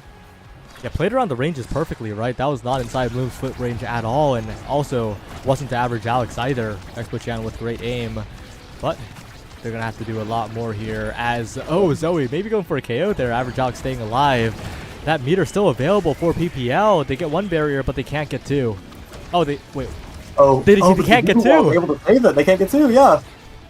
And the strike wars are being won by Assertive and Zoe the Witch on this defense. And oh, there's a Cyber Swipe that's able to take the kill just off of base knockback alone. The adrenaline rush here is powerful. Expo Chen has the flip. He's forced to spend it just to not die. And Zoe the Witch with that NATO is looking like a very strong offense coming in. The roll stuns it. Gets through the NATO like that. And Expo Chen is found out of position after that Cyber Swipe. It's looking like the offense has died now, along with Zoe the Witch. Yeah, unfortunately, now PPL are continuing to send it forward. Average Alex has plenty of core speed to work with. Expo Chan tried to help defend, but the pass splitter just makes it a little too smooth. But the glitch pop helps defend perfectly. Expo makes the save and takes the barrier on the other end as well. Zoe the Witch pushing up, but the Tofu Fortress is not solid enough. And now it's a scramble situation for both teams as Expo has flip available. Yeah, Maloom caught out of position for the barrier there, and Expo went for the Cyber Swipe, maybe even looking for a knockback kill on the net. Glitch Pop coming in, trying to confirm the goal, but this Glitch Pop doesn't travel fast enough for that. Avjalix goes for the flip here, but can't find anything insane off of it. Fiery now in the 1v1. Oh, wow. That guy got so many strike resets. That's crazy. He did, dribbling it into himself there, baiting out the strike shot and going for the strike in the dash. Beating out Era's flip because she can't, or her beam, because she can't flip while she's in beam animation. Yeah, incredibly well played by Fiery. A clean scoring attempt there. And now, PPL, they need to make a bit of a comeback here, but I think if Fiery can find a good flip, that could be everything. But Cyber Swipe have so many creations, so many cooldowns, so many ways to deal with the flip. They do. These creations are really popping off in these later sets as they get more to work with, and the game's getting a lot more claustrophobic as it progresses. And Fiery gets a bit of a setup here, but it's kind of hard to score on all three people defending like this, so they have to rotate it around. Yeah, looking for another opportunity now, but that's a barrier take early. But there's a barrier return on the other side with some sheer core speed. Fiery now playing the corner, looking for an opportunity. And, whoa, forcing out the flip of Mloom. What a perfect angle. Yeah, Mloom almost being caught out again there, but he's able to cover that with the flip. And oh, the base knockback off the flip takes the barrier, kills Expo Chen. This is a strong situation for the kill. But oh, vertical NATO stalls out the play, almost kills Average Alex. It's looking like they might have to find something unique here. Right. Fiery just evaded the flip from Assertive. What? Fiery's going crazy. Fiery does not want to go to a third game. Finds the goal, finds the crazy evade, and does it yet again. PPL now, they need to secure this goal. They need to find a way back, but they need to be careful, right? Cyber Swipe, one opportunity, and they're scoring. Yeah, well, that flip would have maybe even, oh, but he gets Cyber Swipe there. It's kind of a tit for tat on the survival there, but Averdox is able to find the stall off the foreflip in the way. Yeah, Juno's cooldowns here, it's kind of hard for him to break through her. Yeah, there's so many slimes available. The Glitch Pop is good. Expo Chan manages to trade one barrier back, but Fiery using the size, just gliding across everything here. The NATO will stall for a second. The core speed try and mix up Expo Chan. And now Expo going for a barrier take here. The expanse will stop it though, and the slimes will as well. And Cyber Swipe now, it feels like their momentum is slowing down. They're using so many cooldowns in the midfield. Yeah, Averdox is really able to keep this stuff up as long as he gets the... Oh! The beam is too long, and it flies past Assertive. There's the end of the set, and we're going to a set 5. A big opportunity now for PPL. They can close out this series before it extends. They could make it so that Atlas's Gardeners and Ballers have to wait less. Or we're heading to a third game here. And this is a scary draft. It definitely is. Oh, Fiery is prioritizing the extra special to deny it from Amy, perhaps, over Fight or Flight for himself. But the issue with Fight or Flight went undrafted. We're taking 1-2 punch on Amy and Timeless on Era, really playing into the KO for Expo Chen and the creation value on Assertive. Is Timeless So- worth it? I don't think so. Yeah, I don't think mean, so. the fact that Average Alex gets stacks and stacks, or Fight or Flight and Bloom gets stacks and stacks, is very notable for them. It's kind of hard for them to deal with this. All of this movement speed is what they really need, because as soon as they get that movement speed, they can start taking those possession. They can take possession and they can convert off of it even better. I don't know. Yeah, It could get a bit dangerous for the side of Cyber Swipe off of that draft. yeah, I think PPL are pretty happy with that one. They got what they needed, what they wanted. Fiery got the crucial deny to prevent the additional NATOs or the Firewall sentries from coming in. And now the core speed is really just picking up as well. Expo Chan going for a crazy bounce shot. Bloom with the resources and a KO found with the pass splitter. Fiery in there once again with the flip available. The creations will stall once again, but Fiery still has the meter. Looking for an opportunity now in front of the barrier. Flips to try and get some damage on Expo, but Expo stays alive, but taking so much from the Juno. Yeah, and Fiery is finding some offense here. Jubu Roll is able to save it. The wall is not enough. His missile propulsion sent it way too far. And the casino was lost on the side of Jubu, and they're getting some very strong offense here. And the hot shot is not able to get Fiery to win the strike war, but it sends it into a position where he can get the ball before Assertive can reach it. And that will guarantee the goal. Very strong from PPL, and it's looking like this draft is shaping up in their favor. Yeah, it is looking quite good here. And we'll see if they can consistently continue it, though, because Cyberswipe really profits off of inconsistency. One mistake, one opportunity, Expo's blinking in there, taking both barriers, and Zoe the Witch sets up for a goal. They have flips available. They need to use them, they need to cash out before Cyber can get any chance. Yeah, they have all three flips to work with, and Fiery's only able to find the first barrier off of it based on the Dubu wall. Average Alex keeping the momentum, striking back into his barrier, not quite taking it, and they're getting some very strong corner offense going on here. They have two flips to work with. Bloom does not die to the Cyberswipe combo from Expo Chen, and that's what she's drafted for. If she's not able to find that, I don't think they can take the set. Flips available. They need to score. Bloom with a big opportunity in the midfield. Fiery building up one. Almost dead, but builds up the flip just in time. Now all it takes is one pass. Fiery positioning forward on the top side. Finds the flip, but answered by Assertive. Now Bloom up to Average Alex. They're looking for another way to find the score. The pass splitter too devastating. So much damage on the Expo though, who has to retreat for a moment. And now Bloom sends it forward yet again. The Expanse, the NATO all coming in. So many creations as Average Alex forces it through with the core speed. And Expo still so low. Zoe the Witch can't find a clean clear because Bloom is there completely controlling the midfield. And there's the Aimi going off the field. A snipe from Average Alex across the map, kind of masking his primary through the drum, and Assertive was barely able to save that. The wall comes through, but this is not good for Cyberswipe. They barely manage. Flipping the pass. Bloom has a secondary. Yeah, you can't do anything about that secondary. He's just going to press it, and Fire gets the strike board right after. Really confident play by Bloom. Really good conversion by Fiery. Now they're one goal away. PPL trying to close the door on this series. Cyberswipe making it close so consistently. But I think PPL have what it takes. Yeah, especially if they take this barrier now. They don't, but they're not in a bad spot at all. I feel like... Oh, Assertive wins a valuable strike where the barrier was saved and won and lost off that. The barrier's still standing. But and the core sends to the other side. Expo Chan, maybe a chance.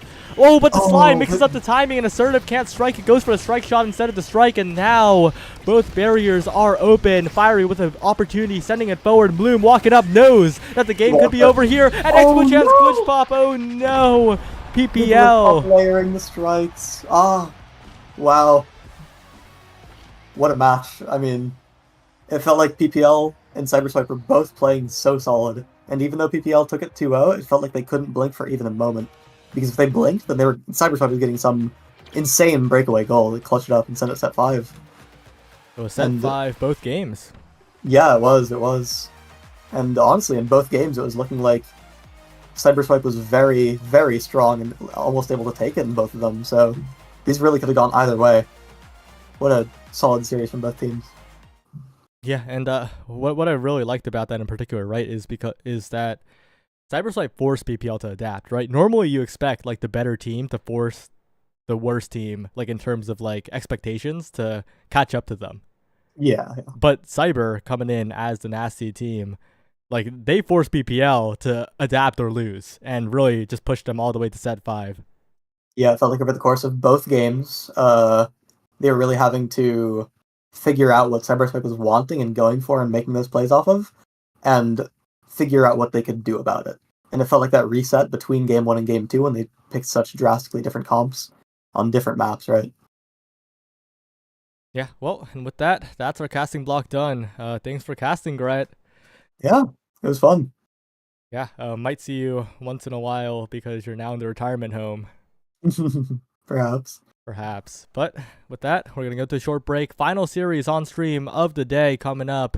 Don't go anywhere. We'll be right back.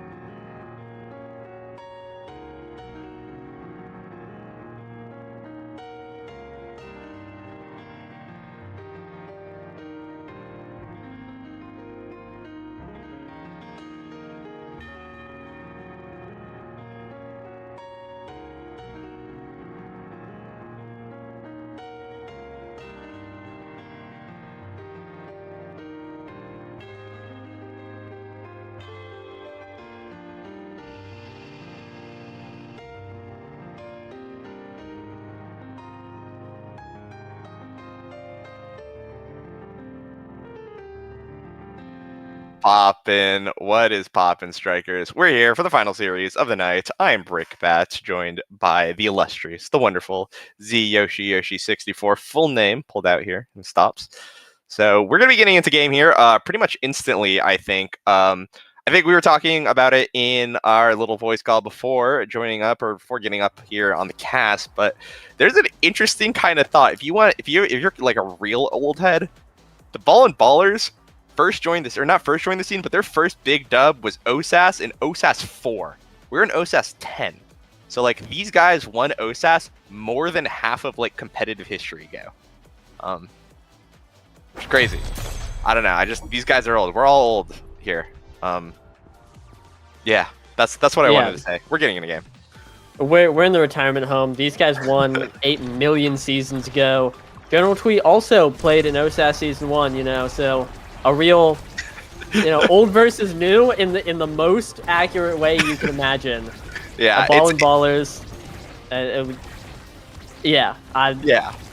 Yeah. I'm like, it's like kind of like the metaphor about how like Cleopatra was to the pyramids as we are to Cleopatra. Like Cleopatra's closer to the iPhone than the pyramids, and like General Twee, that's the OSAS Pyramid of Gaza right there, 8th place in Season 1, and these guys are Cleopatra. But we're hopping right into it. It's already an open barrier here for the side of Atlas Gardeners. It's Bertram right now. Gonna look to be on the defenses. Lou Foxio on his IME right now, using that Mako speed in order to march the core forward. General Twee has some evasive to work with. Gonna get flipped soon, but that just means that he might have to blow it very soon in order to stay alive. No, instead he preserves his life. Unfortunately, has to give up a goal in the process, and the Ball and Ballers stutter step their way into their first point. Yeah, some great patience coming out from the Brawler. Team walk up to the core, stand on it, and force a 1v1 situation. Very well done. That's the new age Brawler activity going on. You know, the old heads just don't know about that one. Yeah, absolutely. And this entire just game, for those of you who are newer, is just full of like veterans. All these guys have been competing for so long, and it's generally such a treat because they're all considered to be in kind of like different generations of players, but like really at this point this does all blend together. But I'm gonna stop talking about that right now. It looks like the Brawler is currently off the pitch and off the map right now, and Foxy and Bebop gonna look to defend right now. A good somersault by Bertram gonna keep his final barrier alive, but General Twee back with his evasive here. Actually not gonna use it here as Wallaby. A good pull means that now it's a straight shot for General Twee, and Atlas's Gardeners getting their pings out, evening up the game 1-1. Yeah, Twee pulling off the exact same shot that the Brawler did last point, right into the bottom corner after a little bit of patience. Different circumstances, obviously the flip a little bit stronger than the walk-up, but still really well done. And I'm noticing a whole lot of offense coming out from Ball and Ballers, but it seems like once the core gets on their side, they're having a little bit of trouble getting it out, and it just lets Atlas's Gardeners spiral into a persistent offense, which is really helped by that Juno and that Rasmus that allows them to take that last point. Obviously, it's only been 2 points, you know. Yeah, only so much to be said so far, but I think if we see more of that, it's going to be something that the Ball and Ballers are going to have to answer, you know? Absolutely. One thing as well that makes this a little bit interesting here, Atlas's Gardeners infamously really like slick clicks. Even in a Maxwell's kind of defined meta, they really like to get that extra mobility, which means that they're actually going to have a little slight advantage in these offensive plays when they actually do get core control, which I think is what makes it really hard for the Ball and Ballers to really get the core clear, because if Twee and Wallaby do have possession, oh, what an amazing pull from Wallaby, actually interrupting my point, but back to it, if these guys do have possession, they are going to actually have that move speed advantage in these corner positions, in these corner offenses, and the Ball and Ballers are going to have to respect that. They're going to have to commit resources in order to prevent that from happening, in order to get their kind of default advantage here in the midfield line. Yeah, really. They're going to have all this extra speed coming out on the midfield line, but in defensive situations or offense, just anywhere that's not the midfield line, going to be a big struggle.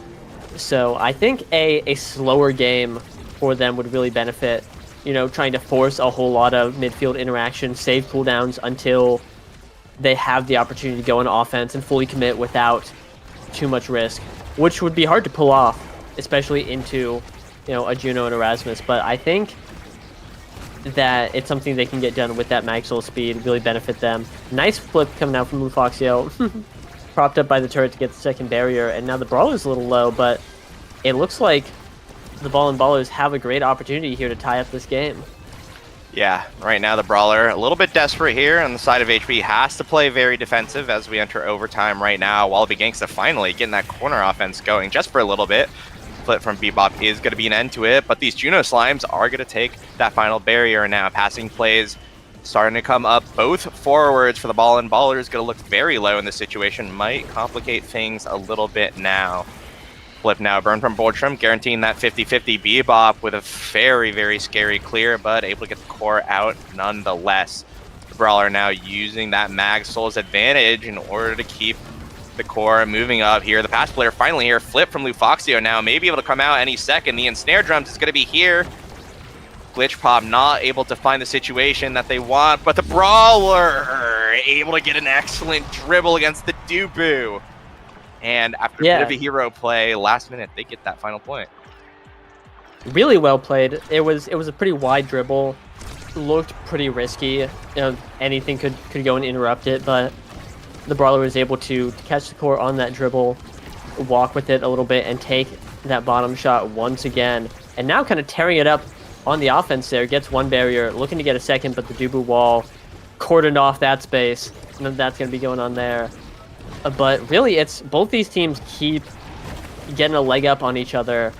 And it's usually, first set especially, you see both teams and like one of them looks like they have a clear advantage. But here, these teams are just, band for band, both putting up great work. It's hard to tell which one, well, less hard now. Ball and Ball is a great opportunity here. But usually hard to tell which one is looking the best. Yeah, right now, an excellent KO now. Unfortunately, cleared away, but the power play still getting the value, opening up the net here for the side of Atlas Gardeners. Lufoxio with the flip. If they're able to get this core out, may have a huge opportunity. Blink forward. Glitch Pop comes through, and wow! An amazing sequence here by Lufoxio. The Cyber Swipe into Glitch Pop, basically making the core so fast. Twee and Bertram were not able to respond despite their resources. And just like that, Lufoxio, a well-earned MVP, Ball and Ballers, sort of nab away that first set. And again, an amazing play here from Lufoxio. Yeah, really well played by them. Exerting immense aura in that last point. Getting perfect form. Going to be really nice. Every turret refunds, ton of cooldowns. And dropping Glitch Pops every few seconds is going to be pretty scary. But that does mean Twee gets fight or flight. A little bit of speed. Definitely with that slick kick's very dangerous. It might be able to make up some of that Mag Souls gap that's going to be in the midfield. We'll have to see. The Brawler opting for a Spark, and Dr. Bebop with Deadeye is going to be able to pull off some and maybe dirty damage from the cage, from the perfect pitch, etc.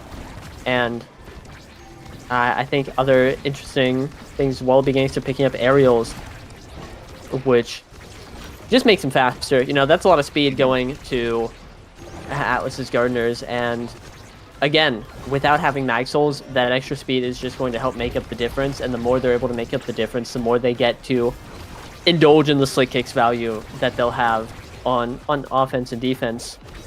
Yeah, absolutely, and we'll see these Awakenings here in play now. Lufoxio trying to stack up some perfect form here with his strikes. Going to get a little bit of damage out here on a Twee, but Juno, basically the tankiest midfielder of the game, so hard to actually take out of the pitch.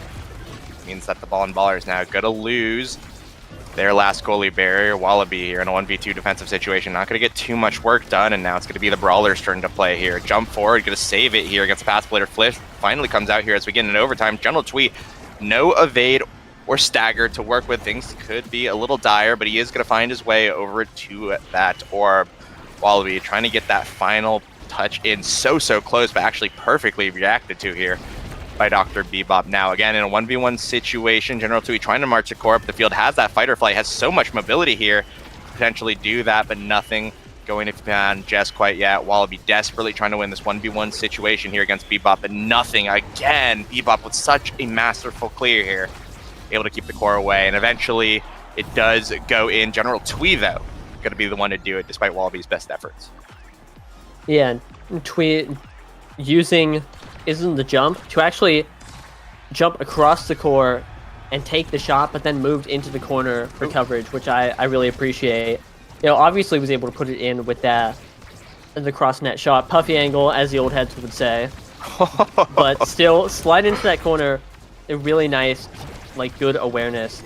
Like to see it. That being said, I'm aware of a great play coming out from the Brawler, which is topping that flip as the gates open. Unfortunately, not able to get anything, but really, Ballers are just kind of dismantling Atlas's Gardeners on defense here. Yeah.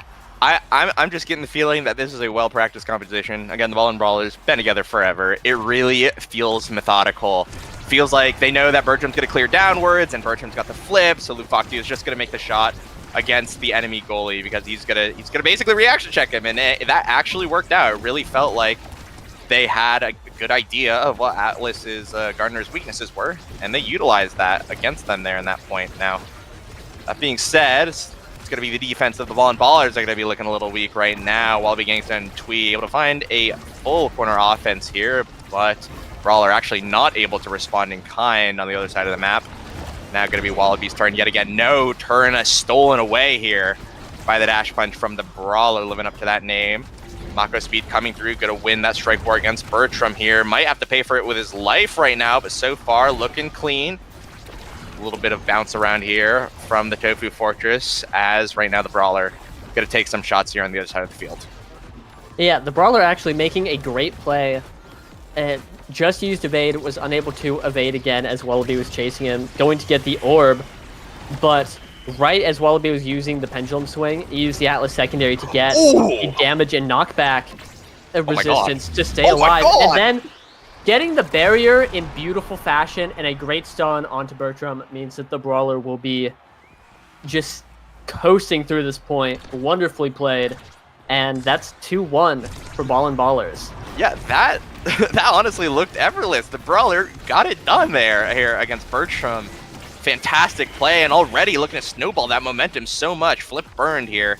Bertram not able to use it last point, able to use it here to keep his last barrier alive, and now Twee going to be taking a little bit of damage, though. Not too much for that Juno to worry yet. This one-on-one situation, a little bit scared for Bebop, and just like that, Wallaby is going to respond in kind. No evade to his name. Dr. Bebop not able to save it against the pendulum swing, and despite a very clean point from Ballers, Atlas Gardner is able to tie it up pretty easily as well. Yeah, something I think is pretty important is that you think about Mako and the matchups that she has into Brawlers, and obviously they're all like pretty good for Mako.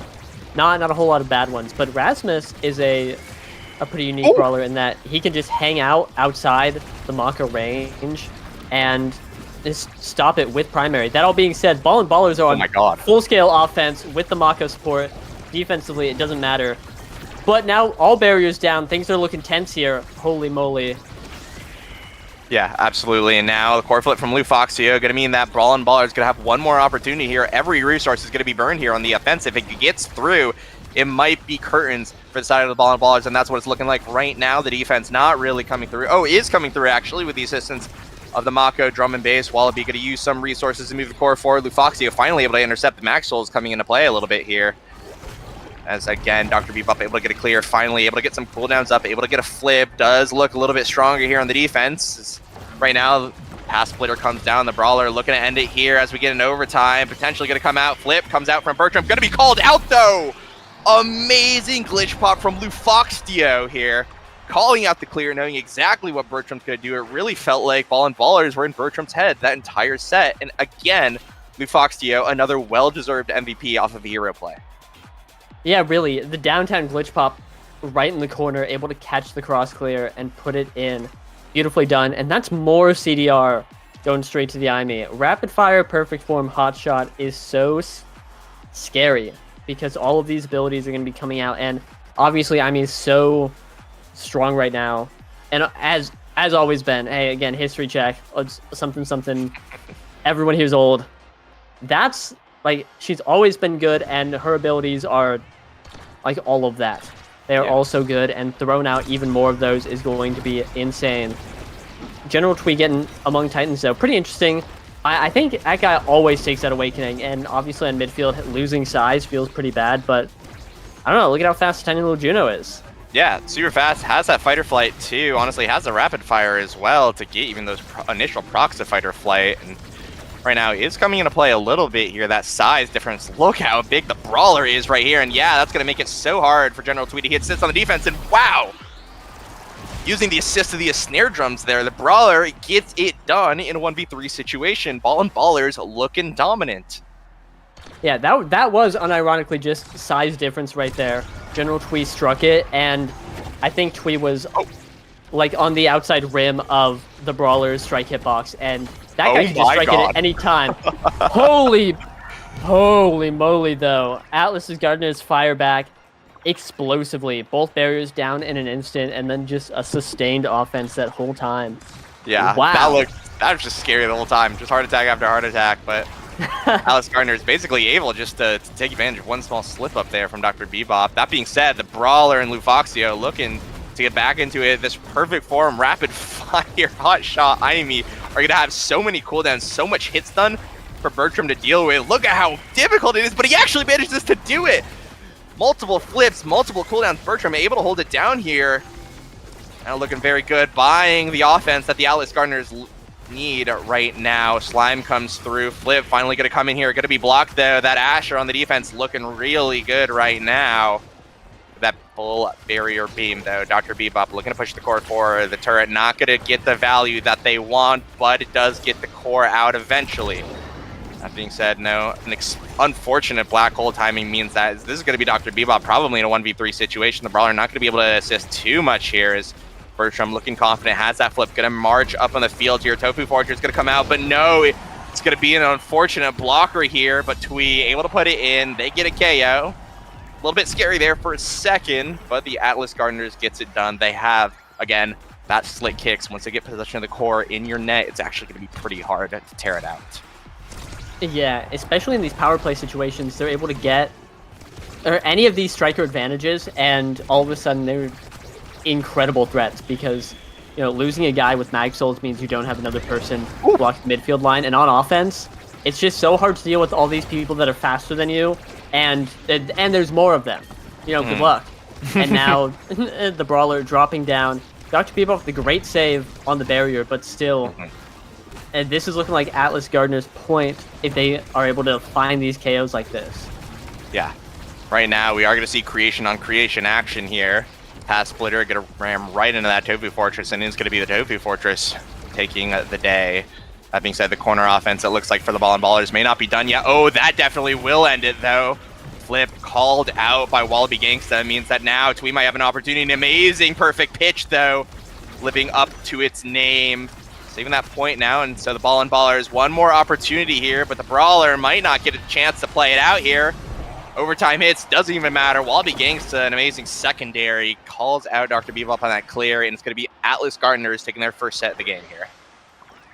Yep, on a little bit of reverse sweep action, they've scaled up, and you look at this team, and kind of hard to imagine, like, oh, this is a scaling team, and not what you would expect, but Wallaby Gangster with the big fish on start and getting Stagger Swagger that last draft. That's a lot of speed going to that guy. Going to be very beneficial. And BD to boot, that's kind of the scaling we're looking for, is a ton of size, a ton of speed, and then the Rasmus will be unleashed. Being said, second spark going to the Brawler, agility and focus. Going to be pretty big. Also has 2 size awakenings, so both Brawlers duking it out Colossus style, which I believe that awakening, big man still on the board, would be a great pickup for either of these two. But until then, it's also an extra special on the Aimi. Yeah. just this you is know.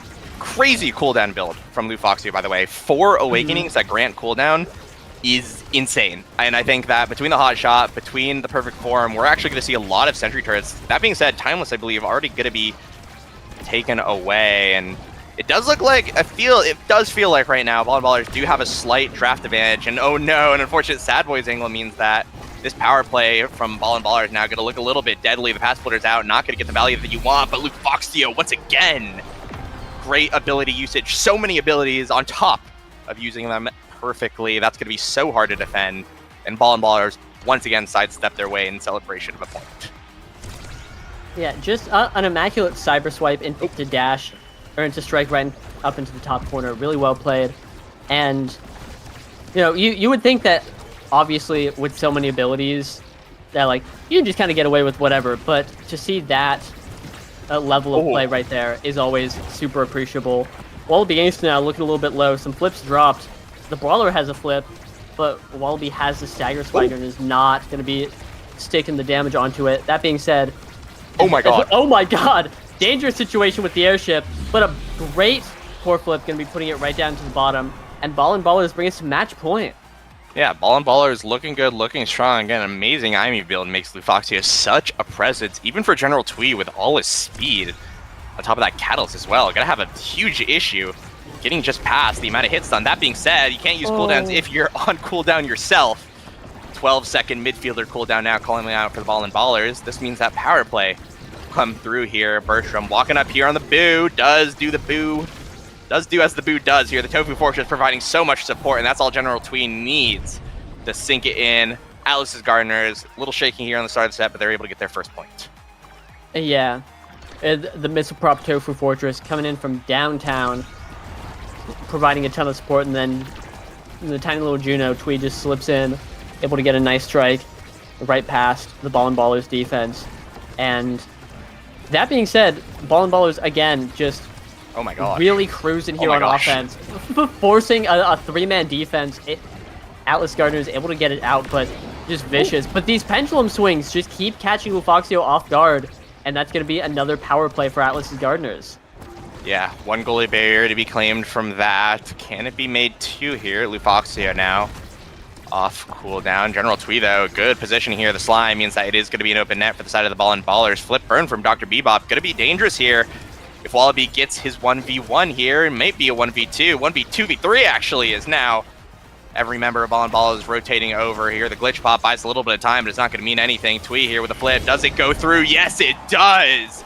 Pass player not out in time. And Dr. Bebop not able to do anything at watch as well, Atlas's Gardeners here are going to even up the set.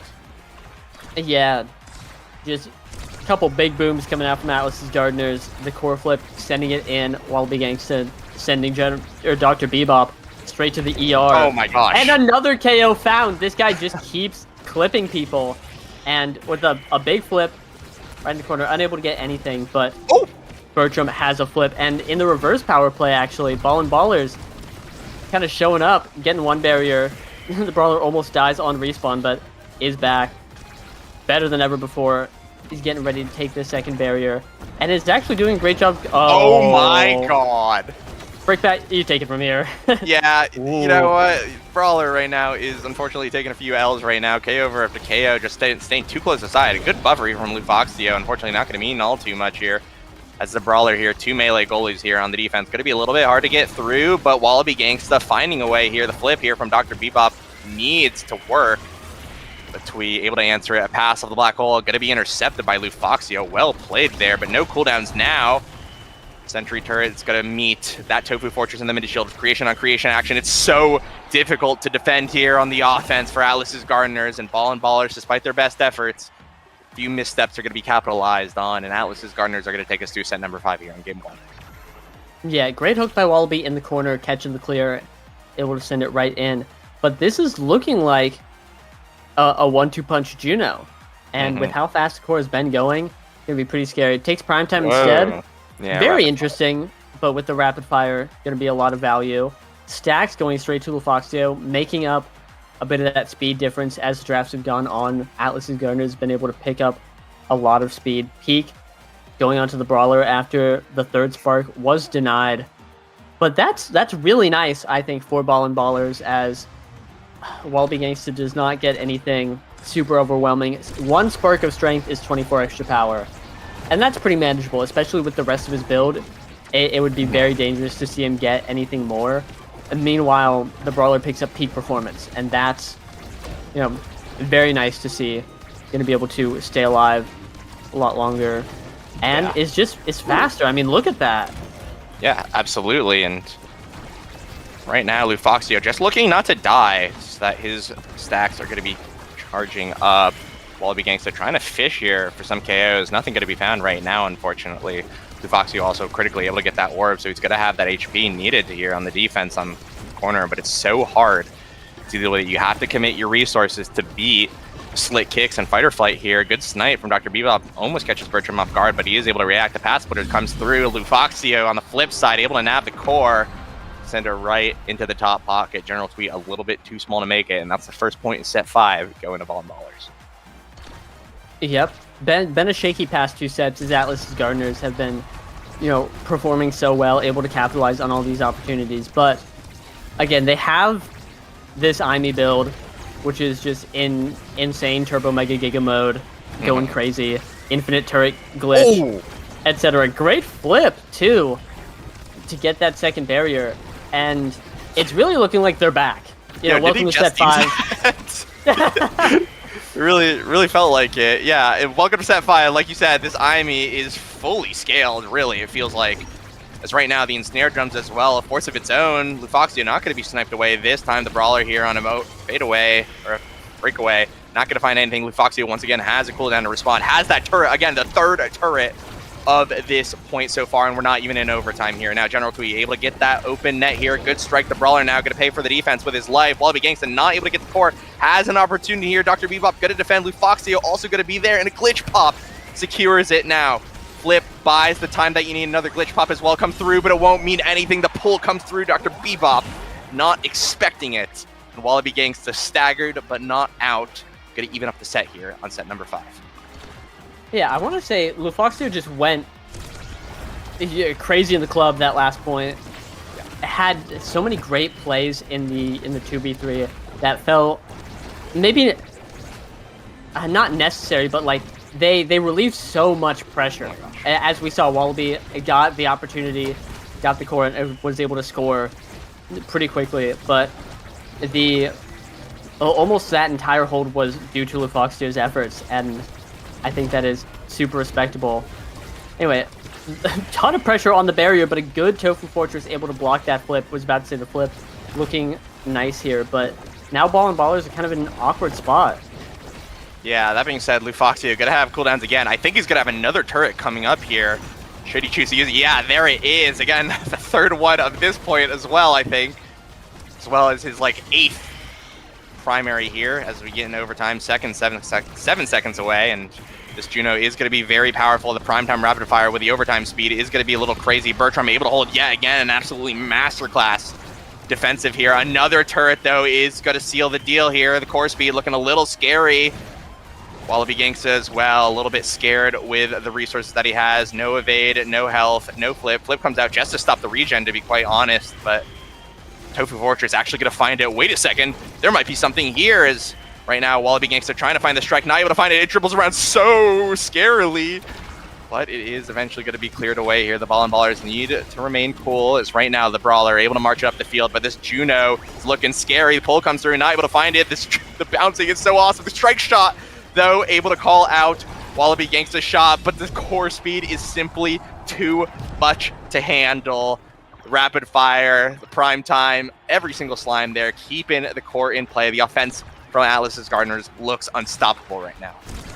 Yeah, absolutely. They were able to hold on pretty long through all that, but then Twee dropped an ult, 5 million slimes upon your location immediately, and that proved to be too much. And I was thinking, 800 Amy turrets coming out, and nobody's built for that many to deal with that many turrets. And again, we're seeing Ball and Ballers offense looking immaculate, but Atlas Gardeners are just able to hold on through all of this so far, and if they're able to hold on long enough, they'll get the opportunity to go on their own offense and just completely tear it up.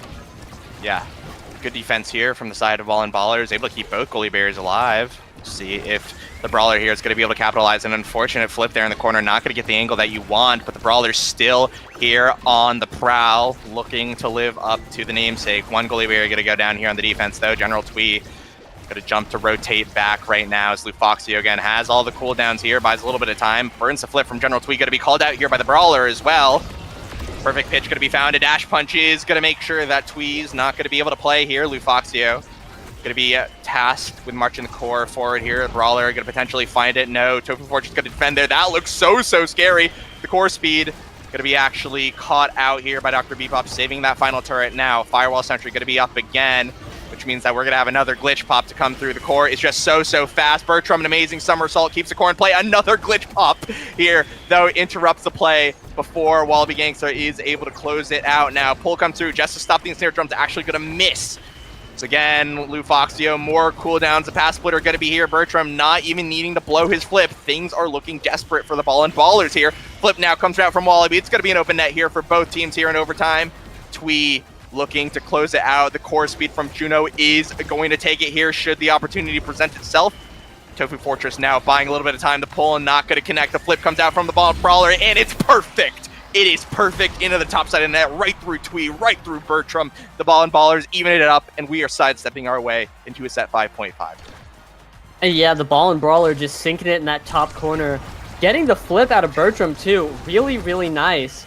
And that is exactly what you want to see if you're a ball and ballers fan, especially a little bit of this just demon offense coming out onto the barriers. Dr. Bebop still having a flip too means the energy economy is really in their favor. And if they can get it out of Twee right here, that would mean that this point is almost as good as ball and ballers, done and dusted. That's going to be the flip in the corner, completely defended away. And this is such a nice spot for the ball and ballers to be in. Yeah.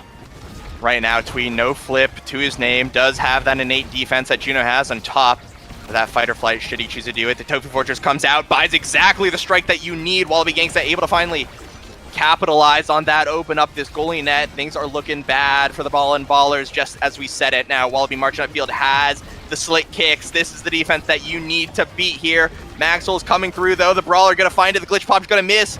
No, Lufoxio going to walk back. A little bit scary here, just looking to play the defense here as we get into overtime. The brawler finally has an opportunity. No strike war one, despite the size. The turret's there. Dr. Bebop barely able to manage to take that core speed in time, but the brawler is going to take the strike war there. Not going to work, though. Now, again, Wallaby Gangster, another opportunity to score. Bertram with a crazy Soren angle. The pass splitter going to be burning the flip here from Twee. Now, the brawler looking low, has to make a hero play here. Lufoxio, though, this core looks deadly.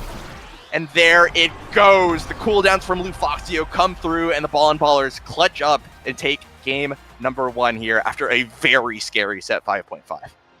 Yeah, insane set 5.5, but we saw right in that moment Lufoxio placed down a turret, and both Twee and Bertram moved into the pocket where, in between the goal and the turret, which reasonably is where Lufoxio would shoot it, but he instead shoots it past the turret. It goes between the bullets, and then Bertram and Twee are just nowhere to be seen. Yeah. And a crazy play. I don't know if that's what Lufoxio intended. Maybe he just wanted it to get hit by the turret, but again, both players were down behind the turret and just able to sneak it right in there. Yeah, absolutely. Just let's look at the midfielders. 411 from General Twee, 421 on an IME of all things here from Lufoxio. That, I think, was a game of the midfielders. I think that the brawler, amazing plays. Dr. Bebop, amazing plays. Bertram had, amazing plays. Wallaby Gangsta as well had his own, but really that felt like a battle of midfielders, and I think that's reflected in the stats, right? 200 redirects over any counterpart, basically. 7 plus 4 from General Twee, 6 plus 3 from Lufoxio, 50k damage for both midfielders here. It really felt like every midfielder was doing it all, right? We had the cooldown build from the IME and the move speed build from General Twee, and it looks like just barely that cooldown build went out. But I think I want to talk about that cooldown build. Rapid fire, extra special, hot shot, perfect form, with the stacks on stacks just to send it home. That I think might be the most disgusting cooldown build I've ever seen in competitive Mega Strikers. Just hands down. I saw so many points where Lufoxio would throw out a glitch pop, throw down a turret, and then have a glitch pop again within 4 seconds. How do you deal with that? How do you deal with that? And obviously Bertram, 103 saves to his name, brought it to a set 5.5. But how do you deal with it? That was absurd. Again, I mentioned it there. He had 3, 4, 5 firewall sentries in a single round. And that just looked so oppressive to play against. I was in shock. I had my mouth hanging out, like it just drooling, seeing some of these cooldowns just come out. I was like, how do you defend against it? And Bertram, to his credit, held extremely well. It was just too much. There's too many cooldowns, too many ways to redirect, too much hit stun, and Lufoxio utilizing that build to take home the W's for the ball and ballers. But that being said, that was game number 1. We still got another one in this series, 2 even, if Atlas Gardeners do bring it back here in game number 2. And I'm looking forward here. I don't know if there's a draft run, and let me double check. I think we are going to be going to Gates of Obscura for that, so a little bit more chaos here to kind of we're going to take that chaos of Atlas's lab, that, the Omega Strikers we know and love, the chaos of Omega Strikers, and we're going to bring it into Gates chaos of that corner. So we'll see how that plays out here. Game number 2. Yeah, I mean, chaos is just what we saw. A disturbing, heinous, god-awful super CDR build coming out from Lufoxio. And 50 million turrets be upon you. And this... I'm still looking at these midfielder redirect numbers. 400 from both of them. This is not your grandpappy's Omega Strikers. This is the new age. Every game lasts. Checking 30 minutes, 32 even. I was at 32 game. and Gates of Obscura is one of those like super chaos maps where it just attracts all the it attracts a 1-2 punch BD start. You know, like yeah, absolutely. Oh my, we're in for something special here. Yeah, wait, Asher and Julie off the table. BD 1-2. Yeah, I thought much you were to using think that about. as like an example of like, oh, this would be such a chaotic start. Thank God we didn't have that. Thank but no, I God looked over. We're not having that. Yeah, it's that. And so that Juno first pick, no surprise.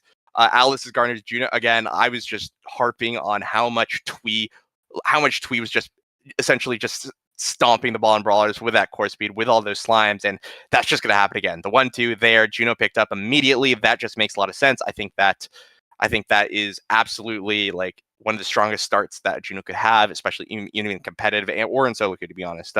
And it looks like we're gonna have a midfielder rematch here. The IME going to be selected for Lufoxio, so I guess we're gonna have that again. That being said, I think General Twee has a big plus start here. I think that Lufoxio, if he's able to kind of navigate and do that IME, the IME glitch pop, the glitch pop combo to get those 1-2 kills, that can be effective. Heck, he could even use the size of IME. IME is one of the midfielders that uses size the best, in my opinion. That cyber swipe, which is such a critical hit stun on her, scales with size, so I think that she could utilize it very well. I think she's one of the few midfielders actually that even scale with size on any of their abilities. Correct me if I'm wrong, but yeah, no, you're totally right, and I'm here because Yoshi is blue screened, so I'm here to break down the draft. And that was a crazy game. I was just watching. I was exhausted. Yeah. That was 32 minutes. Wow. Heater. That wasn't even a heater. That was like a slow roaster because it was so long. We've got tenderized meat now. We got the rotisserie chicken. Yeah. The Costco special. Does rotisserie chicken take a long time to cook? I don't know. Okay, well then why'd you pick it up? Because I was hungry. Okay, fair enough. Now I'm hungry too. But I got homemade food. I got homemade food, so in the fridge waiting for that. Oh, okay, wait, I'm getting off track here. We're getting in a game. But yeah, that was set 1 heater, slow roaster, burner, slow burner, lot of things, but what it wasn't was game number 2, which is exactly what we're gonna go into here. Again, no Juliet or the Asher here for either brawler, kind of the signature picks of both of those brawlers. So we'll see if they'll be able to take advantage, I think, of what might be a little bit of damage coming out here on Gates of Obscura. Yeah, I'm really confused that the Juno wasn't banned, right? That Juliet ban, of course, you're targeting Wallaby, but I feel like the Juno was the big problem, and I think that you take the lesser of two evils here. Yeah, I agree. I think that I would assuming, just from what I saw the last game, I think that we saw a lot of pendulum swings knocking out the ball and ballers. They were playing on the edge, and they were like, hey, we're playing like really scarily on these quarter clears. I don't want to pick a character that can abuse us for that. And that Julie 1-2 is absolutely a character that can abuse you for that and call you out. But that being said, I think, yeah, most people would pick for that default pick of banning Juno just so that they don't have to deal with that core speed. So that's, yeah, like you said, a little bit scary, a little bit interesting. We'll see. But as of right now, I think one thing to look at as well is the X coming out here for Wallaby Gangsta. This is, even though I think in the olden days, right? In the olden days, Wallaby was more famous for his Juliet. He's an old school brawler with that Juliet X core, right? That was the pool that you needed to have at the start of competitive Omega Strikers. You played Juliet and you played X, so I think he's going to be incredibly comfortable on this pick, especially, again, when it's looking really claustrophobic. And right now, already, going to be taking advantage of some of that comfort here by taking the first barrier. But now, Lufoxio able to prove that key point. He can do that glitch pop combo. And we're going to see General Tweet taking off the pitch, which means that there is hope here for Ball and Ballers to fight back amid the chaos. Absolutely. My apologies, fellas. I've climbed out, but here we're seeing more slick kicks coming out from Atlas's Gardeners. All three members taking 1-2 punch. You're gonna be seeing some Dubu damage come out, and honestly, like especially in these corners, I think that's pretty great. Dubu is able to just like contain that space, drop a log, and then maybe a roll and try and smite someone. The Brawler, only person to be taking that, built different, and honestly, not very often do I see this guy on Rasmus. He usually plays at Asher, Zentaro, probably has a Julian there, and so I wonder how that's going to factor into this game. If, you know, like how comfortable is this guy on the Rasmus? Yeah, we'll see. And there's one thing as well. Core speed from point 1 is going to be crazy because everyone's shooting reds with their strikes without 1-2 here in overtime. That being said, Juno, definitely the clear advantage there. As right now, though, the Ball and Ballers are going to be the one here on the offense. The Brawler winning a key strike war now, dumping the corner in, but it's going to be cleared away from Bertram. Lufoxtio, again, going to pass it to the Brawler in the corner, but nothing to be found. And now it's Atlas's Gardener's time to shine. Pass comes through from the Juno. Doesn't even need a pass. Catches the defensive core of Ball and Ballers off guard completely with the core speed, and I would be caught off guard by that one, too. That was a Mach 10 strike. Yeah, as we talked about, Juno on 1-2 punch start is definitely going to be Boom. super polarizing. So is X, honestly. Atlas's Gardener is just picking two incredible 1-2 punch start characters and abusing them out the gate. I think like boom, 5 of them even, big booms. Like I'm looking at Ami, I'm looking at Rasmus. They are not. Ami's pretty good with 1-2 punch, but like Rasmus does not strike me as a 1-2 punch abuser like some of the other characters in this game, and we're really seeing it. Just KO after KO coming out from the X onto the Brawler. Wallaby now staggered, but it's looking pretty comfortable. Not able to be KO'd just yet, and it's just kind of hanging out right now. Wow. The flurry of redirects. Wallaby Gangsta, just a genuinely perfectly timed bull rush there to take that point. X Maximus to follow it up. Like I said, Wallaby Gangsta, one of the greats, one of the olds, right? And he has that X. Might not bring it out nowadays, as like X is no longer as dominant of a pick as he once was at the start of launch, but absolutely something that could take over a game if given the opportunity, and this absolutely looks like an opportunity here for the side of the of Atlas's Gardeners. That being said, Bertram gonna let that one go through just a little bit, and unfortunately that pendulum swing is gonna take out the flip and the goalie as well. It's only just a matter of time. The chaos caused by that just gonna mean that it's another point for the Ball and Ballers, and they answer right back. Yeah, and despite going into this, Juno and X still able to mount the offense, get everything they need to get going. I'm still really worried about the future of this game, because we saw Lufoxtio get the best build you could ever imagine. But they have to play against Juno and X doing this. Doing all of this. And you expect them to just like, that was set 1. That was incredibly dominant. And they can only get way better. Yeah, I'm looking at this rapid fire. Flashbacks. War flashbacks. That's a perfect form for Ami. Absolutely going to deny it from the X here. That being said, X not going to really feel sad at all. Might of Colossus on the table. Big Fish on the table. Probably going to be a big fish since Might of Colossus isn't going to scale as hard, I think, as now all Size Awakening going to be off the board. I think that Rasmus... actually electing to pick the Spark here. Start that Spark build. Spark contesting. Makes a bit of sense here. We are in set number 1. T-Spark still on the board. That explosive entrance. Going to go to that Mako as well. Pretty much everyone here getting exactly what they wanted. Sides on the X. Spark starting for those who did not get their BIS. And a perfect form for the IME Shades of game number 1 here. That being said, Shades and not of game number 1. Lufoxtio starting the round out. Completely staggered with no evade. Lost Scared Kitten needs to find a home right now. And that home might be in the KO box very soon. Yeah, definitely dangerous situation. Dashing out of the corner, trying to bait people, Atlas's Gardeners, into the corner to get them away from the ball. Fortunately, not super successful. It's back back online, and Ball and Ballers getting that second barrier. Looking good for them so far, but these slimes do so much damage. Doesn't matter when Juno's off the field, though, and the Brawler has the breakaway. Scooping it up, Bertram saying, like, yep, yep, you got that one. Yeah, look at it. Try to call out, I think, the maybe the mix-up shot, but no, the Brawler remains patient, just waits for that opportunity, knows that he has that checkmate if he gives himself enough time, and enough time he found. So look at that for the Brawl and Ballers now, looking pretty good here. That being said, gonna be forced to play on the back foot here. Wallaby Gangs, the 1-2 punch core flip looks deadly, and the Brawler once again now in a familiar spot here. Very warm C on the penalty box.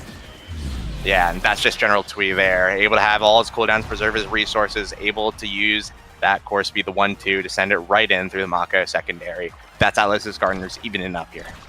Yeah, I think that was unironically a 1-2 punch difference. The slime was just able to push past the Mako secondary enough that releasing it would send it backwards, and I don't know if that would have happened without 1-2 punch. So another average Juno 1-2 punch interaction. Good luck dealing with that. And speaking of dealing with things, Bertram able to deal with all the pressure that Ball and Ballers put up. Unfortunately, General Twee down. Gonna mean a power play opportunity for them, encroaching in on this corner. But a great Tofu Fortress. It means that Ball and Ballers aren't going to get anything out of their power play except some damage onto Wallaby Gangsta, and they could take him out, you know, continue with the power play. But barriers down for them, things are looking weird at this point. You know? Absolutely. And a bit of a shark in the water. That one slime literally perfectly placed. Dr. Bebop had a reaction check himself and unfortunately was not able to pass there. That being said, the Brawler in a 1v1 here with Bertram going to be immediately added to by the midfielder and Brawler here of Atlas's Gardeners. Wallaby Gangsta notably so willing to rotate back, so willing to just say, I'm going to do the defense myself, I'm going to do it all here. And unfortunately, the Brawler once again going to walk into a log, and the Boo going to take one KO for himself here. Flip comes out, Wallaby Gangsta, Tofu Fortress, the X Maximus all here, but it's going to be defended away actually. Some masterful striking here from Dr. Bebop and Lufoxio, but that being said, it's not over yet. Strike War won again by Lufoxio to keep the core alive. Good defense from Bertram, understanding the game plan that the Brawler wanted to do. Now, though, one more opportunity, no room for error now, as there it goes. Wallaby Gangsta able to receive the core, takes the shot, a missed in snare drums, means that Dr. Bebop will not be able to hold. And Atlas's Gardeners looking just as strong as they did last game. Now up 2 points here on set number 2. Yeah, looking incredibly strong, and great shot by Wallaby Gangsta putting in the top corner. Something I'm noticing, and maybe I'm getting a little ambitious, is kids these days just don't know how to deal with the Boo. I've seen a whole lot of Tofu Fortress value, and like, almost jinxed it, but like I feel like Bertram on the Dubu is doing his thing, and there's a lot of instances where Ball and Ballers will be like trying to keep striking at the Tofu Fortress, waiting for it to go down, and obviously it takes a bit. That thing lasts a while. Yeah. And I think it's not necessarily to the detriment, like this is why they're not winning right now, and it's the only reason. Obviously it's not just that, but it's something interesting that I'm seeing, and I think it's genuinely just because people don't play Dubu anymore. Like you don't see that. It's hard to deal with. Yeah, absolutely, definitely Dubu kind of a knowledge check if you really don't know. And I think Bertram absolutely kind of a classic Dubu, right? Classic Dubu player. Like we don't like saying that a goalie is like a notable Dubu player. It's like saying that rich people are also billionaires. Like you know what I mean? It's kind of the same like type of thing, but Bertram really, I feel like, actually is like a Dubu specialist in some ways. It does things on the character that are absolutely so impressive that even a lot of like NASA goalies struggle to perform on a regular basis. And right now, General Twee, though, as I'm just talking about the goalies, says the midfielder demands the attention right now, finds a 1v3 score to close out the set. And that is Atlas's Gardeners looking really good. Bertram, best in the West, thumbs up, gets his MVP, and has his choice here of extra special and missile propulsion for peak performance. Yeah, Bertram clocking in the MVP. Melee goalie player good at Dubu. Billionaires good at having a lot of money. I forgot what you said. I just want to say that this guy has a Bertrillion stagger now with that peak performance. Gonna be loading in with that Spark of Resilience peak on the Dubu. He's so healthy. He is impossible to kill, and that's one of Dubu's biggest weaknesses. A different facet of the knowledge check is that you can show up and say, I'm going to sit on Dubu. I'm going to kill him now. And then you do. And then what's he gonna do? Run away? He's got the lowest base move speed in the game. He can't do that. Yeah. So Absolutely can. But you know what he can do? That man can strike, and strike away does Bertram do. Clocking in here at his 9 to 5, getting the job done, making sure his project manager looks happy. That being said, the Brawler looking to get an answer here, trying to disrupt this fragile ecosystem, but no, could actually be saved. Dr. Bebop, unfortunately, a little bit of a misclear, gives it up, gets the core out, but loses the goalie barrier in the process. Now up to Wallaby Gangsta to act as standing midfielder here. Will rush comes through, try to predict that top clear, nothing going to be found, and unfortunately, this corner clear does not look like it's going to come to fruition here. Going to be blocked away, the flip at the end for good measure, going to be blocked away as well here. The Juno Slimes now giving core possession to the side of Atlas's Gardeners. Flip from Lufoxia, going to be burned just to keep any sort of momentum here for the Ball and Ballers, but Juno Slimes just looking so hard to deal with as we get in overtime here. Wallaby Gangsta now rotating back, has to tank some of that 1-2 Imiter. A little bit scary, but no, Dr. Bebop not going to make it to the goal in time, and it's going to get snuck right through by Bertram. Takes a nap for his efforts here, but now Atlas's Gardeners looking to take this one. yeah, really, 2 points away from winning the whole game, bringing us to a game 3, and it's a great performance coming out from these guys. That being said, General Twee, I feel like just keeps getting caught off guard, assassinated by the core flip right there. Ton of damage coming out from this turret, but again, Bertram with 2,750 stagger, unkillable monster. That's freakish. That's disturbing. His teammates, different story. No comment about that. But great opportunity for Ball and Ballers to get something done here, as all 3 members of Atlas's Gardeners are back, but the barriers are down, and the Brawler has a flip. Sorry, he no longer has a flip. Yeah, I had to blow it out of respect there from the dash punch here from Wallaby Gangsta. Again, going to be trying to get it in. Nothing going to be found, though. Glitch Pop not able to keep the core up. The Brawler now has an opportunity to score, but it's going to be called out by Bertram's strike shot now. Lufoxio using portals to his advantage so often that really felt like Lufoxio was thinking with portals right there. So many portal passes of the Brawler, able to get through the defenses of Bertram. And despite being down 2 sets, the Ball and Ballers still holding out, holding valiantly here, trying to claw their way back into this game. Yeah, definitely a lot of signs of life coming from Ball and Ballers. Game is not by any means over yet, especially with how much damage they're able to put out. And I really feel like that's the win con here, is if they're able to get a power play, they're like every single time throughout this game, they've been getting a lot of value out of these power plays, and especially into this comp, X, Juno, the fewer the people there are that can abuse 1-2 punch, the better the chance they have on defense. And then obviously into this Dubu, it's really tough to just get right through him. Oh my god. And all the lanes in these corners are so you like have to force it through. Yeah. So looking for those opportunities to force 1v2s or situations where they just have less manpower is exactly what we need.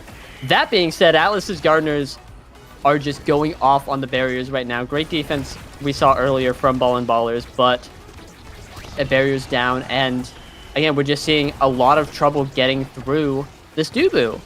Yeah, so strong here, so big of a Boo right now. Just hard to strike war in general, and now Wallaby Gangsta an opportunity to score. Yeah, X Maximus gives him that cooldown that he needs on the strike to send it right in to win that 50-50, and we're just 1 point away from Atlas's Gardeners evening up the series here in game number 2.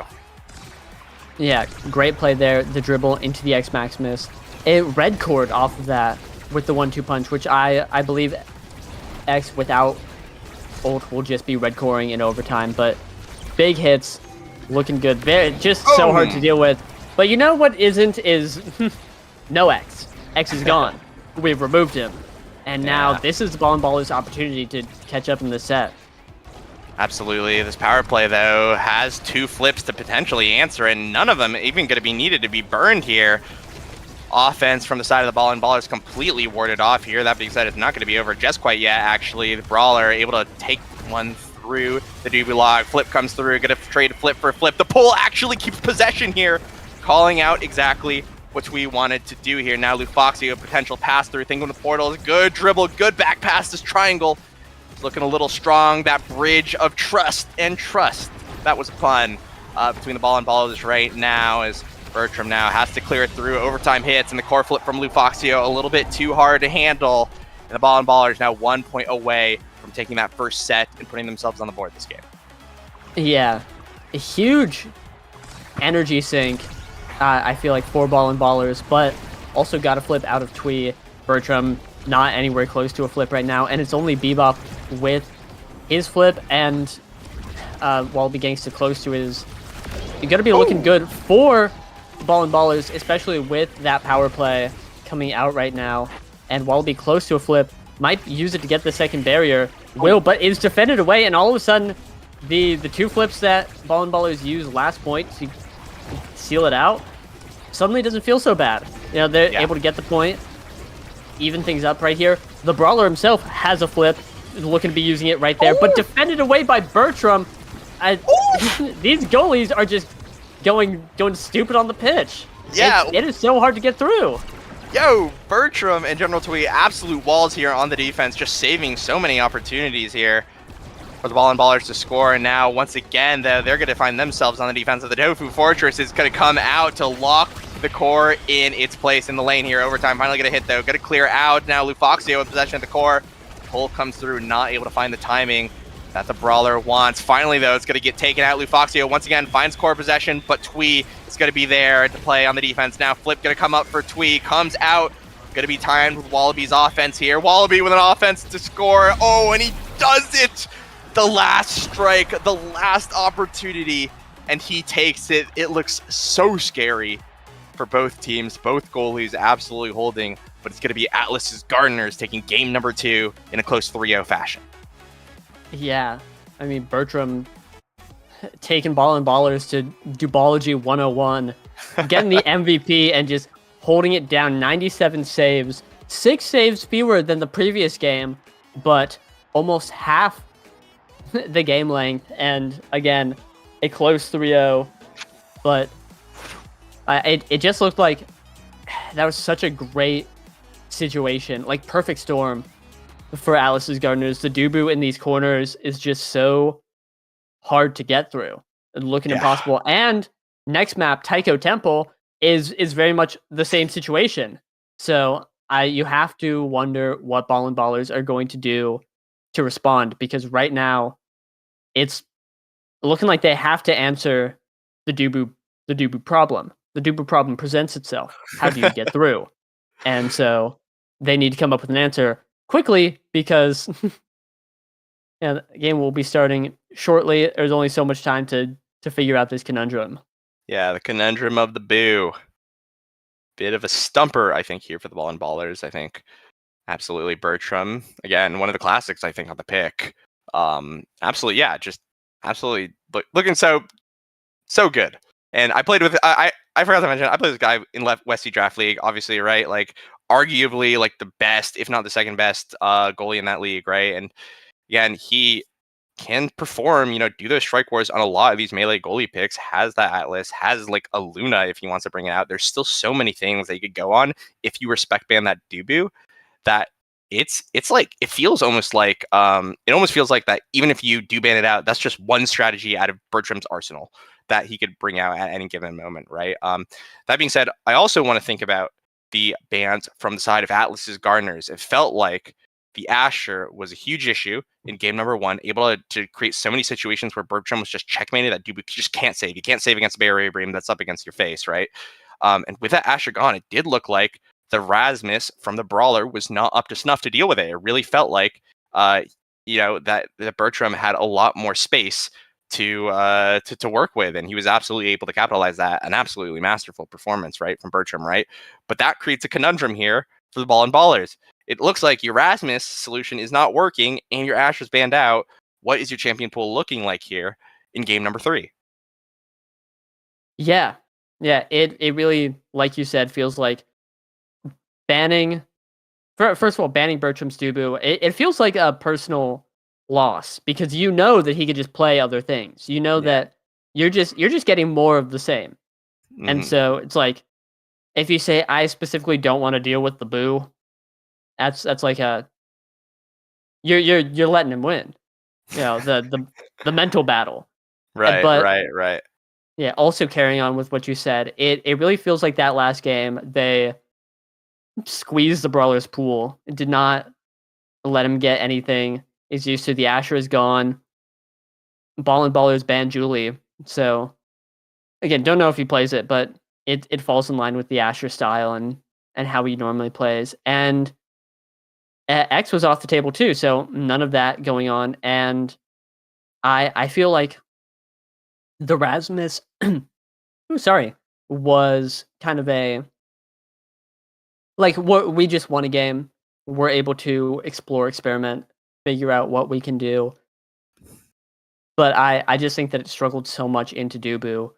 You know, what's a humble guy to do into the big hamster? And you know, the Brawler frequently plays Zentaro, but Zen having such a low stagger. Great pick on 1-2 punch start, but also great pick for the enemy team onto 1-2 punch start. You can just get assassinated really quickly. I imagine that's why the Zentaro was foregone, but again, who knows? The Rasmus was picked anyway, and we're going into this draft with a Luna ban from Ballers, and the Boo is back.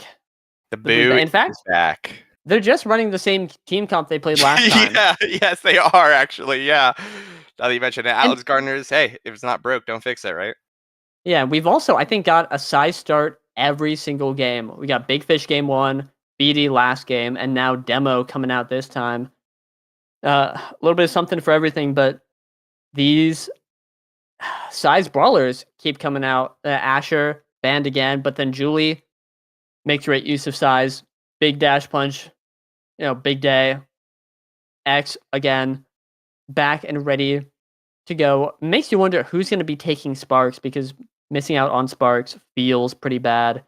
If the enemy team has a guy who's just going to start collecting them and you don't, like, things are pretty bad. But I think both these brawlers want size, so it might fall to the midfielders or goalies to, you know, get on their Spark activity. Yeah. It also, if you are the brawler, sometimes it's okay. Just put your hands up and say, unless I'm getting like a million KOs, I'm not going to have as many redirects. I'm not going to have as many saves, right? I'm not going to have the amount of XP that my midfielder or goalie is going to have. So I'm not going to be first in draft. Why should I take the Spark? I should be a little bit selfish, which, you know, absolutely could happen. We could also just see 3 Sparks come out. Like, that's not something that's not something that we haven't seen before as well. And one thing I want to talk about as well, there's a Luna ban coming out from Ballers. What? Mm-hmm. That came out, it really feels like it came out from nowhere. I don't know. Both Twee and Bertram do pilot the character and pilot it well, but I don't think the pick is very good in either position. On this map especially. Like, this is, I think, widely considered to be Luna's worst map. So I'm not quite sure what it was there for. I don't know what they were scared of with the Awakening start. That's going to be something interesting to look at. But hey, if they're the one that take it home, then the ban worked. But as of right now, we are getting into game here, and we're going to see how that Awakening start that you talked about pans out. I think this Atlas as well going to be a bit interesting as well. It feels like X in the Atlas could be potentially really miserable, especially if he does get the core lot with this Juno. So we'll see how the Ballers will be able to react to it. Yeah, definitely. I do think that, going back to the Luna ban, we saw the Julie ban last game in response to, you know, the 1-2 punch start and just not letting the Juliet go through. I just checked the game 1 bans, and Ballin had banned Luna, so it seems like that's their default ban. Really interesting, because I feel like Twee was just going to be locking Juno no matter what, in all games, in all situations, unless it's like a Deadeye start, because like you said, this map, not a great Luna map. This start, not really a great Luna start. You know, if I'm Ballers, I'm sitting here and I'm saying, he can have Luna. You know, like, it just doesn't look good here, and I would much prefer a Juno ban. Obviously, though, they're out there, I'm in here. You know, where's the caveman? And Wallaby Gangsta getting that second barrier, forcing the flip out of Dr. Bebop. Both nets open for both teams. Twee looking to get the ball away. take it and look for an opportunity while be low. But really, this point could go either way.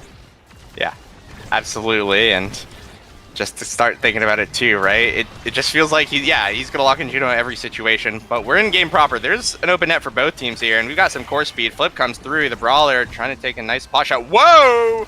Taiko drumming, gonna catch us off guard, but Dr. Bebop gonna be the one that's gonna be stun locked here.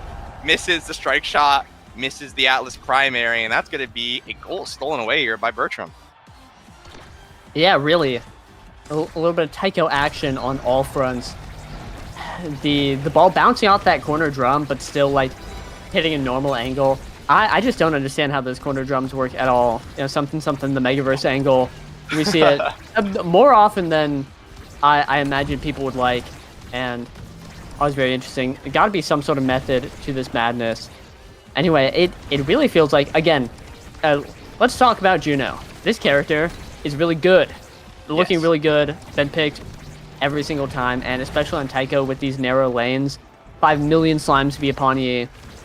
That's tough to get through. Fundamentally, you've got to sit yourself down, your ballers, and say, this Juno stinks to get through, and sometimes the core moves a million miles per hour and gets in the wedge of the barriers there, and you get double barriered and then owned, and then you're owned, and you've got to again look yourself in the mirror and say, sometimes I'm owned. Sometimes you're owned. Yeah, that's just how it goes. Yeah, doing the owning, really, just great play from them.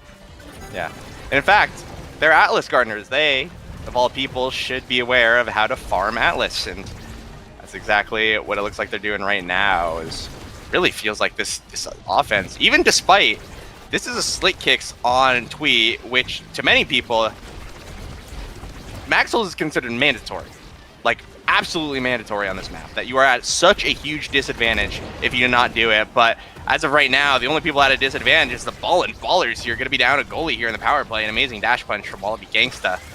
Gonna seal the deal on that now. An opportunity. Dash comes through. Strike War won by Lufoxio. Ooh, and a good strike war from the Brawler. But it might all mean for not. Oh, the buffer on the flip, but no! Dr. Bebop, too ambitious on the clear, intercepted by General Twee. That's gonna be Atlas's Gardeners taking this first set here on Taiko Tempo. Yeah. Much to think about that point. Something I've noticed going into draft is that Wallaby Gangsta only wants to take Demolitionist and has that Mag Souls, able to get the value from it where Twee isn't. And I think that's a nice dichotomy where they...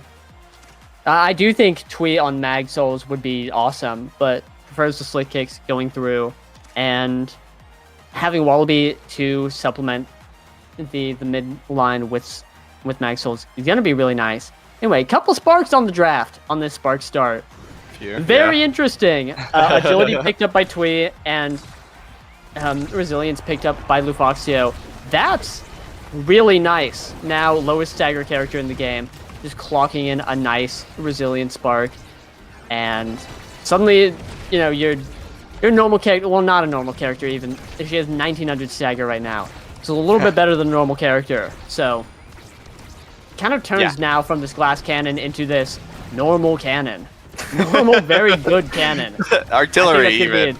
I think that's going to be a big deal this game. Yeah, absolutely agreed. It also means that you can kind of step on slimes with impunity. So you have that option to do the counterplay, the kind of most basic standard counterplay against the Juno. That being said, if the core never really gets cleanly to your Brawler, it might all be for naught, right? 1,000 redirects and for what? But Fortress now down an opportunity potentially here for the ballers. This flip here on the Brawler. Or this flip on Lufoxio. Still there. Dash going to be called out by Bertram on the strike shot. But they're not out of the woods yet. We are here on overtime. Now Primary going to come through. The Bull Rush going to take out the Celestial Intervention, or the whatever intervention here. Wallaby Gangsta now possession of the core. Strike War wins, come through, and it might be a double barrier opportunity here. Yes, it is. Atlas's Gardeners now opening up the map. The Brawler, though, looking to seal it away before the damage gets too bad. Dash comes through, punch comes through, nothing to be found, but the strike is there. The best cooldown in the game, coming through when it needs most. It's needed most, and Baller is there. Down a set, but not down a point. They're going to take the first one here in set number 2. Yeah, the Brawler able to just weave it right in between the Gardeners' defense, and 1 point on the board for Ballin' Ballers. Looking good, but they still have a full set to climb back from. That being said, I think the energy economy is in their favor. They got a lot of stagger that last draft. The Brawler got some speed, which is going to be pretty substantial. Dr. Bebop rocking the missile prop is going to be really nice. Also rocking that flip, trying to get it out, but another flip coming out from Twee, keeping it in. And it's always really difficult, trying to figure out when to flip, because if you are the forward or a forward and the goalie has flip, you want to try and bait it out, but then you also want to use your opportunity to flip, and so super difficult to pick the time. But when Dr. Bebop flipped there, it gave Twee the opportunity to flip pretty freely and keep up the offense. And now Atlas Gardeners in the power play should just encroach on this barrier really comfortably. But Dr. Bebop with a couple surgical clears is able to get it out, and all of a sudden the power play doesn't matter, and Ballin' Ballers are kind of on top at this point. Yeah, Ballin' Ballers are fantastic defense now. Gonna catch Atlas Gardeners a little bit flustered here, it feels like, but no, Slime be upon you. And now the Juno special, Play with Friends or whatever it's called, is gonna take out that set. Brawler, good strike war, able to finally even it up though. General Tweep has that flip to work with, but it's gonna be Wallaby Gangsta actually sending the core away from his net. Flip comes through from General Tweep, potentially trying to kill the Brawler, but nothing going to be found. Now Dash gonna be here, Punch gonna be here. No, the only thing gonna be Punch is gonna be the Brawler as he flies out. Taiko Drum looking a little bit deadly. A missed strike shot. No, that is not what you want to see. Dr. Bebop, unfortunately, not able to hit that, and that's going to be a goal going at Atlas's Gardeners. Yeah, pretty devastating. A strike shot miss, going to be costing them the point. But set now tied up. Getting one barrier in the first 5 seconds, got to feel nice. And again, I feel like the Ballin' Ballers are really looking strong here. A pretty uncharacteristic miss coming out. Not the end of the world, we'll be given a point, but I think that as long as they can stay level-headed, not let the pressure get to them, which we've been seeing throughout this set, I feel like has been pretty true. They should be able to get it done. They have the energy advantage. 2 flips burned from both sides with Dr. Bebop, still cruising with his. Bertram also has one. Brawler coming up on one. Gonna be a big deal, but a straight flip. Old heads. Got the steppy roll on lock, and now Ballin' Ballers have an open net. Yeah, really feels like, will it come down to it? Ooh, a nice attempt here on the mix-up with the strike. Unfortunately, not going to be enough, but Lufoxio is able to buy another opportunity potentially here. No, Wallaby Gangsta able to clear it here. The Now Mine not able to intercept Dribble here, as now 1v2 situation. Bertram has to blow flip to clear here. X gonna block the strike shot before it comes in. The 50-50 shot is there and it can't be covered. Brawler, pixel perfect shot to the bottom of the net there. He's gonna be able to take it for the Ballin' Ballers. Now 2-1 here on set number 2. Yeah, a really great feint from the Brawler. Walking out, going absolutely wide as possible with the bounce off the bumper, and waiting, holding it, and then moving back in right on the corner that he just left. Pretty sneaky play, one would say, and got them that point. One more, and they're able to win this set. But unfortunate barrier drop means things are looking a little tough. Twee with the flip, Twee not with the flip, no longer has it, and that's X Maximus down from Wallaby Gangsta, and Ballin' Ballers. I think if they're able to play this point slow, oh my god, and methodical, they have more resources right now than Atlas's Gardeners, and they should be able to get through. That's a big if right now. It feels like the Ballin' Ballers, I think a little bit of panic setting in. It feels like this Atlas is just throwing cooldowns as soon as he gets them. I've seen a few too many missed strike shots for my pleasure here. Pass comes through. No, not going to guess correctly on the strike shot. Atlas's Gardeners down a point in the set, but it's going to be them clawing our way to point number 5 here. And you mentioned, yeah, the Ballin' Ballers need to stay level-headed. They are technically, they are a team that are hungry, right? They're looking to be some pretty esteemed names, in my opinion, right? But they need to stay calm. This is game number 3 here. You know, you have a lot of opportunities. You can still play your game here, but it's going to be scary. And now, unfortunately, that's not what you want to see here. The flip comes out, going to be deflected, but the Tofu Fortress there, the Juno Slime, once again, hits the core, sends it into the top side of the net, and the Atlas's Gardeners are pulling ahead. This lead from them is looking very strong here coming into game number 3. Yeah, really. Here's where the narrative goes that the experienced players are very wise and level-headed, and the newbies are freaking out, which is like, it's definitely not untrue. I think the Ball and Ballers are starting to get nervous, and it's expressing itself in their play. Gotta, take a deep breath, Zen mode, calm down. It just is a real thing. Players like Twee, Wallaby, and Bertram have a ton of tournament experience and are very good at staying calm under pressure. And we're seeing it live right here. It's gonna take an insane mental battle from Ball and Ballers to overcome this mountain that they have to climb. Especially because Wallaby just picked up 1-2 punch, and that's a third spark of strength on General Twee. That's a ton of core speed for both these players. And we're back to the last game. Let's talk about core speed a little bit more. Juno and X, they're hitting the ball softly today, I bet. Yeah, absolutely. And look at that. All these slimes here. No clear angles presented. You just have to ping pong. Oh my god, back and forth. A bit of a jump scare angle. Going to be actually called out here by Dr. Bebop. Strike shot going to miss, but it might not matter. No, it will actually. Wallaby Gangsta General Twee again, just so claustrophobic, making everything so claustrophobic for Dr. Bebop, and it really feels like the guillotine is coming in here for the Ball and Ballers. Yeah, just able to pinch Bebop into that corner right there. He's following the core, and a stray KO on Lufoxio, who was standing a bit too close to the goal line. Oh my god. Big, but a big, just oppressive offense, and we're seeing it again.